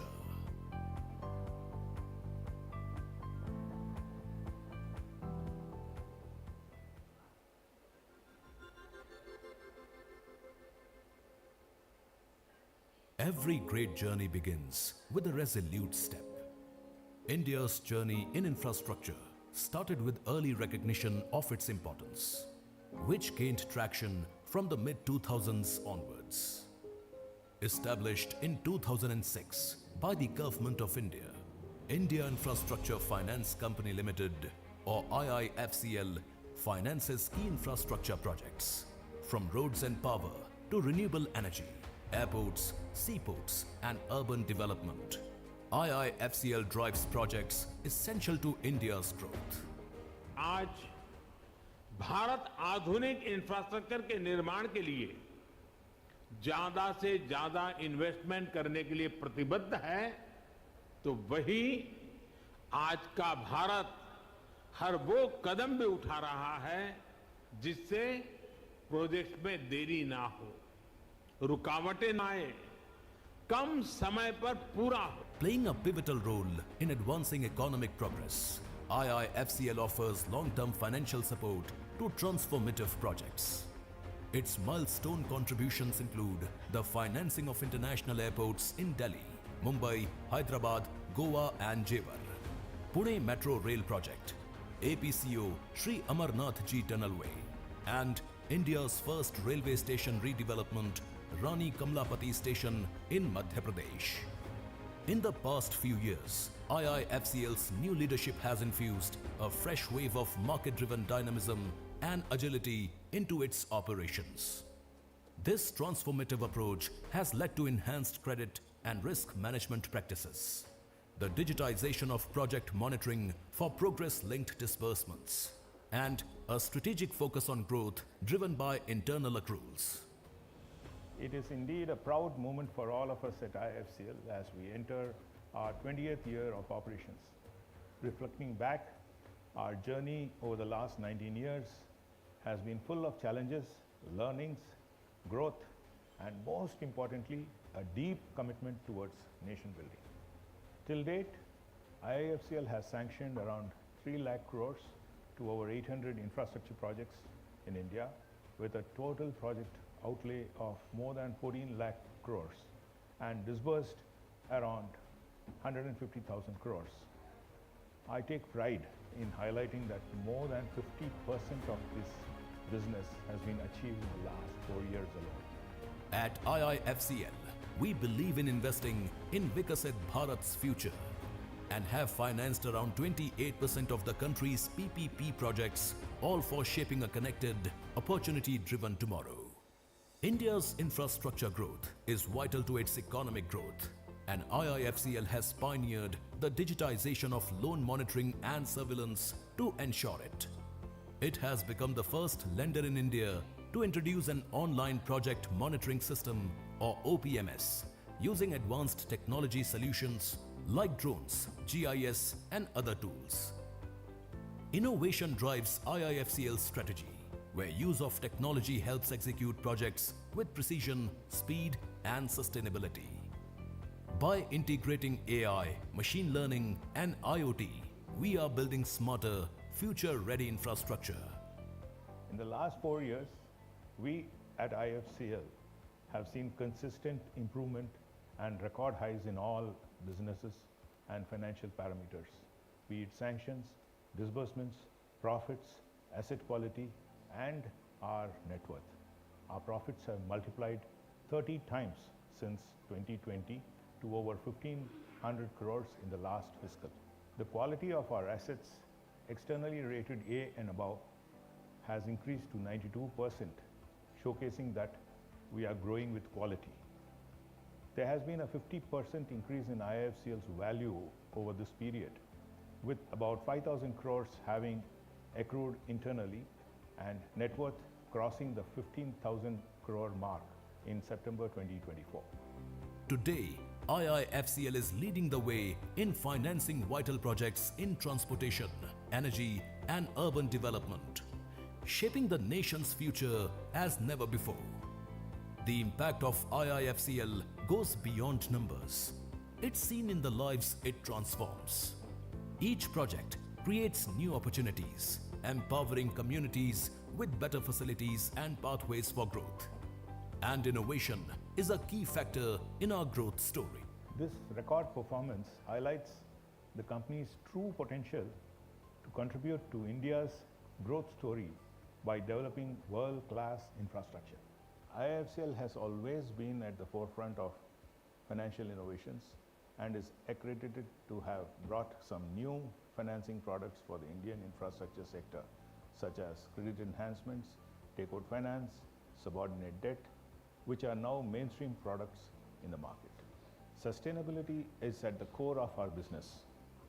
IIFCL has strengthened its financing to renewable energy, green infrastructure, and environmental friendly solutions, contributing to India's vision of a low carbon economy.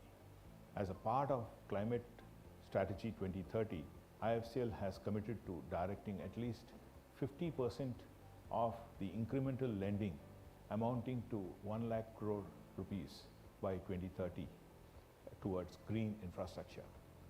We are also focused on rationalizing our lending to fossil fuel-based power plants starting 2024 and achieving net zero emissions for Scope 1 and Scope 2 by 2030. I am incredibly proud to share that IIFCL is the only major NBFC IFC in the country to be recognized with an ESG rating, further affirming our leadership in this space. IIFCL is helping India move towards a sustainable future by supporting renewable energy and eco-friendly urban solutions. Our funding contributes to key government initiatives like the National Infrastructure Pipeline, PM Gati Shakti, Bharatmala, Sagarmala, and railway station redevelopment. IIFCL is a socially responsible organization and works actively to fulfill its corporate social responsibility objectives. Projects implemented under IIFCL's CSR have benefited nearly 500,000 people living in the backward areas of the nation across 24 states and union territories. IIFCL is a diversified infrastructure financier, and its affiliates are maintaining high standards in the domain of finance sector and catalyzing the creation of world-class infrastructure across the nation. IIFCL expanded its global impact through strategic alliances with international financial institutions. Its subsidiaries include IIFC UK, founded in 2008, with an exclusive $5 billion credit line from the Reserve Bank of India, and IIFCL Projects Limited, or IPL, which offers advisory support to governments and local organizations in project preparation and consultancy. IIFCL integrates growth with social responsibility, impacting over 5 lakh lives across 24 states and union territories through partnerships with government bodies, NGOs, and social institutions. IIFCL's journey is a testament to its commitment, building bridges, empowering communities, and helping India reach its full potential. With every project, we are not just financing infrastructure, we are investing in the nation's future.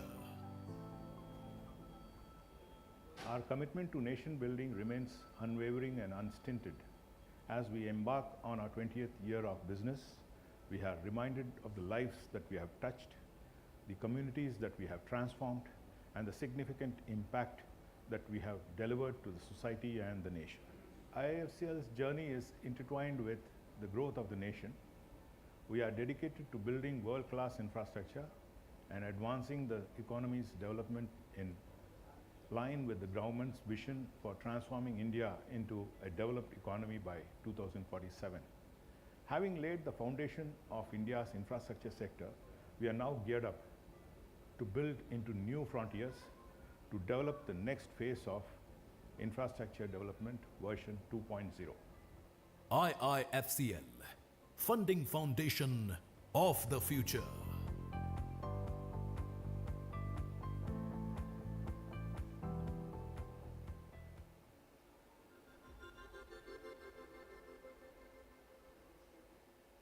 Every great journey begins with a resolute step.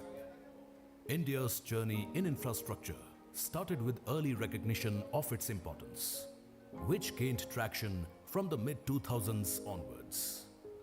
Established in 2006 by the Government of India, India Infrastructure Finance Company Limited, or IIFCL, finances key infrastructure projects, from roads and power to renewable energy, airports, seaports, and urban development. IIFCL drives projects essential to India's growth.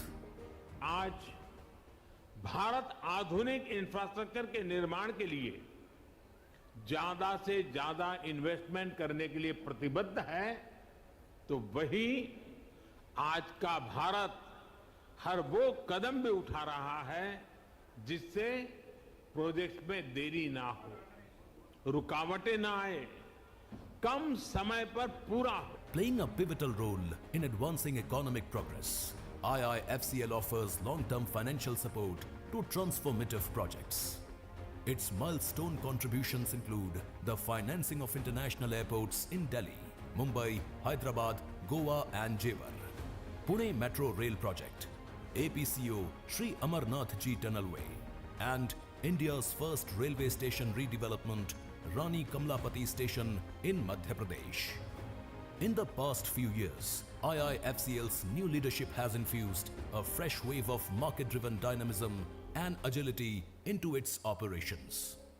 This transformative approach has led to enhanced credit and risk management practices, the digitization of project monitoring for progress-linked disbursements, and a strategic focus on growth driven by internal accruals. It is indeed a proud moment for all of us at IIFCL as we enter our 20th year of operations. Reflecting back, our journey over the last 19 years has been full of challenges, learnings, growth, and most importantly, a deep commitment towards nation building. Till date, IIFCL has sanctioned around 3 lakh crores to over 800 infrastructure projects in India with a total project outlay of more than 14 lakh crores and disbursed around 150,000 crores. I take pride in highlighting that more than 50% of this business has been achieved in the last 4 years alone. At IIFCL, we believe in investing in Viksit Bharat's future and have financed around 28% of the country's PPP projects, all for shaping a connected, opportunity-driven tomorrow. India's infrastructure growth is vital to its economic growth, and IIFCL has pioneered the digitization of loan monitoring and surveillance to ensure it. It has become the first lender in India to introduce an online project monitoring system or OPMS using advanced technology solutions like drones, GIS and other tools.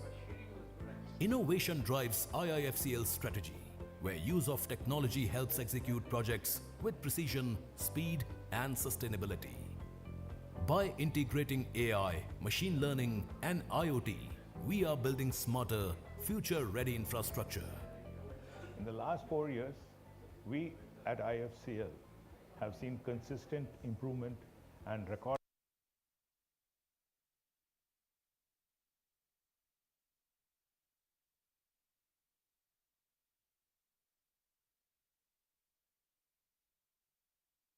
times since 2020 to over 1,500 crores in the last fiscal.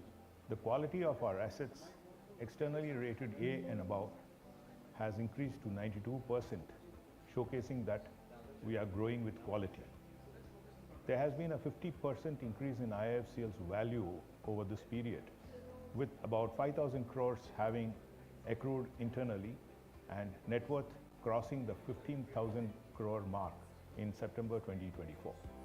Today, IIFCL is leading the way in financing vital projects in transportation, energy and urban development, shaping the nation's future as never before.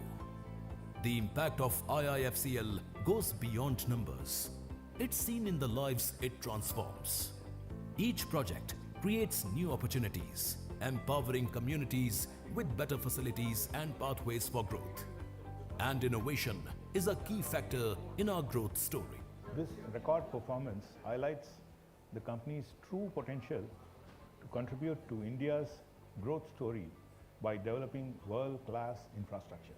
IIFCL has always been at the forefront of financial innovations and is accredited to have brought some new financing products for the Indian infrastructure sector, such as credit enhancements, takeout finance, subordinate debt, which are now mainstream products in the market. Sustainability is at the core of our business. IIFCL has strengthened its financing to renewable energy, green infrastructure, and environmental friendly solutions, contributing to India's vision of a low carbon economy. As a part of Climate Strategy 2030, IIFCL has committed to directing at least 50% of the incremental lending amounting to 1 lakh crore rupees by 2030 towards green infrastructure. We are also focused on rationalizing our lending to fossil fuel-based power plants starting 2024 and achieving net zero emissions for Scope 1 and Scope 2 by 2030. I am incredibly proud to share that IIFCL is the only major NBFC IFC in the country to be recognized with an ESG rating, further affirming our leadership in this space. IIFCL is helping India move towards a sustainable future by supporting renewable energy and eco-friendly urban solutions. Our funding contributes to key government initiatives like the National Infrastructure Pipeline, PM Gati Shakti, Bharatmala, Sagarmala, and railway station redevelopment. IIFCL is a socially responsible organization and works actively to fulfill its corporate social responsibility objectives. Projects implemented under IIFCL's CSR have benefited nearly 500,000 people living in the backward areas of the nation across 24 states and union territories. IIFCL is a diversified infrastructure financier, and its affiliates are maintaining high standards in the domain of finance sector and catalyzing the creation of world-class infrastructure across the nation. IIFCL expanded its global impact through strategic alliances with international financial institutions. Its subsidiaries include IIFC UK, founded in 2008, with an exclusive $5 billion credit line from the Reserve Bank of India, and IIFCL Projects Limited, or IPL, which offers advisory support to governments and local organizations in project preparation and consultancy. IIFCL integrates growth with social responsibility, impacting over 5 lakh lives across 24 states and union territories through partnerships with government bodies, NGOs, and social institutions. IIFCL's journey is a testament to its commitment, building bridges, empowering communities, and helping India reach its full potential. With every project, we are not just financing infrastructure, we are investing in the nation's future.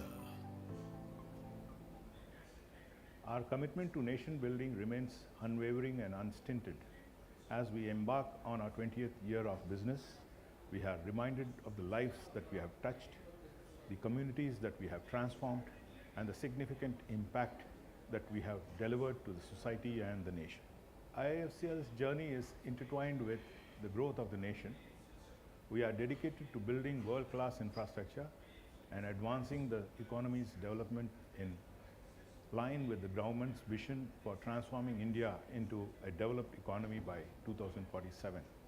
Having laid the foundation of India's infrastructure sector, we are now geared up to build into new frontiers to develop the next phase of infrastructure development version 2.0. IIFCL, funding foundation of the future.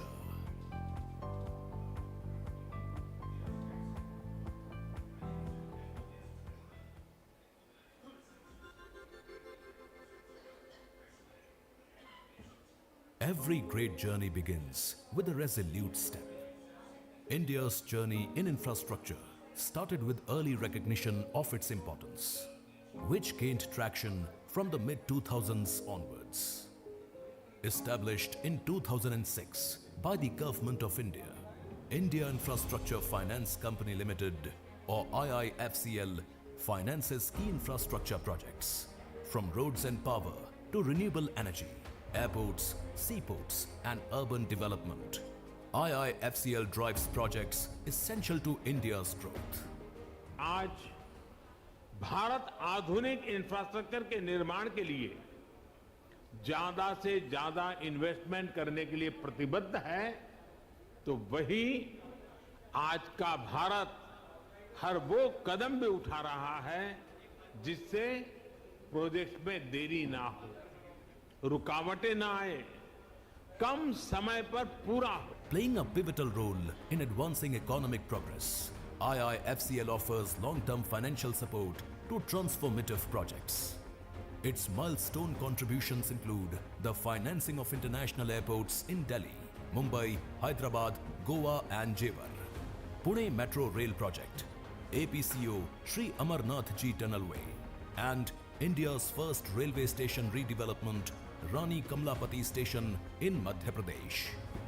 In the past few years, IIFCL's new leadership has infused a fresh wave of market-driven dynamism and agility into its operations. This transformative approach has led to enhanced credit and risk management practices, the digitization of project monitoring for progress-linked disbursements, and a strategic focus on growth driven by internal accruals. It is indeed a proud moment for all of us at IIFCL as we enter our 20th year of operations. Reflecting back, our journey over the last 19 years has been full of challenges, learnings, growth, and most importantly, a deep commitment towards nation building. Till date, IIFCL has sanctioned around 3 lakh crores with a total project outlay of more than 14 lakh crores and disbursed around 150,000 crores. I take pride in highlighting that more than 50% of this business has been achieved in the last 4 years alone. At IIFCL, we believe in investing in Viksit Bharat's future and have financed around 28% of the country's PPP projects, all for shaping a connected, opportunity-driven tomorrow. India's infrastructure growth is vital to its economic growth, and IIFCL has pioneered the digitization of loan monitoring and surveillance to ensure it. It has become the first lender in India to introduce an online project monitoring system or OPMS using advanced technology solutions like drones, GIS and other tools. Innovation drives IIFCL's strategy, where use of technology helps execute projects with precision, speed and sustainability. By integrating AI, machine learning and IoT, we are building smarter, future-ready infrastructure. In the last 4 years, we at IIFCL have seen consistent improvement and record highs in all businesses and financial parameters, be it sanctions, disbursements, profits, asset quality, and our net worth. Our profits have multiplied 30 times since 2020 to over 1,500 crores in the last fiscal.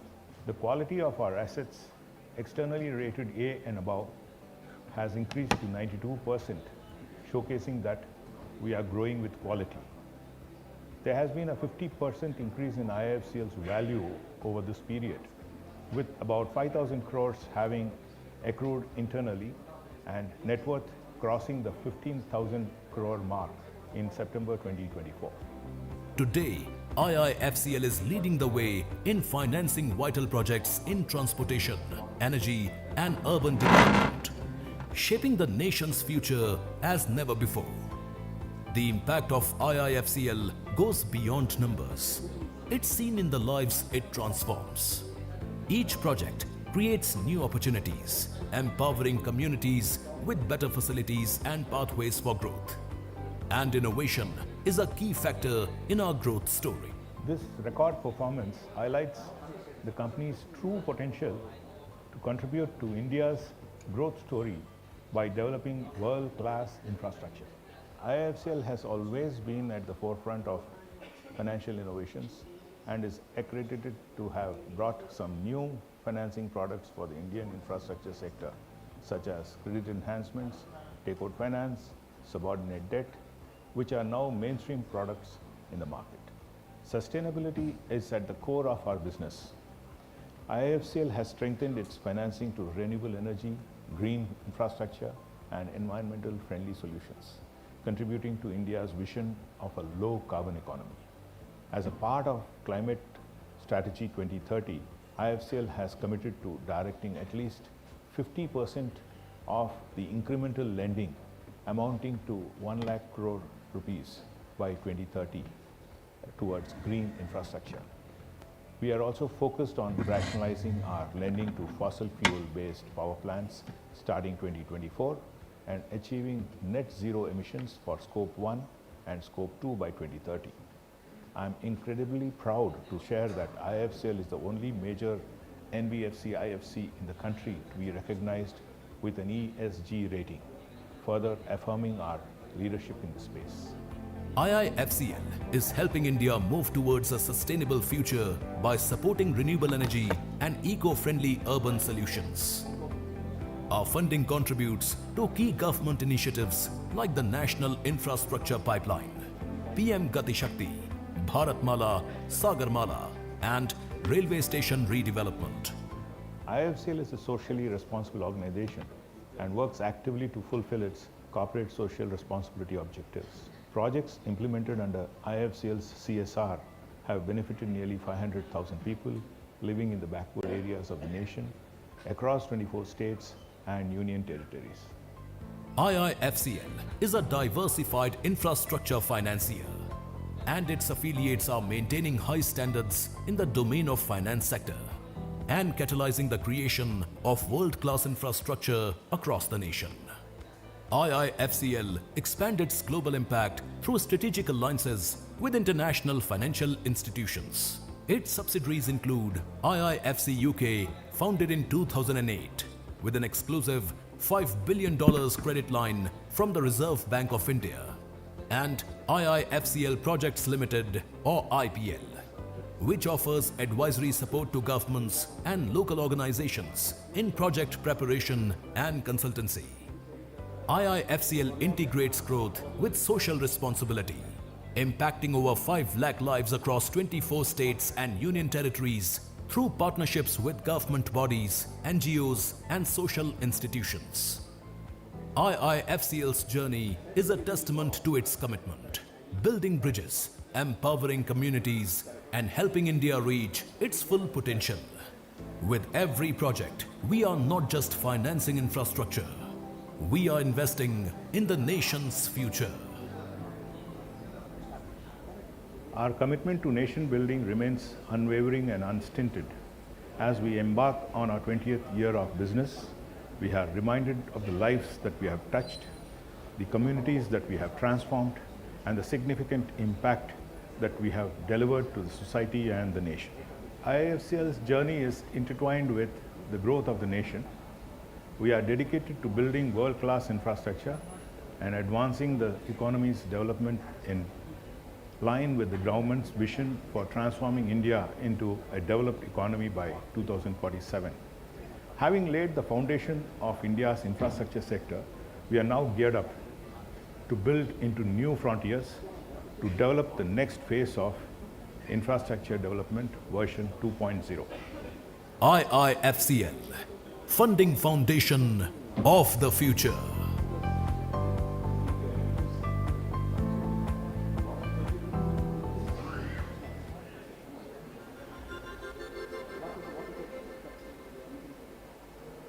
Every great journey begins with a resolute step. India's journey in infrastructure started with early recognition of its importance, which gained traction from the mid-2000s onwards. Established in 2006 by the Government of India, India Infrastructure Finance Company Limited, or IIFCL, finances key infrastructure projects, from roads and power to renewable energy, airports, seaports, and urban development. IIFCL drives projects essential to India's growth. आज भारत आधुनिक infrastructure के निर्माण के लिए ज्यादा से ज्यादा investment करने के लिए प्रतिबद्ध है, तो वही आज का भारत हर वो कदम भी उठा रहा है जिससे प्रोजेक्ट में देरी ना हो, रुकावटें ना आए, कम समय पर पूरा हो. Playing a pivotal role in advancing economic progress, IIFCL offers long-term financial support to transformative projects. Its milestone contributions include the financing of international airports in Delhi, Mumbai, Hyderabad, Goa and Jewar, Pune Metro Rail Project, APCO Sri Amarnath Ji Tunnelway, and India's first railway station redevelopment, Rani Kamlapati Station in Madhya Pradesh. In the past few years, IIFCL's new leadership has infused a fresh wave of market-driven dynamism and agility into its operations. This transformative approach has led to enhanced credit and risk management practices, the digitization of project monitoring for progress-linked disbursements, and a strategic focus on growth driven by internal accruals. It is indeed a proud moment for all of us at IIFCL as we enter our 20th year of operations. Reflecting back, our journey over the last 19 years has been full of challenges learnings, growth, and most importantly, a deep commitment towards nation building. Till date, IIFCL has sanctioned around 3 lakh crores to over 800 infrastructure projects in India, with a total project outlay of more than 14 lakh crores and disbursed around 150,000 crores. I take pride in highlighting that more than 50% of this business has been achieved in the last 4 years alone. At IIFCL, we believe in investing in Viksit Bharat's future and have financed around 28% of the country's PPP projects, all for shaping a connected, opportunity-driven tomorrow. India's infrastructure growth is vital to its economic growth, and IIFCL has pioneered the digitization of loan monitoring and surveillance to ensure it. It has become the first lender in India to introduce an online project monitoring system, or OPMS, using advanced technology solutions like drones, GIS, and other tools. Innovation drives IIFCL's strategy, where use of technology helps execute projects with precision, speed, and sustainability. By integrating AI, machine learning, and IoT, we are building smarter, future-ready infrastructure. In the last 4 years, we at IIFCL have seen consistent improvement and record highs in all businesses and financial parameters, be it sanctions, disbursements, profits, asset quality, and our net worth. Our profits have multiplied 30 times since 2020 to over 1,500 crores in the last fiscal. The quality of our assets, externally rated A and above, has increased to 92%, showcasing that we are growing with quality. There has been a 50% increase in IIFCL's value over this period, with about 5,000 crores having accrued internally and net worth crossing the 15,000 crore mark in September 2024. Today, IIFCL is leading the way in financing vital projects in transportation, energy, and urban development, shaping the nation's future as never before. The impact of IIFCL goes beyond numbers. It's seen in the lives it transforms. Each project creates new opportunities, empowering communities with better facilities and pathways for growth. And innovation is a key factor in our growth story. This record performance highlights the company's true potential to contribute to India's growth story by developing world-class infrastructure.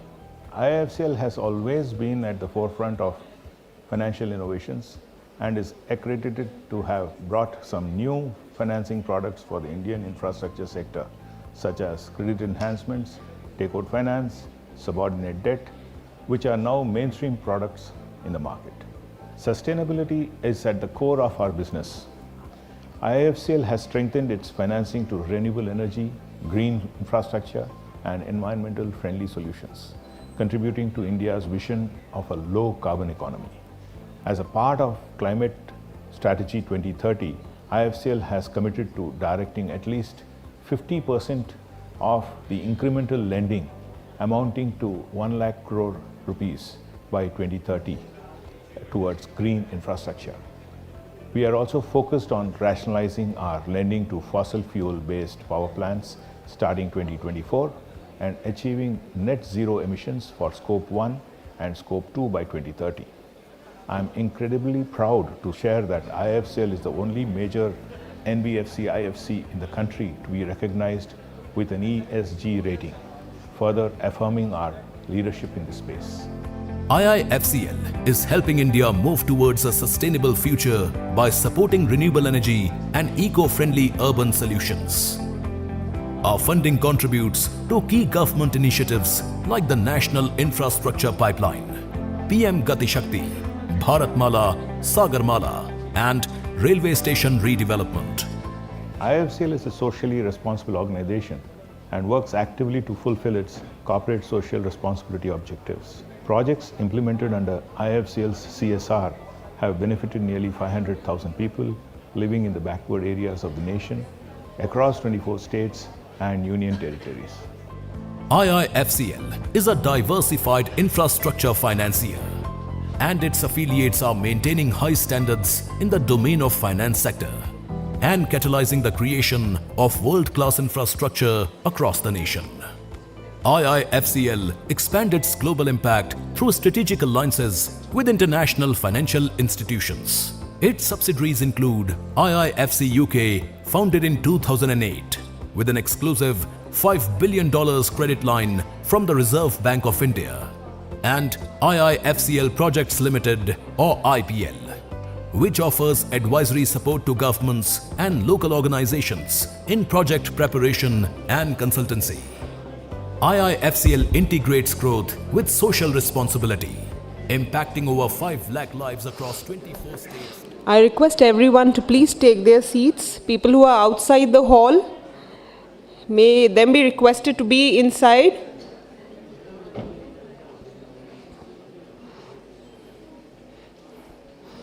Welcome back everyone to the post-lunch session of this summit. We have few more testimonials which have been received from our clients and partners. Can we get them displayed on the screen, please?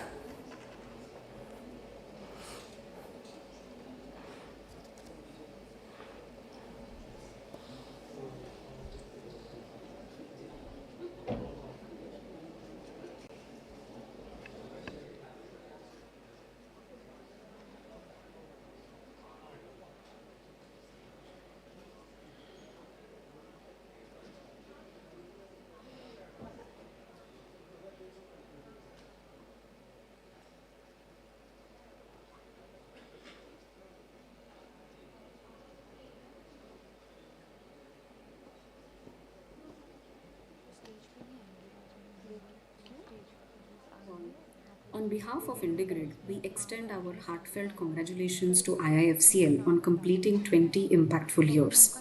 Over the past 2 decades, IIFCL has been instrumental in driving India's infrastructure growth by supporting transformative projects across sectors. IndiGrid, as the first and the largest power sector InvIT, is grateful to IIFCL for partnering with us for our funding requirements. IIFCL's commitment to long-term infrastructure funding has empowered us to execute and operate critical power transmission and renewable energy projects. Furthermore, IIFCL's support to infrastructure investment trusts, InvITs, as an asset class by providing long-term financing has been pivotal in fostering innovative financing solutions. As we celebrate this milestone, I would like to thank Mr. Jaishankar, Mr. Relin, and the entire team at IIFCL for their proactive and effective contributions in the infrastructure sector. Congratulations once again on this remarkable achievement, and we look forward to continuing our collaboration. Thank you. Good day, everyone.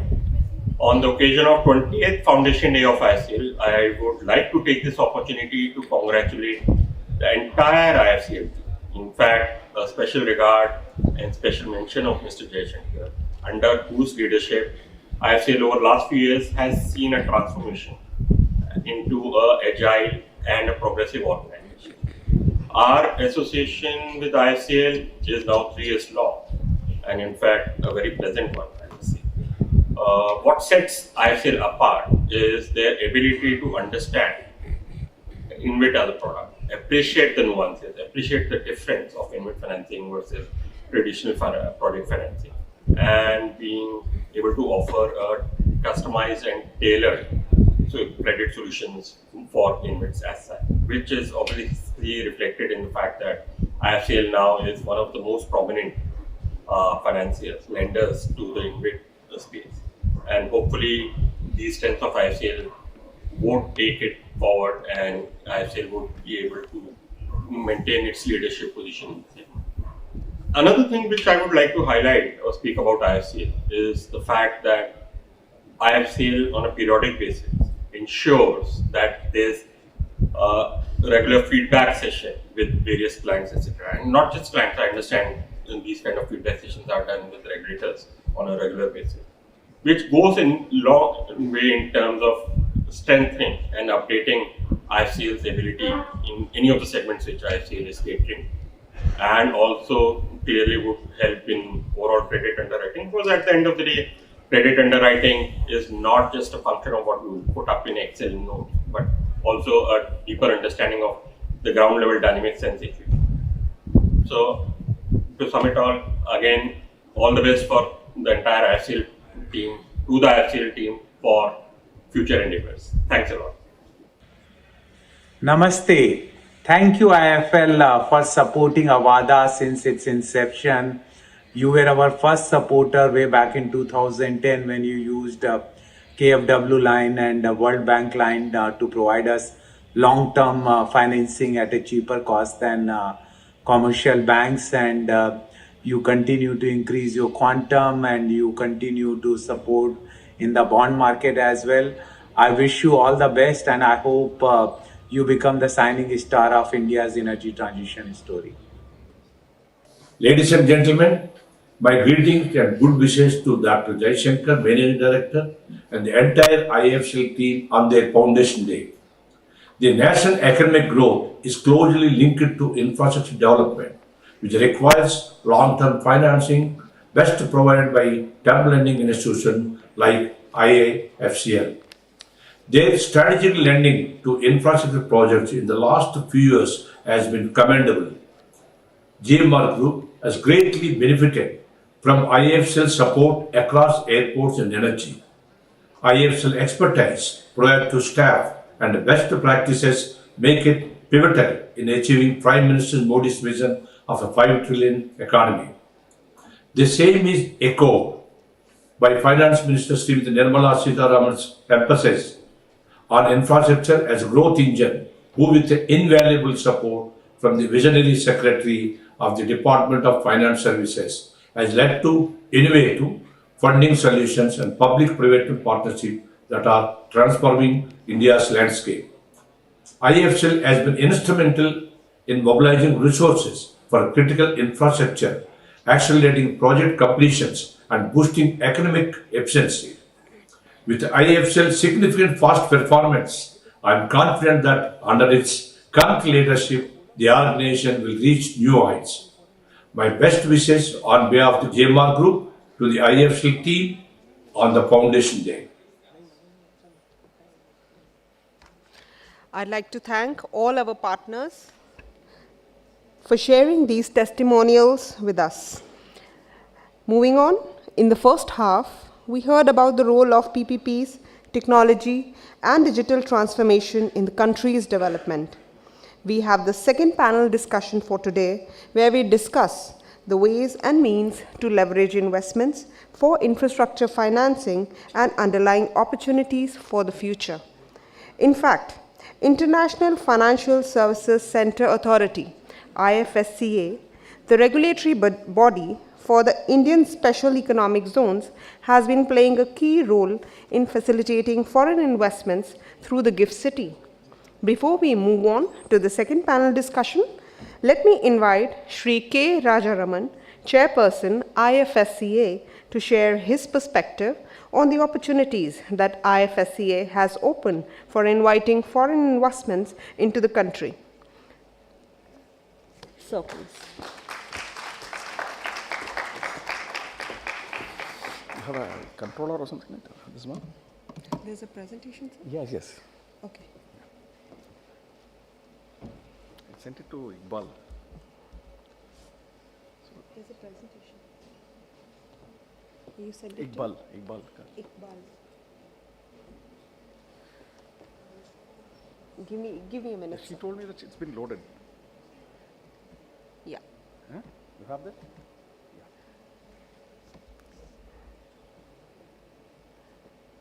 Yes, that's right, full screen. Yeah. Thank you. Thank you, sir. So, good afternoon to all of you, ladies and gentlemen. I think it's a privilege for me to be here, and thank you, Mr. Jaishankar, for having giving us an opportunity. So, let me first, before I come to the International Financial Service Center, I think that it's a good idea to give a small perspective of the Viksit Bharat, I think about which many people have already spoken. but still it's my opportunity to, it's my job to kind of give my views on that. So the last several decades have been very impactful for India in the global markets, in the sense that it has established its presence. And today, foreign investors are very comfortable with India. I think the proof of concept is $70 billion, which are being, this is the gross FDI inflows that happened into India last year and year before last as well. So we have a very strong talent base, and on top of that, in the last 10 years, I think very important structural reforms, including flexible inflation targeting, bank reforms, insurance sector reforms, the reforms, deep reforms such as GST, the insolvency and bankruptcy code, all this have added value to the financial sector, and today financial institutions are now a lot more healthier than it used to be. All of them are in profit. Their stocks are trading at record highs. And all this bodes well because the foundation lies on financial institutions.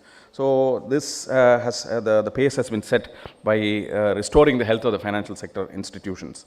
And today there is greater discipline in the credit markets and so on and so forth. The Honorable Finance Minister also announced a number of reforms, some of them including review of the Income Tax Act, GST Act, and the customs duties structure, etc. All this is work in progress. Corporate tax on foreign companies were reduced from 40 to 35%. There was a record outlay on capital expenditure, which is about nearly $130 billion. And this number has been going up every year. I think a lot of it is actually infrastructure investments. And a taxonomy for climate finance has also been announced. So if I look at what needs to be done ahead, I think if you are really wanting to achieve this Viksit Bharat at 2047, we need to do very foundational things in the next few years if you have to see the fruits of the action maybe 20-25 years later. And some of them start with the very things that we have already been doing. Like number one is continue to deepen the scope, scale and depth of the talent pool, because India's biggest strength has been its talent pool of human resources. So this has to be, especially in the technology sector, in the manufacturing sector, and maybe in things like, the services sector. We need more talent of greater quality and for India's requirements within the country as well as outside the country. The second pillar, if you may ask, is continue the structural, policy, legal, regulatory, and ease of doing business reforms in the key economic sectors, including the financial sector. So whatever has been done in the last 10-15 years are actually, the start. I think there are a lot more things to be done, and I'm sure that the work that is being done by government in various ministries will always, will be focused on that. Just giving an example. The legal architecture of this country also needs to undergo a complete revamp. I think, and this is what the Honorable Prime Minister has been saying. And colonial era laws, I think, which are completely outdated and out of sync with what India requires in the next 25 years, have to be replaced. I used to be Secretary Telecom till last year. We used to be governed by a law called the Indian Telegraph Act of 1885, a 140-year law, governing a modern sector, and the old law did not have a word called spectrum, I think, and we were merely auctioning billions of dollars of spectrum without any legal, basis. So we had the job of rewriting that law. So last year, we completed the drafting, and end of last year, the Parliament had passed the Telecom Act of 2023. So every ministry is doing that. I think now time has come, nearly about 1,550 laws have been repealed. But there are a lot more laws which need to be replaced, especially in the financial sector. There are many laws which probably need to be rewritten for the new age, I think, which will be good enough for the next 100 years. So the foundational work, is very heavy. I think in the next 3-4 years, all this work has to be done. Then we need to also continue to invest in the infrastructure sector, which is the purpose of today's conference. I think the scaling up of investments is required. There are various numbers which have been put out. I used to be part of a committee called the the Task Force for the National Infrastructure Pipeline, about 5-6 years ago. So we studied the various, the requirements. So the rough ballpark figure of nearly about $4 to $4.5 trillion was put out for over the next 20 years, which means that every year our investment needs to be at least about $200 to $250 billion every year. But our hit rate has been much less. It's been $130, $140 billion every year, which is not enough. So if you have to ensure that our economics infrastructure becomes highly efficient and provides the support for manufacturing and services, the 2047 agenda could be impaired. So therefore, the investments in the infrastructure sector has to be scaled up and has to be done and has to be front loaded. I mean, I think you cannot think that 2047 can be achieved by ensuring that the investment happens in 2035 or 2040. It has to happen in the next 5 to 10 years.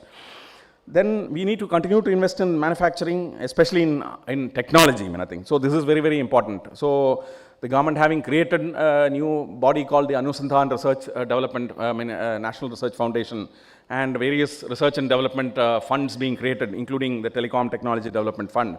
We expect that the public investment in research will go up, because the leadership in the 2047 will come about by large Indian companies which become global champions. I think. So I was just telling Mr. Jaishankar that we need to now have companies of world scale. I think there is no point in having mid-sized companies. Mid-sized companies must be helped to grow to global scale. I think. So for instance, in the infrastructure sector, we badly feel the absence of maybe 20, 30, 40 companies of the scale of, say, L&T, I think. So, whereas a country like China has got 30, 40 companies of that scale.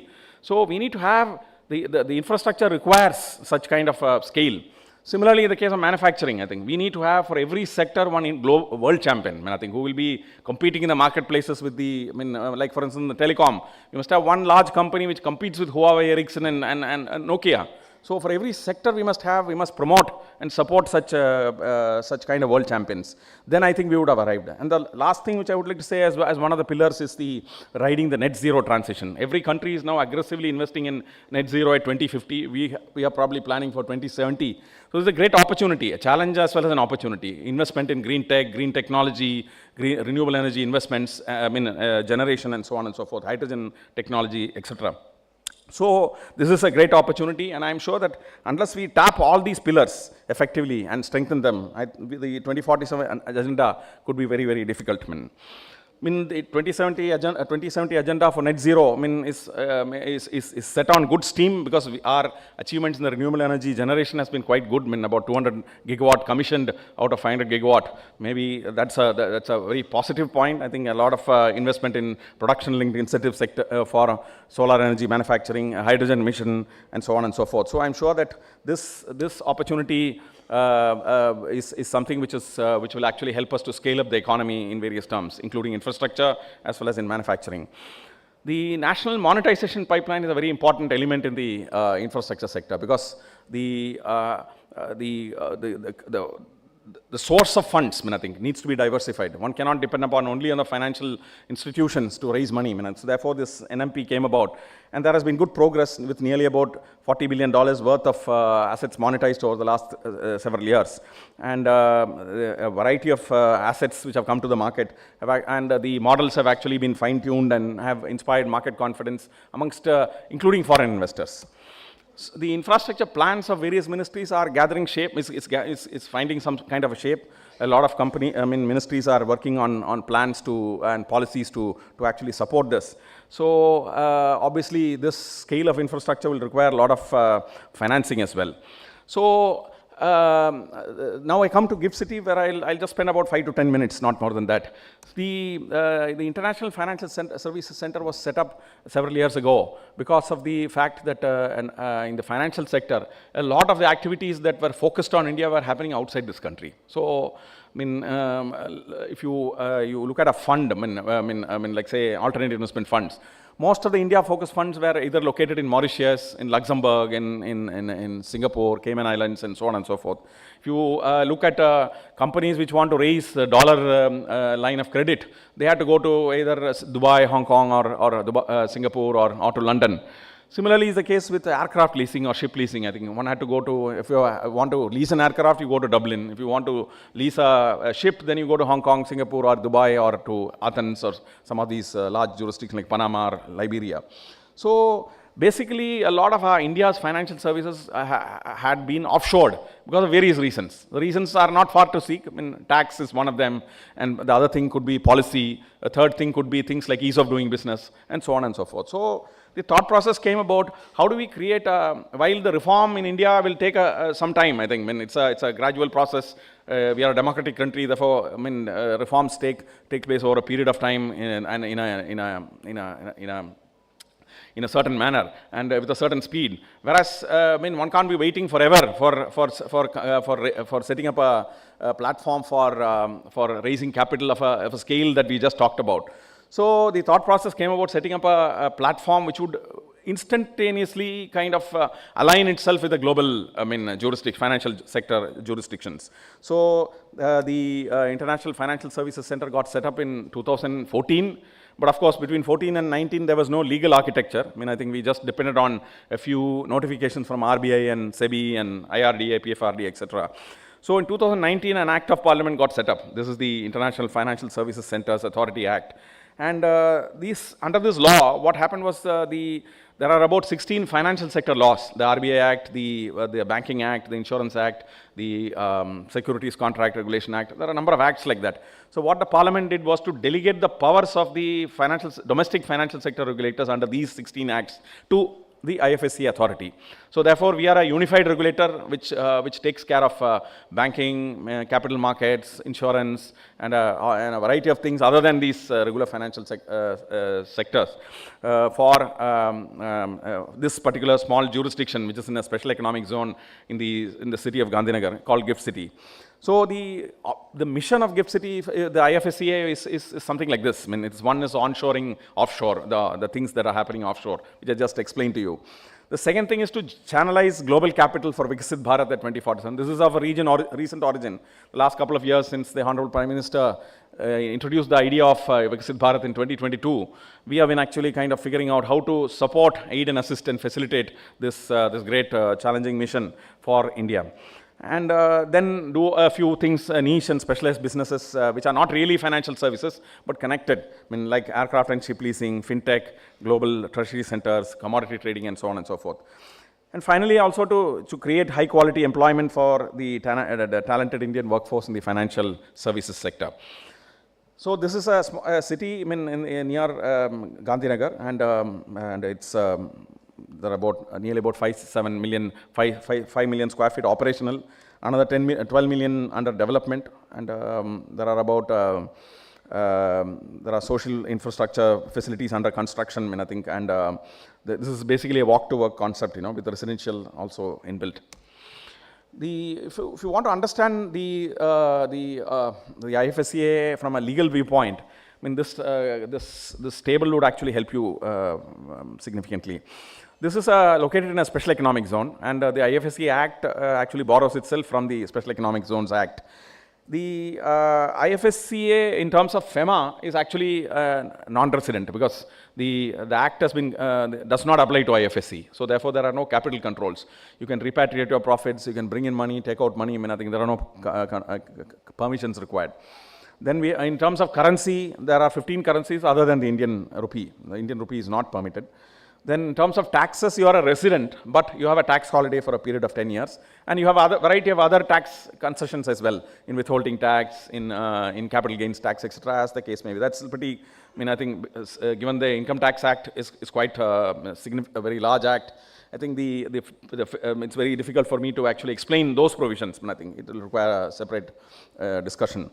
Then in terms of law, the other law, I mean, I think other laws, I think there are carve-outs. Like for instance, in Companies Act, about 50 sections of the Companies Act do not apply to IFSC. So like that, there are many sections of the law, various provisions of the law, which do not apply to IFSC, and that's how the construct of IFSC has been brought about. And of course, there is the standard competitive advantages of human resources, being the same time zone, the cost advantage, and in terms of the lower cost of real estate, and so on and so forth. If you look at what has been done in the last 5 years, I mean, we now have 16 Indian banks, 12 now there are 14 foreign banks in GIFT City, and all of them provide they are international banking units which offer the standard products. There are many products which are not available in India which are also offered here, like things like acquisition financing can be done. Then the banks also extend credit for hedging for hedge funds and so on and so forth. So there are a number of things which normally are not done in India but also are available because these are all completely aligned with the international practices. In the capital market, we have 2 stock exchanges and the complete ecosystem, which includes market infrastructure institutions. In terms of asset management, you have all these, the fund management entities and alternative investment funds and so on and so forth. So we also have a variety of niche institutions like the bullion exchange, the finance companies, aircraft leasing and ship leasing entities, international trade financing platforms, foreign universities as well, I think, and also service providers like the bookkeeping, accounting and taxation, financial service, crime compliance services providers for international companies, etc. I think. So we have, the advantage we had was that in 2019 when the delegation was done to us under the 16 domestic laws, we had an opportunity to completely do a clean slate approach, which we did. So therefore, the 31 regulations that we wrote since 2019 are not a cut and paste of domestic regulations. We looked at what other jurisdictions like Dubai, Singapore, Hong Kong did, and then took the best practices from them and then drafted our own regulations. So therefore, foreign investors today are more comfortable with our regulations because of the fact that there is more alignment with global financial centers. So therefore, the short point is that, I mean, because of the proof of the pudding is finally in the eating, right? I think therefore we may create any number of regulations, but we have to we can finally see that in the last 5 years, the kind of work that has been done, nearly about 720 entities have registered have been licensed or authorized by GIFT City by the IIFCL. The turnover on the 2 stock exchanges on any month is about 87 to $100 billion. They largely do derivatives on the Nifty 50 and so on and so forth. And then we have about banks whose total asset size is about $71 billion. The number of funds is about 137 fund managers managing about 200 funds. The total debt listed on the stock exchanges has crossed $63 billion. This is bonds. These are bonds, and including green bonds, etc. And then we have about 63 ship and aircraft lessors who have leased about 137 aviation or shipping assets. So these are some of the highlights. These are some of the entities which are currently located here. I mean, in GIFT City, I wouldn't want to go into that. So if you look at the tax regime, I think we have a tax holiday for a period of 10 years out of 15 years. The minimum alternate tax will apply if you have not adopted the new tax regime. Otherwise, it won't apply. There is no commodity transaction tax, no STT, no GST, and stamp duty has also been exempted by the state of Gujarat. There is a reduced withholding tax of 9% on interest paid on debt instruments. And there is a competitive tax regime for funds as well. Then, of course, if you are an employment generating unit, then you also receive incentives under the Gujarat ITITS policy. The banking sector, obviously, some of the very large banks here provide a variety of banking services, which include banking services and also a few other services like FPI services for foreign clients, etc., etc. If you look at capital markets, we have 2 exchanges, the India INX and NSE, along with a set of other institutions like clearing corporations, depositories, etc., etc. And they currently trade the stock index futures, I think like Sensex and the Nifty 50. They have very recently, the Ministry of Finance has also announced a direct listing of Indian companies in GIFT City, and the regulations are in place, and we expect a few companies who have a global agenda to come and list their stocks in GIFT City as well. The fund industry is also vibrant. For example, last fortnight we registered the 200th fund, I think, and the total investments by these funds into India has crossed $5 billion as of now. The total commitments they have raised is about $15 billion. This has been a very important vertical in GIFT City. There are all kinds of funds, VC funds, private equity funds, private debt funds, hedge funds, and there are 2, 3 ESG funds also who are registered with us, and an impact fund, and so on and so forth. So the ecosystem is growing and growing rapidly. There's also a sovereign wealth fund, the Abu Dhabi Investment Authority, which has also registered its fund in GIFT City. There is also a fairly fast-growing insurance and reinsurance vertical, which focuses on direct insurance, including life, health, general, and reinsurance as well. So this is also something which is focused on. So let me also say let me end by saying that, for whom this International Financial Service Center has been set up, this is number one for Indian corporates. The thought process of Viksit Bharat, the 2047 takes us to the point of how our Indian companies are going to become competitive. Indian companies will become competitive only if their inputs are competitive. The inputs are for a company is obviously finance. Unless finance can be procured at globally competitive rates, obviously, I mean, the Indian companies cannot be competitive by no stretch of imagination. So therefore, IFSC's journey has been to permit that cost-efficient access to capital. Therefore, our regulations are made in such a way that it doesn't add a layer of costs. I mean, the regulatory risks, I mean, is one layer which gets added to the cost of finance. So we have been trying to kind of keep it minimal to ensure that while we carry on the work of regulation, it does not add to the costs. So I will also stop here by saying that we also are in the business of sustainable finance. We have a credit market which has crossed about $2 billion with banks extending credit. Banks are mandated to extend 5% of their credit on green finance. We also have a ESG fund ecosystem. I think we have a ESG fund framework which ensures regulations and disclosures which enable the green companies to get the kind of trust in the markets. So far, about 3 ESG funds have been set up. Bonds have been listed here, and about out of the $65 billion bonds listed there, about $13 billion are green, sustainable, social, or sustainable linked bonds. So I'll stop here and request all of you, I think some of you who are interested should visit the International Financial Services Center and meet some of the financial institutions there. Then probably I think you may get a better idea of what obtains for you. We'll be very happy to work with you, and I'm very happy to see that some of the people here, including the Power Finance Corporation and other entities here, have raised finance in significant numbers from GIFT City, and we expect to actually to fulfill that gap for Indian corporates to raise finance at a very cost-effective manner. Thank you very much. Thank you very much, sir. I'll request MD IIFCL to please hand over a token of gratitude, Shri Rajaraman.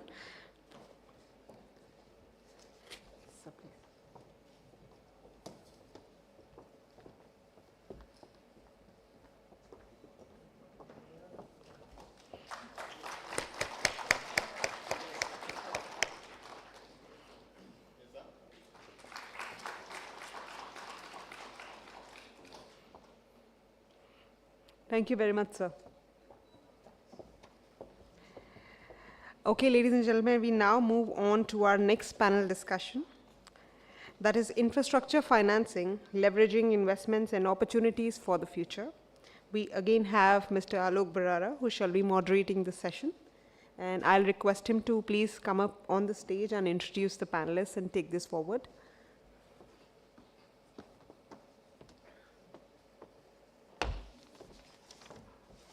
Thank you very much, Deepika. I'll quickly introduce each one of the panelists.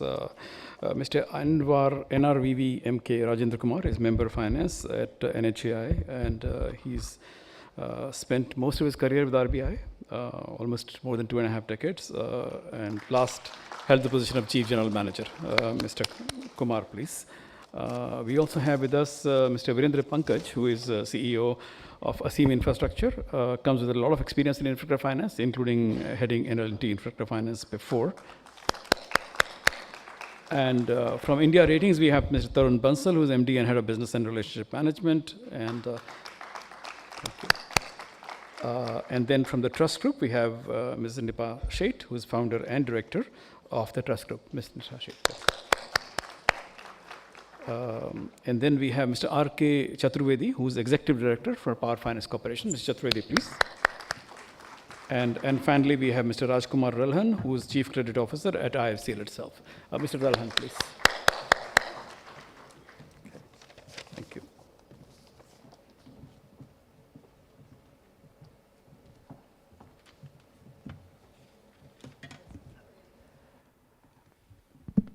We have about an hour or so for the panel discussion, and we'll try to cover as much ground as possible during these 1 hour or so. And the topics that have been given to me are tapping private and global investors for the Indian infrastructure sector, and leveraging international financial institutions and development banks for large-scale infrastructure projects. And what I'm hoping is we'll have a freewheeling discussion. and perhaps not very long answers. and that will hopefully allow for a more productive 1 hour that we will spend. So let me see how we go about this. The first question that we'll tackle really is perhaps what's the level of investment that we have from private and global investors, and where can we potentially go, and or more importantly, how do we go there? And let me go to Mr. Bansal. I think, Mr. Bansal, you might have some numbers for us in this regard. Just so that we know roughly what the context is. Yeah. So I think in the previous session also some speakers spoke. Infrastructure sector today is about a 30 lakh crore. So if you can speak 30 lakh crore book in the Indian market, and out of that, I think you see some global pension fund, each of them holding $8 to $9 billion. You know, the Canadians, if you look at the CPPIBs, the KKRs, each of them. Okay, I just wanted to get a sense of things. Mr. Pankaj, do you have any numbers to add here? Yeah, I think our run rate is now close to about $150 billion per annum is where we are.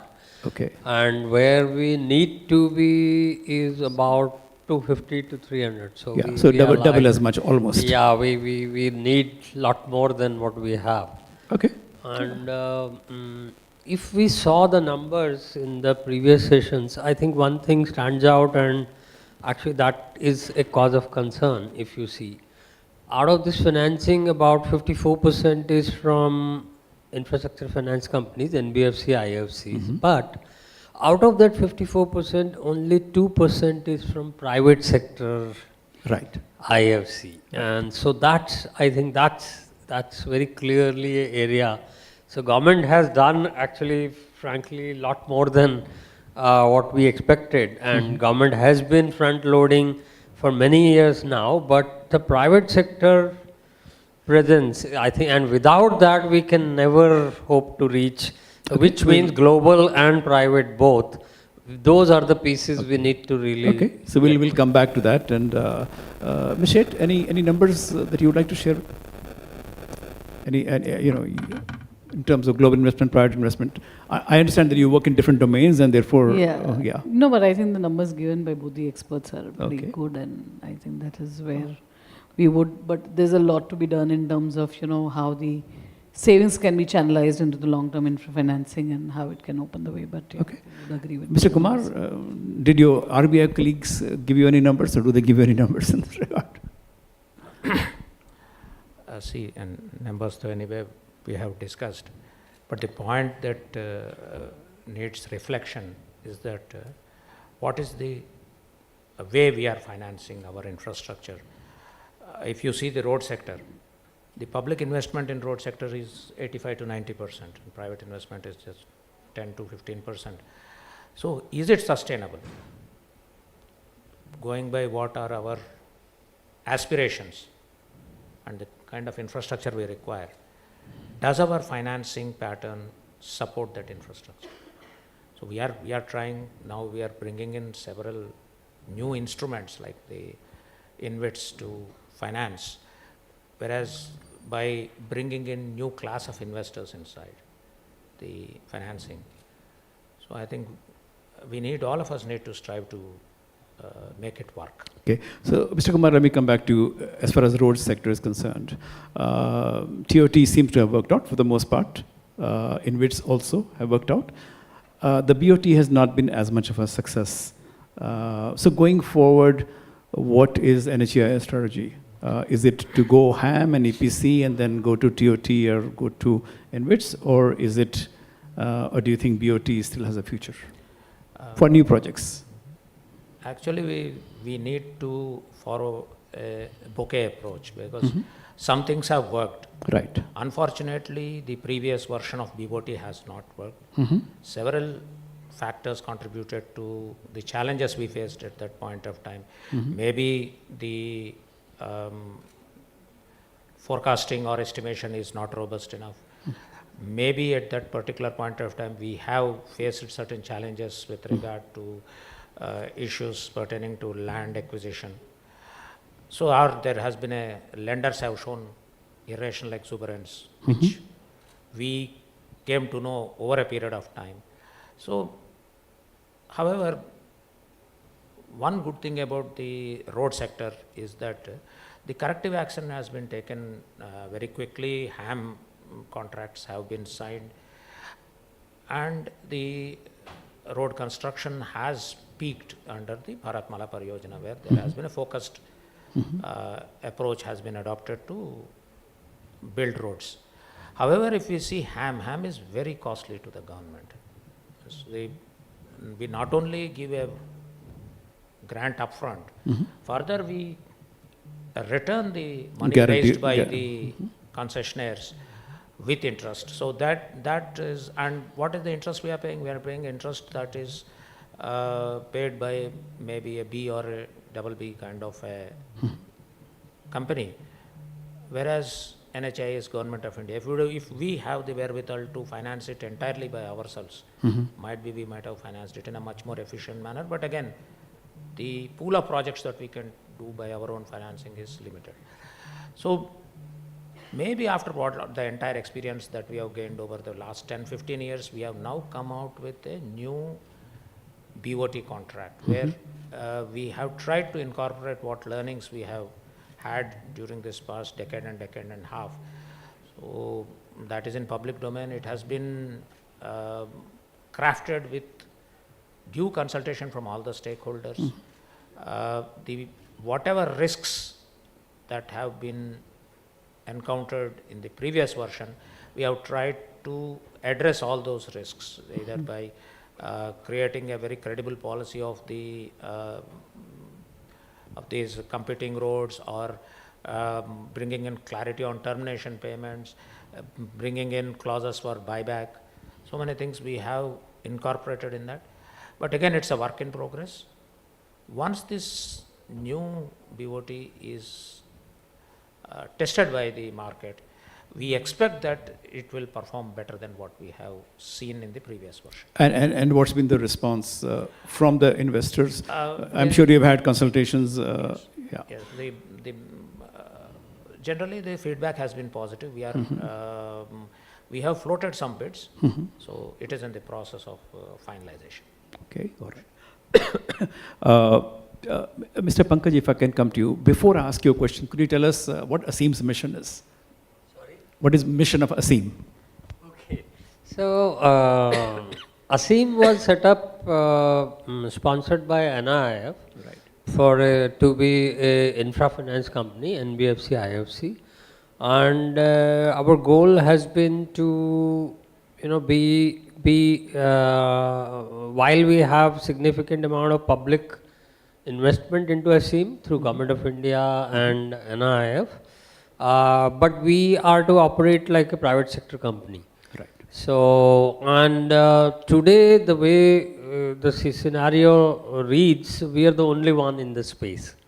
So everything else is directly public infrastructure finance companies. So our goal is to, catalyze debt into Indian infrastructure, and we run on the model of working with other players. So we work with everyone. I mean, we don't try to do deals alone. So we work with banks, we work with NBFCs, foreign banks, everybody put together and try to lead the deal. So our goal is to be one step ahead of where the market is, and then market tends to follow. So that's the path we are. Okay, and before I go to my questions, Ms. Sheth, again, if you can tell us about the trust group, what trust group does. I mean, everyone here is familiar with NHAI, and everyone here is familiar with, with PFC, but we thought you're too. Yes, so Trust is essentially a full-service financial house. So we are into the asset management as well as the investment banking and debt mobilization. But Trust has done extensive work on bond markets over the last 15 to more than 20 years. So we've actually participate in more than 50% of the total debt issuance in the country. And we especially do a lot of work for infrastructure and InvITs. fundraising. So that's, and state government and power sector And has this is been primarily on the debt basic. side or all on the debt size? No, this is on debt side, on the side. bond sides. And we work across all the kind of investors from family office to foreign institutions. Okay. So let me follow up with a question to you. What do you think needs to be done to get more private, I wouldn't say investment, but private funding, since you deal with that, or more foreign funding into the sector? So what from maybe your perspective, debt Yes. perspective. Yeah. Yes. So what we've seen over the last, especially 5 years, because we saw a very different era of infrastructure funding before 2018, and before the HAM projects came in, and road sector was the first, probably the first sector where we saw the change of infrastructure funding and the acceptance in the road market. Also the InvIT financing. Over the last 4 years, we've seen almost enterprise value of 5,50,000 crore being created in InvIT side. Now, out of that 5,50,000 crore, we still have a reasonably and a very big holding of foreign governments, and especially, a lot of funds from Canadian side, plus, KKR and likes are having a huge impact. What we haven't seen is the domestic channelization of insurance and pensions into that sector so far. It's been very minimal, and given the fund size today that we have a pension industry of almost 40 lakh crore and an insurance industry of almost similar size, I think a lot can be contributed, one on the InvIT side, second on the HAM. So operational asset, which as of now is also being funded by banking sector, can very easily go to the domestic sector to start with. I mean, we're not even coming to the family offices and the retail part, but I think even the institution bit. And for that, I think the policies need to be very much in sync when, whenever the new investment guidelines have come. So we have seen the regulator like SEBI, RBI are very forthcoming and are very fast in terms of taking decisions. But the investment piece of pensions and insurance are not working the same speed. Right. And I think if that gap is bridged, given that we are growing both those industries between 15 and 20%, could be a big benefit to the operational asset. And then we have a lot of funds available for the greenfield projects then. Okay, I'll come back to you with the bonds and things. Mr. Chaturvedi, PFC is the primary lender in the power sector. Now you've also started lending to other sectors as well. But in terms of the power sector, I mean, you're not only lending, you're also, you or your associated companies have managed the bid processes as well for some of the projects. So what are the things that you feel have been particularly successful in attracting private investment in the power sector? What has been more successful? What has led to success, for example, in transmission?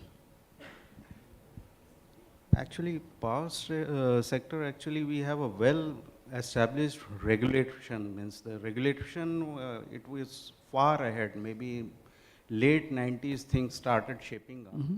So I feel that the best part was creation of CERC and all those transparent regulations. That has contributed a lot in making this sector mature, and what we are reaping the fruits of those things. And in earlier stages like designing the ultra mega power projects and all those things. So we have worked very hard, be it the ministry, be our consultancy arm, all those people, they have worked, the main leading bankers also at that time. So they have worked very hard on this internalization of the risks. So it is no more nobody is dependent on external some support or something. So I feel that has helped a lot in this success. And where do you see an opportunity for where do you see an opportunity for more private investment or more foreign investment? There is of course, immediate... Sir, if you can bring the mic closer to you, yeah. I don't have the exact numbers, but the immediate task which is looming over us, the power sector, is to create 500 gigawatt of capacity in renewable itself. Right. And the associated, these improvements in transmission sector, green energy corridors. Even if I pick up a state like Gujarat only, they have lined up maybe investment of around 1 lakh crore in next 3, 4, 5 years. So that is the opportunity. There is a huge opportunity. And do you see any challenges, or do you think this will come easily and smoothly? Challenges, of course, will be there. At central level, things have become more or less settled, but there is a lot of initiatives to be taken at the state level, and we at the policy level are also alive to the situation. Like the biggest challenge in the midway is the health of discoms. That is a very big challenge, and we are working on multiple fronts, like our RDSS program is there, or maybe this late payment surcharge scheme is there. So And is there a way for private investment in discoms, or is that a no-no politically? No, it has to happen. It has to happen. The work is going on the policy level to make this, has to be a separation between carriage and content. So maybe in near future, we may see multiple players in working in single area.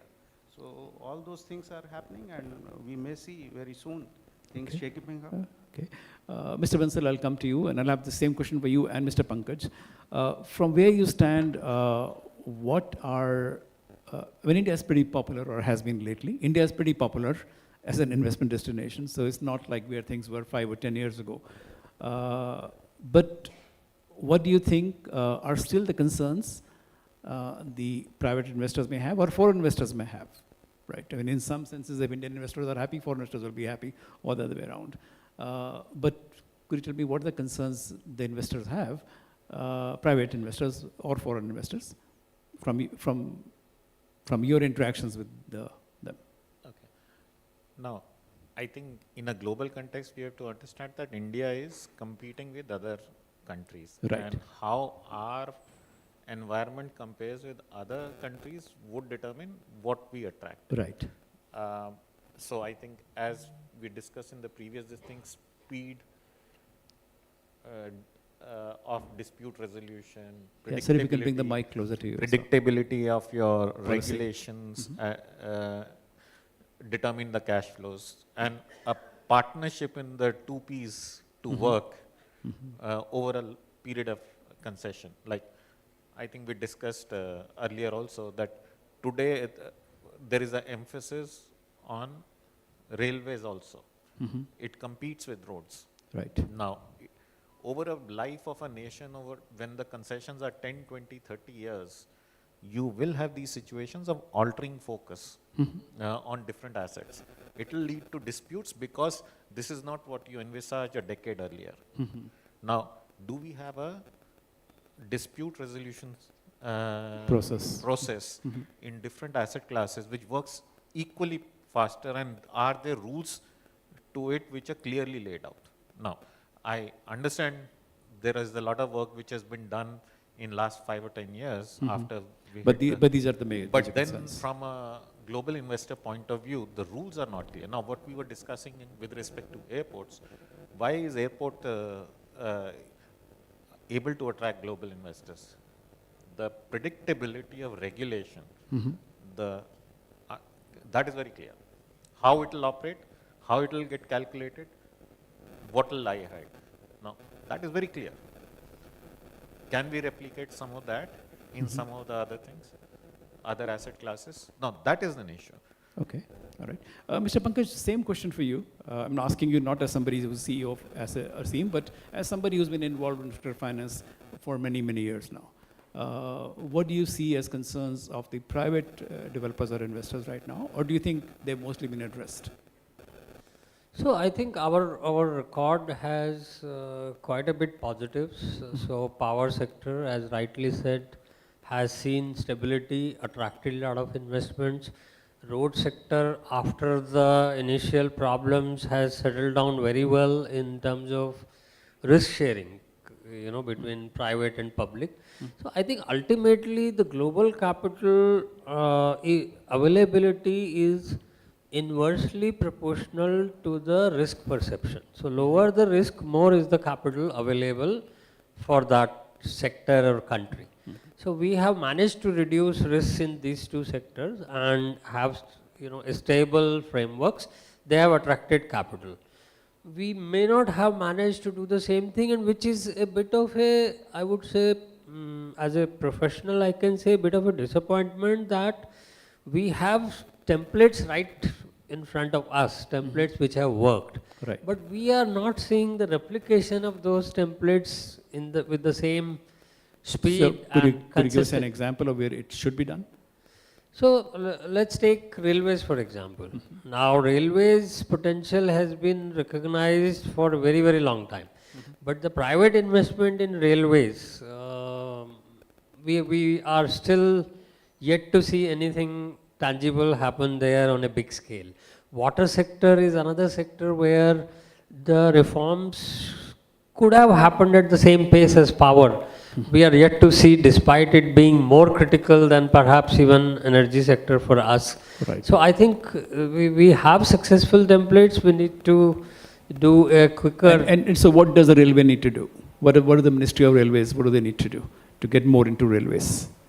No, I think it's about risk sharing ultimately, and we have NHAI's example. So we don't need to reinvent the wheel in terms of which risks are to be absorbed by the authority and which risks have to be passed on to private sector.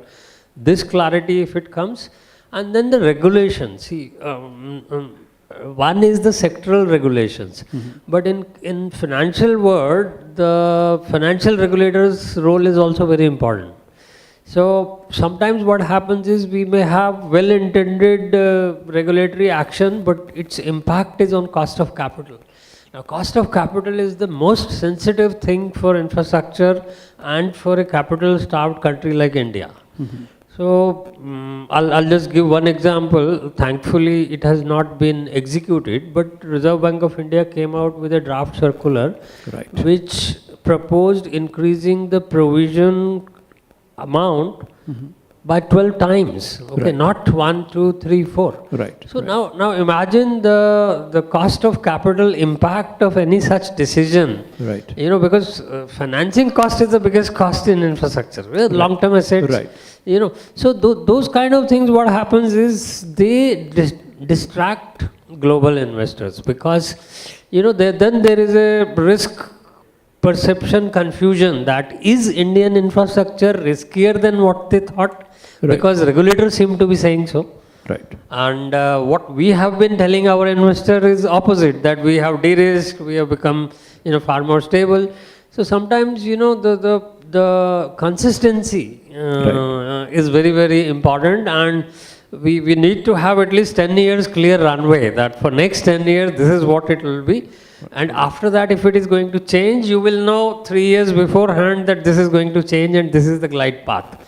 So predictability and consistency, I think, along with risk perception. Thankfully, we have not heard much about that circular after that, thankfully. Okay.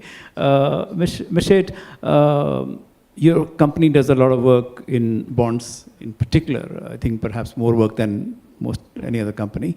So in that respect, what do you think needs to be done, or is it simply a matter of time to get more private, get more money from bonds for infrastructure projects? Yes, so I think what is, last 3 years have been a lot of work in progress. So we've seen institutions like IIFCL, NAPID, ASEEM, NIIF together able, on now PFC, REC as well. So, at least the infrastructure funding, which was almost absent in terms of operational asset, has started getting very competitive pricing. I mean, we can see for airports where, the funding was mid-teens, have actually gone down by 400 to 500 bips a point, which is making it very possible for people to do this. But there are two parts of this. So I think now we have an ecosystem where we at least have market makers. And where there are market makers, other market participants will always come in the market. We've also seen a beginning of repo markets, which is very important for any bond development. And I think that has also slowly and steadily come in place. From 100 crore daily, we've gone to 1,000 crore daily. But, there is a system which has come in place. However, as I mentioned earlier, the pension and insurance money getting into the sector is very very important. A good part is at least the renewables and ESG. I think there's a lot of foreign capital which is now willing to come almost at your performing credit, which is 9.5 to 10%, which was earlier not available. Though it is not available for the other sectors even today, but I think at least there's some amount of capital which can come in renewable energy. Otherwise, I think for the foreign capital, the biggest issue is still the, the cost, because the expectation in dollar terms is much higher. And that, given our bank credit numbers, most of the private sector promoters are not willing to pay. Right. Or, it is not coming in the model because the ratios or the spread which they pay in the banking line is much lesser. So unless that spread changes, or we have a huge benefit of the inclusion of index, where you have a benefit in GSEC, and then you have a benefit which comes to the credit market as well. I think the foreign investment in a pure credit other than the ESG will take some time. However, I feel InvIT is almost working like an equity, so the returns are more like an equity, but it doesn't have the risk of those equity because most of them are operational assets. So that is a good proxy, and therefore you probably see a lot more global investors there. So I feel in global investments we are a little away, but I think next 1 to 2 years, if we channelize the domestic investments, we have a fantastic pool of capital which can come in here. Okay. And given that, Indian indices are now in the global piece, that actually, that capital can be freed from the domestic and go into the infrastructure segment, which requires long-term capital. Okay. Mr. Chaturvedi, if I can come to you next. What's the future role of an organization such as yours? Whether it's, when I say such as yours, I mean PFC, REC, etc. And, we've seen you go in different directions. So could you give us a sense as to what future is there, what can we expect in future from PFC and REC? Well, our main role will always be in the energy sector. That will always be there because we are there to take the prime responsibility. Till we are already having the target for net zero and all associated works. So that will always be there, and we want to be a DFI in that sector. To fulfill those such a big assignments, we anticipate to get some DFI status and do, because the investments and all those things requirements are very high. And of course, as of now, since September 23, we were given this mandate for infrastructure finance. So seeing and the mandate we have got and the size of our loan book, where we have already some large leverage to fund in infrastructure sector also. So we will try to play. And what made you go into that area? Is that because you felt you had enough capability, or there wasn't enough demand from energy sector, or? No, we have the, means that's what the prime thought, that we have the capability. That's what we think, because our project appraisal, we feel that it has got a big strength. We have got a strong appraisal mechanism. So that we felt that infrastructure sector also, we should play a major role filling up the gap. Okay. And already in this, till now, we have sanctioned around 90,000 crores of loans, and our loan book has gone up to maybe 10,000 crores. Okay, this is in non-power sector? Non-power. Non-power sector, okay. And what are the sectors that you've invested in, and what are you looking at? We have covered road, of course. Roads are the major. Then airport is also, airport we have covered. So these are the two major areas are there. And then associated like these water management systems, and these areas also we have touched upon. Okay. Mr. Kumar, I'm going to ask you a couple of questions now. But before I ask you those questions, I just wanted to understand from you, what are the financing sources right now for NHAI? Just to give us a sense in terms of... Now we have become purely an agency that is funded by budget. So most of the NHAI budget is financed by Government of India. Okay. And give us a scale of that. So what is it for this year? This year, NHAI budget in totality is around 2,20,000 crores. Okay. And practically nearly 2 lakh crores comes from the government. It comes in two ways. One, it comes in form of investment into NHAI, which is a capital grant from Government of India. Right. Plus, we also execute certain works on behalf of the Ministry of Road Transport and Highways. Right. So some funds flow from that.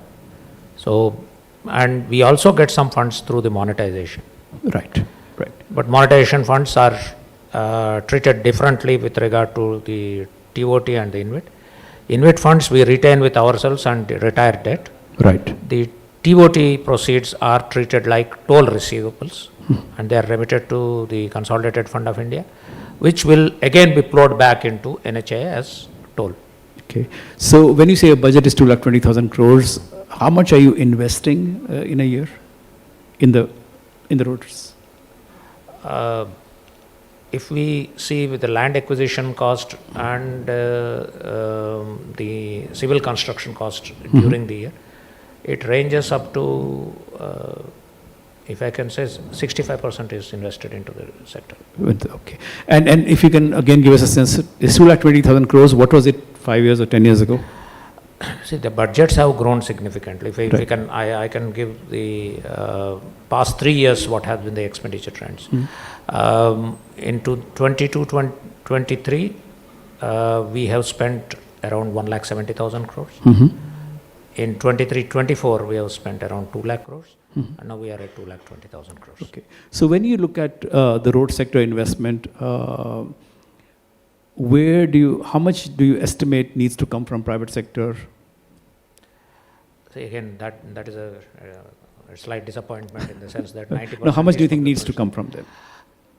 See, in an ideal scenario, maybe 60-40, 60 from the public side and the 40 from private investment, but then that's not happening. Right. Maybe if the BOTs and TOTs pick up, maybe that would ultimately move to that. Okay, and when you get that money from private, does that mean the government budgetary support comes down, or does that mean you're able to do more? See, we are again a developing country and the network is expanding. So it would take some time for us to have a stable network. So we are estimating maybe, one estimate is that we will be constructing roads for another 10 to 12 years. Yeah. Okay. And then the network will stabilize at that point of time. And then we will slowly move to maintenance and the asset transfers. And would it be fair to say that right now more of a private investment is happening on the monetization side rather than on the greenfield side? Yes, that is how it is. That's okay, all right. Okay, so let's move to the role of leveraging financial institutions. Of course, we have already with us one such institution, and leveraging also other institutions. Mr. Pankaj, if I can come to you, because NIIF, a lot of institutions are involved with NIIF, and you could argue in some ways NIIF itself is an institution of sorts. So how can we leverage better international financial institutions as well as development agencies? There's an ecosystem there, right? There is NAPFID, there's IIFCL, there's NIIF, and then there are ADBs and World Bank, etc., etc. So who does what? So I think probably it will be good to have a sharper mandate clarity for public money. Like role of public money in an ideal scenario should be to lead, prove a commercially workable model, and then vacate that space for private sector to come in, and then move on to the establishing the next model. So sometimes what might happen due to various reasons is that these roles get mixed up with public money also doing the same thing which private money is already doing. Right. Then the incremental value of public money accruing to the country is not, so it's again about leverage. So I'm looking at leverage not in conventional sense. Right. I'm looking at leveraging public money to bring in more private money with a very clear roadmap that once you have proven the model, then let it be taken over by private sector, and you go on to prove the next model. So that way what will happen is that public money will be able to set to work as a role model for private and global capital to come in, and not be used to do something which can be done easily by other people. Okay, so could you give us some examples of what should happen? For example, once the model, let's take HAM. When HAM came for the first time few years back, I remember, there was a bit of a hesitation on parts of banks and everybody because it was new and they had some rough experiences earlier. So once we started underwriting HAM, after figuring out that this is a very good model, after that everybody in the market now picked it up, and now it happens very comfortably. Right. So there is no need for the DFIs to keep on doing it now because it is proven, tried and tested. Right. So now what would we want DFIs to do perhaps is to finance the first BOT2, and then lay the roadmap for people to follow. I think that's the way. So there needs to be sharper differentiation between the role of public and private money, in my opinion. Okay, Mr. Bansal, I think he has something to say. Yeah, I think,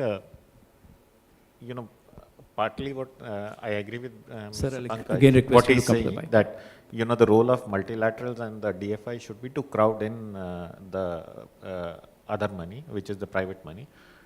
Now, I'm also coming to what Mr. Kumar was mentioning, that the private investment is low and public investment is higher in the roads. I think the issue from a credit perspective, coming from a rating agency, when you're looking at BOT projects, now look at 10 years back, the BOT projects were rated BB, single B and thereabouts. That's the nature of the beast. You can't take away that unpredictability, but because of whatever reasons. You will need suitable credit enhancers. Now, the DFIs, the multilaterals, they know how that thing works and they have seen that. Now, if you can use them for credit enhancement purposes, what are you doing? You're freeing up the banking money. It's a multiplier effect. It's not a lender effect. Now, if you're using a 10 rupee capital to credit enhance, the system effect might be 100 rupees. Vis-a-vis, if you lend only, it might be 30 or 40. So what are these examples of enhancements? Guarantees or what else? Credit enhancements can be through variety of ways. It's not only partial credit guarantees, it can be as good as a hybrid debt. It can be a subordinated debt, clearly subordinated. So a mezzanine piece, which is a layer between equity and debt. What is the issue in the country? I think we are all talking of debt, organized by IIFCL, so I don't want to take away that. But the issue is in the country, lack of equity. We are still a developing country. Equity is still not freely available. If you look at last year also, look at what is the amount of capital raised. We are talking of infrastructure financing. Anyone can tell me what is the amount of equity raised by construction companies or road companies, if that is the opportunity. It is not even few 10,000 crores or in that range. Right. So issue is, So let me ask you a question that might be very stupid. Somebody does an InvIT or somebody does a TOT, right? In a way, isn't that money being raised by those developers? I mean, if PNC Infratech or any such company does an InvIT is monetization of equity. I understand, but my point is, in a way, the developer in one way or the other is raising equity, right? Correct. That is true. So that's why, in a way, it is giving that segment of money. Yeah. But then, InvITs are not taking the BOT projects at the moment, Right, nor are the developers taking BOT. But is it simply the fact that there are sectors or projects which involve a lot of risk when they're in the greenfield stage, and maybe the government, NHAI certainly seems to have said, okay, this is what's going to happen. We are not going to get BOT. Let's do TOT or let's do InvITs, and that's the way to get money to fund. Sorry, yeah. TOT is a far predictable model than a BOT. And I guess less expensive. And less expensive. And less expensive. Yeah. That HAM is clearly expensive. Right. Yeah, HAM is expensive. Yeah. HAM is expensive. Yeah, go ahead, sir. That is exactly the issue that we need to tackle. Right. Because we have, let me share our experience, what we did with our InvIT. It is sponsored by Government of India. We have created that InvIT. On debt side, there is absolutely no dearth of people. People want to lend. There is, if the requirement is 1x, people are there 10x to give the debt. We are having real problem in selling the equity. Now, this is when two anchor investors have come from, the Canadians have come, they have taken up 50% of the equity. NHAI sponsor has taken up 15% of equity. 65% of the equity we have kind of tied up. To take 35% of the remaining, we are really having a lot of issues. People are not that forthright to come. And why do you think that's happening? Again, the regulations play their own role. There's a lot of funds available with insurance companies. There's a lot of funds available with the pension funds. There's a lot of provident fund. Capital is there. However, the regulatory environment is not, I should not say it is not conducive, it is not that conducive for the companies to invest in these instruments. Maybe it will take time for them to assess the risk. Today we are treating this as a pure equity, which it is not. It's a quasi-equity. So then does the regulator need to look at it in a different way? Again, it's a question that the regulator has to answer. When you say regulator, you mean SEBI? No, means general regulator, SEBI, that way insurance companies, pension funds are having a bigger issue in investing because they cannot go beyond a particular, a very small cap, means in that sense. So before I go to Ms. Sheth, because I think she has something to say, I can sense from her. But the people, you said people are not taking up equity, and so which are the class of investors that you would want who are not there yet? No, the pension funds and the provident funds, because this, as equity investors. Yeah, as an equity investors, because this is a place where we don't have any inflation-linked products in the country. Right. So the toll revenues are linked to inflation. There's an inflation pass-through. These are long-term investments. So this is ideal for the pension fund or an insurance company or a provident fund to invest in it, albeit with their own internal risk management guidelines. We don't expect them to have a large exposure, and why do you think they are not coming in? Again, there are the caps on the investment, which need to be looked at. Right. But I understand that as far as InvIT-related caps are concerned, they're nowhere near the caps, if I'm not mistaken. No, they cannot participate in, because we are coming in the public issues, okay. And then there is in a single issuance there is a limitation to which even the large investors have to come. Then it works in the other way around also. For an LIC, coming in for 200 and 500 crores, it doesn't for them it doesn't really make sense to have this kind of a due diligence done for a 500 crore, which anyway they can simply go into a state government auction and get it. All right. Ms. Sheth has been listening to all these questions and she has answers for all of these. Yes, go ahead. I really don't have answer, but I've looked at NHI InvIT. I think somewhere the entire InvIT industry actually benefited a lot when the NHI and PGC InvIT came in. Because, as an asset class, it started getting accepted. Regulator also did put in a lot of guidelines for us, either in insurance or pensions to do. And the first round was easy because there was a lot of, most of them, I mean, NHI of course has 50%, but even the other InvITs has a significant investments by Canadian pension. I think what needs to be looked at, I think Canadian exposure to India in terms of equities become quite significant. Given that route needs to be growing at that level, I think we need to replace the alternate investor in a hurry now.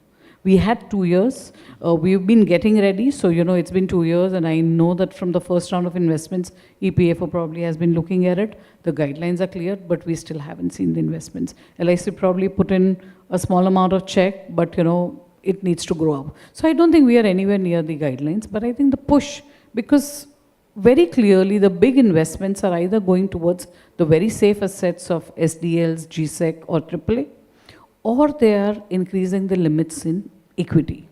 But the focus on infrastructure funding and InvITs and REITs has to be so much more in terms of the time gap. Because now, the platform for raising funds have, and the methods. So what SEBI has done, what it has to do, they've done significantly. I think now it is the investor push which we require, that they need to probably do this, and they've given fantastic return. I mean, if you see, the returns have been, in excess of 10.5% to 12% for most of these InvITs. So I think that's a missing gap. So when you say investor push that's required, as in push for investors from the sponsors, or push from the government, or? I think maybe a little nudge in terms of, an option, either being optional. Today you have a 5% optional investment possibility in a REIT InvIT. If that becomes maybe a compulsory investments, things will change. Okay. Mr. Pankaj, your thoughts on what you've been listening? Anything that strikes you as something that you agree with or disagree with strongly? I think, yeah, one part I agree that we have not fully leveraged our own domestic pool of capital. We have got pools of foreign capital from certain segments. But our domestic capital and our EPFO is one of the largest pension funds in the world. It's not small. So I think that there is a need for a directed minimum investment. Maybe that's the way it can start off. And thereafter, once the experience gets built up, the expertise gets built up, it can be like. And why are they so hesitant? I mean, the talk has been going on, I think, for 7 or 8 years now, if I'm not mistaken. Yeah. I think they find comfort in investing in public paper, SDLs, state, where they derive somewhat similar kind of a yield, and that there is very little perceived risk of, from a career point of view as well. Yeah, because, in the past we have had 1 or 2 accidents which led to extra conservatism, on their side. For many years, actually, they were not investing in any private sector paper. So, which has subsequently opened up. So, there is a lot more comfort which is derived in following the laid out easier option of lending to various government entities rather than coming. Mr. Chaturvedi, within the energy sector, which are the sub-segments or segments where you feel there can be more private investment than there is?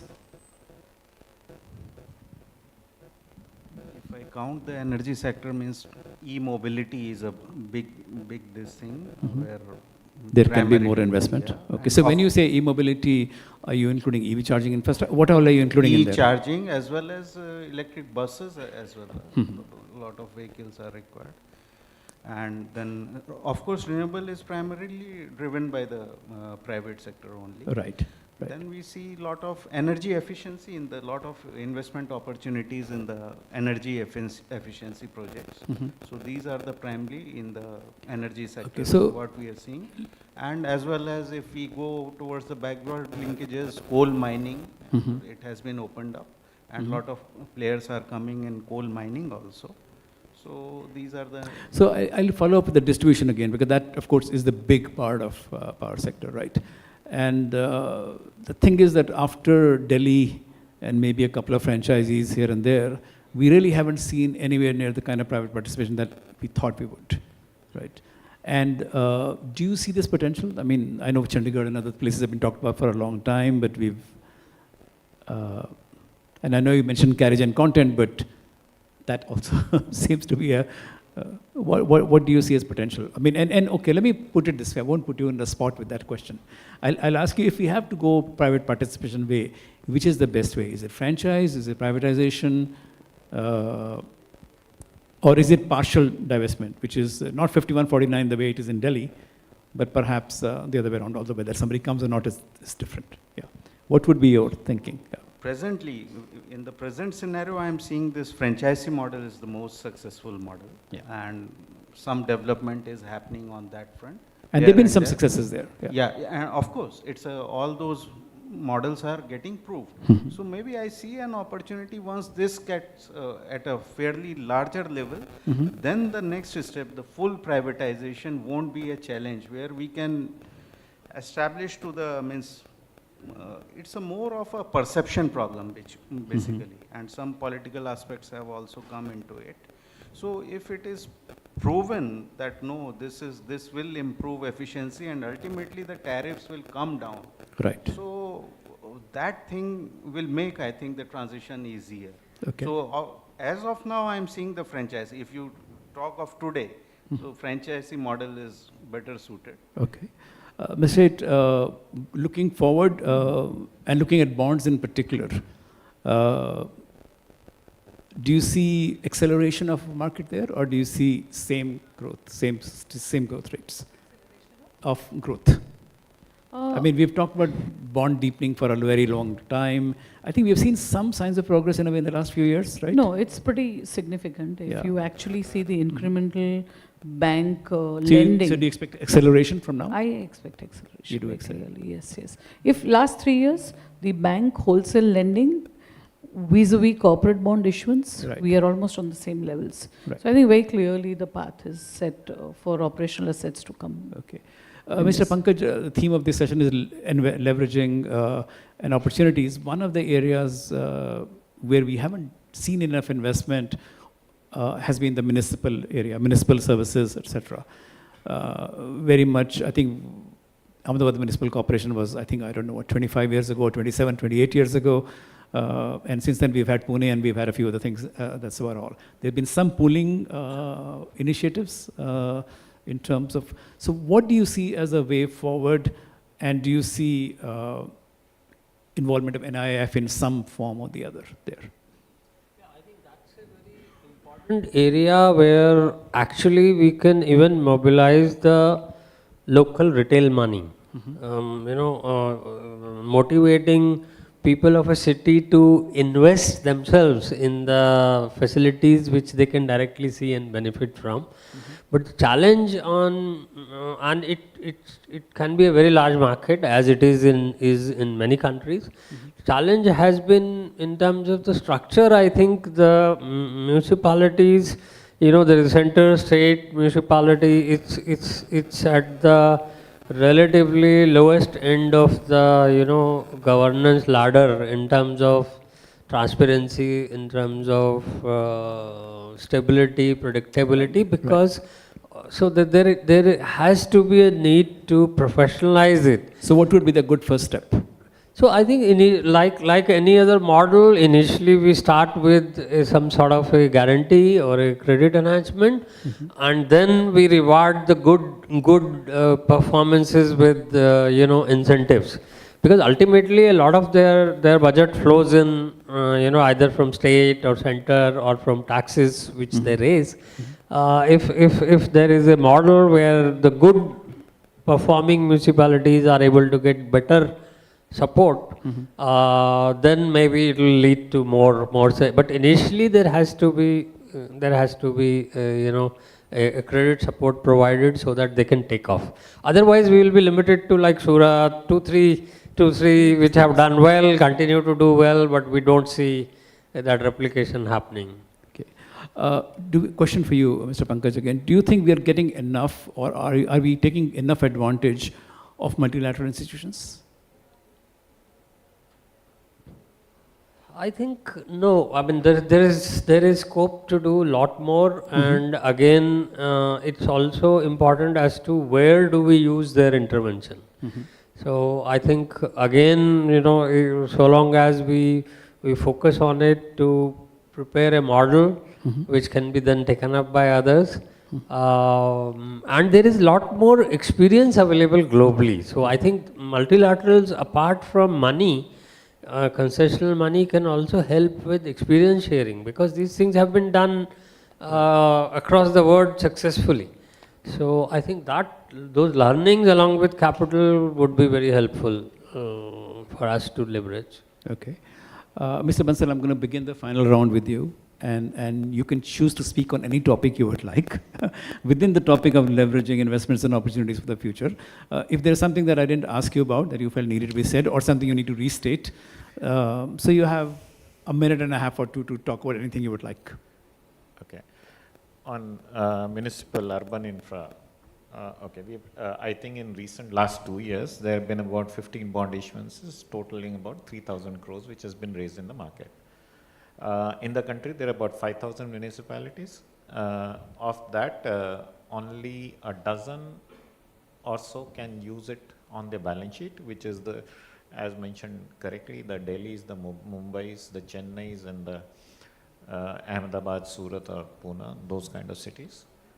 The next dozen will go with some kind of internal credit enhancement, revenue escrow, property tax escrow and stuff like that. The balance, which is like almost 95 or 98%, will have to go necessarily through pool financing. Right. When you have to look at pool financing. And pooling with others in the state or pooling across the states? You can do it within the states. So there have been two or three examples. Tamil Nadu did a pool finance about 10 years back. Karnataka has a pooled sanitation fund at a state level. Rajasthan experimented with the pool finance. Now, pool finance, all these things require a lot of governance reforms, the way we run this tier of government. The capacity buildup is the biggest issue, and it is not otherwise. Now, if I say Bombay is sitting on $10 billion of cash, and anyone from Bombay, I think Nipa is from Bombay on the panel, and she can tell me, is it really livable from a municipal service delivery point of view? Which is, are we getting the best sanitation, the water and the roads, whatever is the municipal area. And if you were a shareholder of a private company with a $10 billion of cash and the service is as good as what Bombay is, what will be the natural reaction? So she's smiling, I can figure out. Okay. She's going to fire the CEO that you're not investing enough and letting the...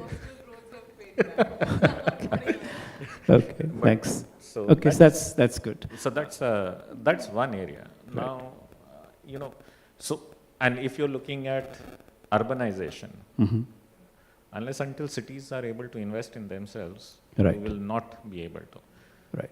Second point is, I think what partly Nipa also raised it. In last 10 years, all foreign capital directly into capital markets on the bond side has come only on the G-Secs as an investment. Right. Very few has come down below.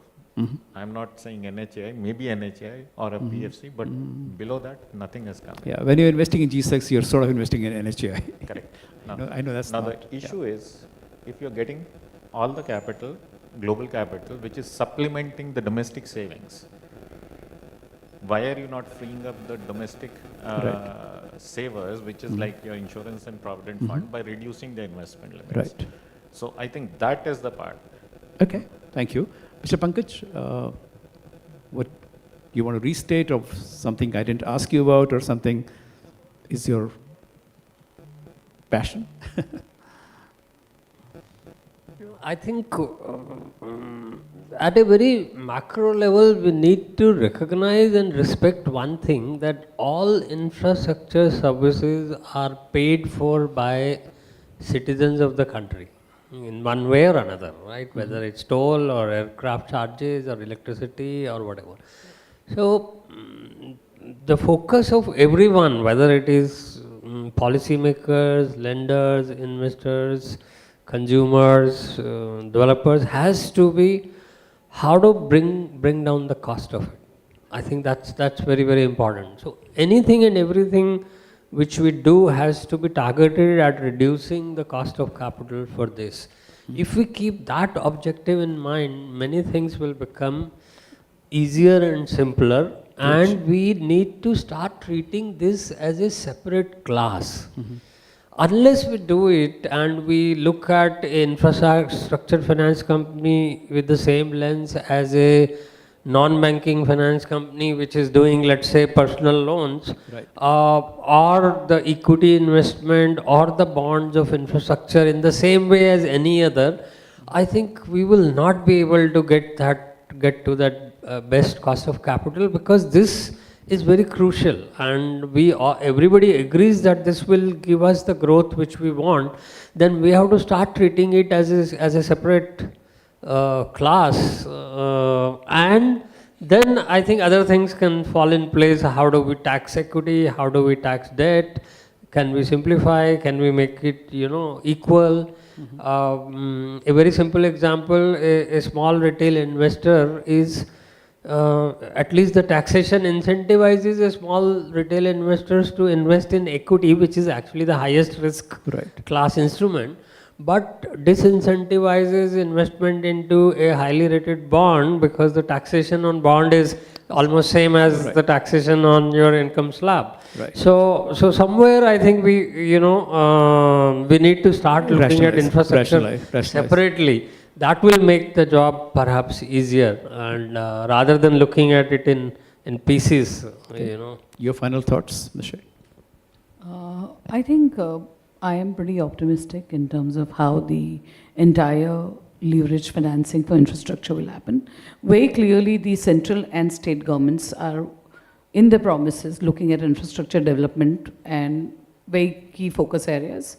Slowly and steady, I think all the funding issues or the model issues which we had has been very prudent, and I think have been corrected to a very significant. You have a diversified instruments including InvIT, REIT, AIF, mutual funds, direct bonds, cleared and gift city, which allows international access to. I think airports, power, roads have been broadly cleared in terms of the risk, and also the laws have been put in terms of how the resolution will happen in terms of going wrong. So I think I think the moment you have the global rate stability, we will see a lot of inflow because there are very few countries who can absorb this kind of capital.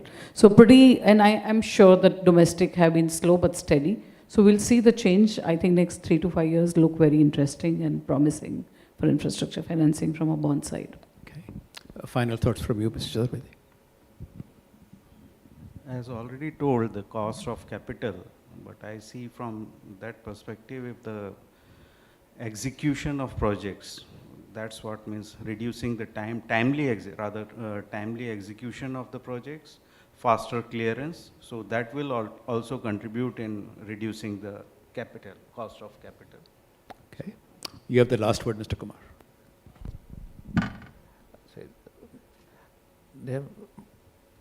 When I look at this, the requirement of finance and how we are financing our infrastructure, my thoughts come back to one point where the cornerstone of any infrastructure financing or any financing is that those entities that have the ability to bear the risk have to efficiently do that. Mm-hmm.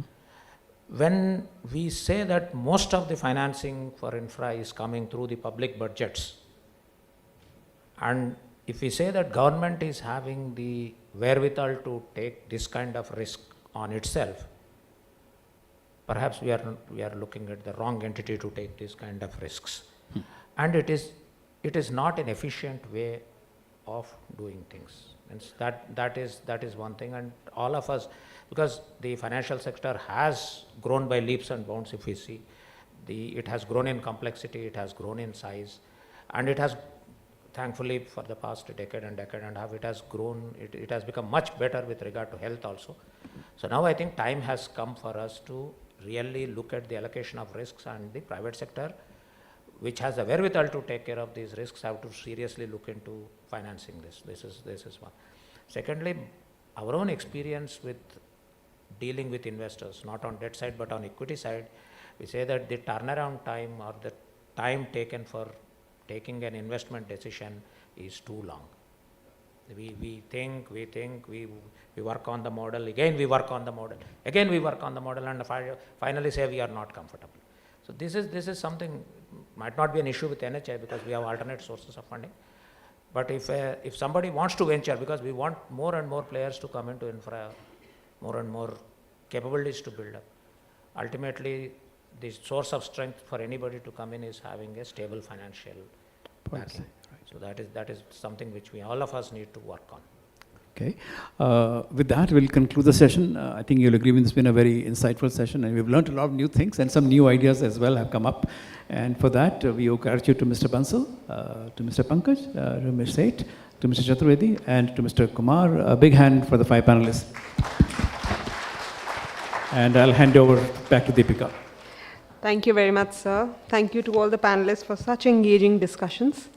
I'd request CGM CFO IIFCL, Shri Rajiv Mukhija, to please come on the stage and hand over the mementos to the speakers.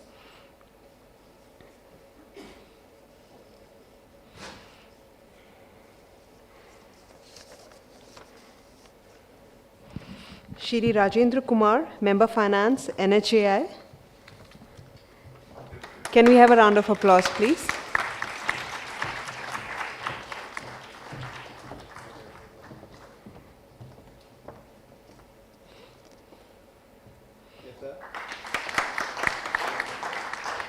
Shri R.K. Chaturvedi, Executive Director, Power Finance Corporation.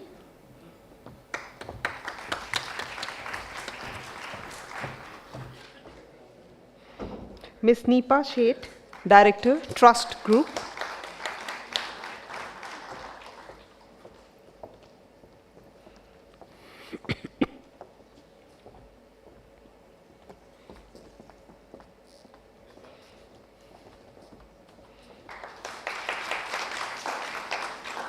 Shri Virendra Pankaj, CEO, Aseem Infrastructure Finance.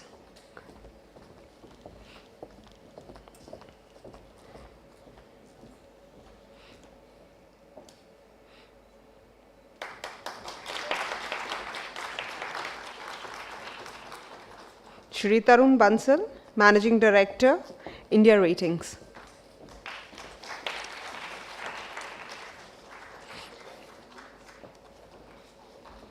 Thank you very much, sir. Can we have a group photograph, please? If you can please come in the front.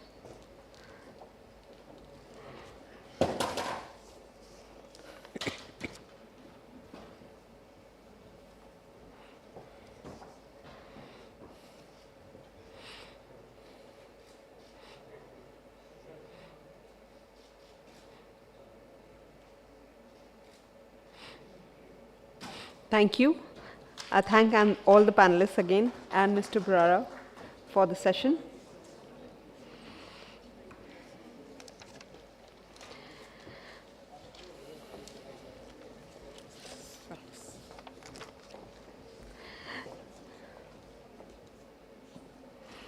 Thank you, sir.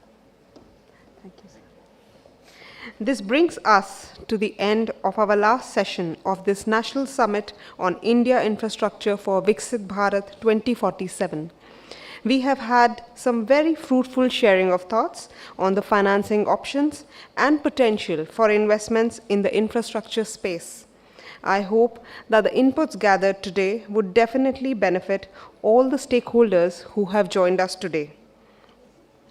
On behalf of the entire IIFCL family, I would like to thank our guests for the day, Secretary DFS, Secretary Ministry of Civil Aviation, Additional Secretary DFS, and all other eminent panelists for taking out time to be with us today and for sharing their thoughts. Let me also take the opportunity to thank all our partners for presenting their projects as part of the exhibition as part of this National Summit. All the representatives from the Indian government, infrastructure developers, banks, multilateral institutions, and last but not the least, the media fraternity for their coverage today. It has been an absolute pleasure hosting you all today. Once again, thank you all for being an integral part of this National Summit and making this 20th Foundation Day of IIFCL special. As we continue to build the foundation of the nation, we close the day here. Until we meet next time, have a good day and wishing everyone a very happy new year. Thank you, everyone. Tea is served outside in the hall. You may please join us. Thank you.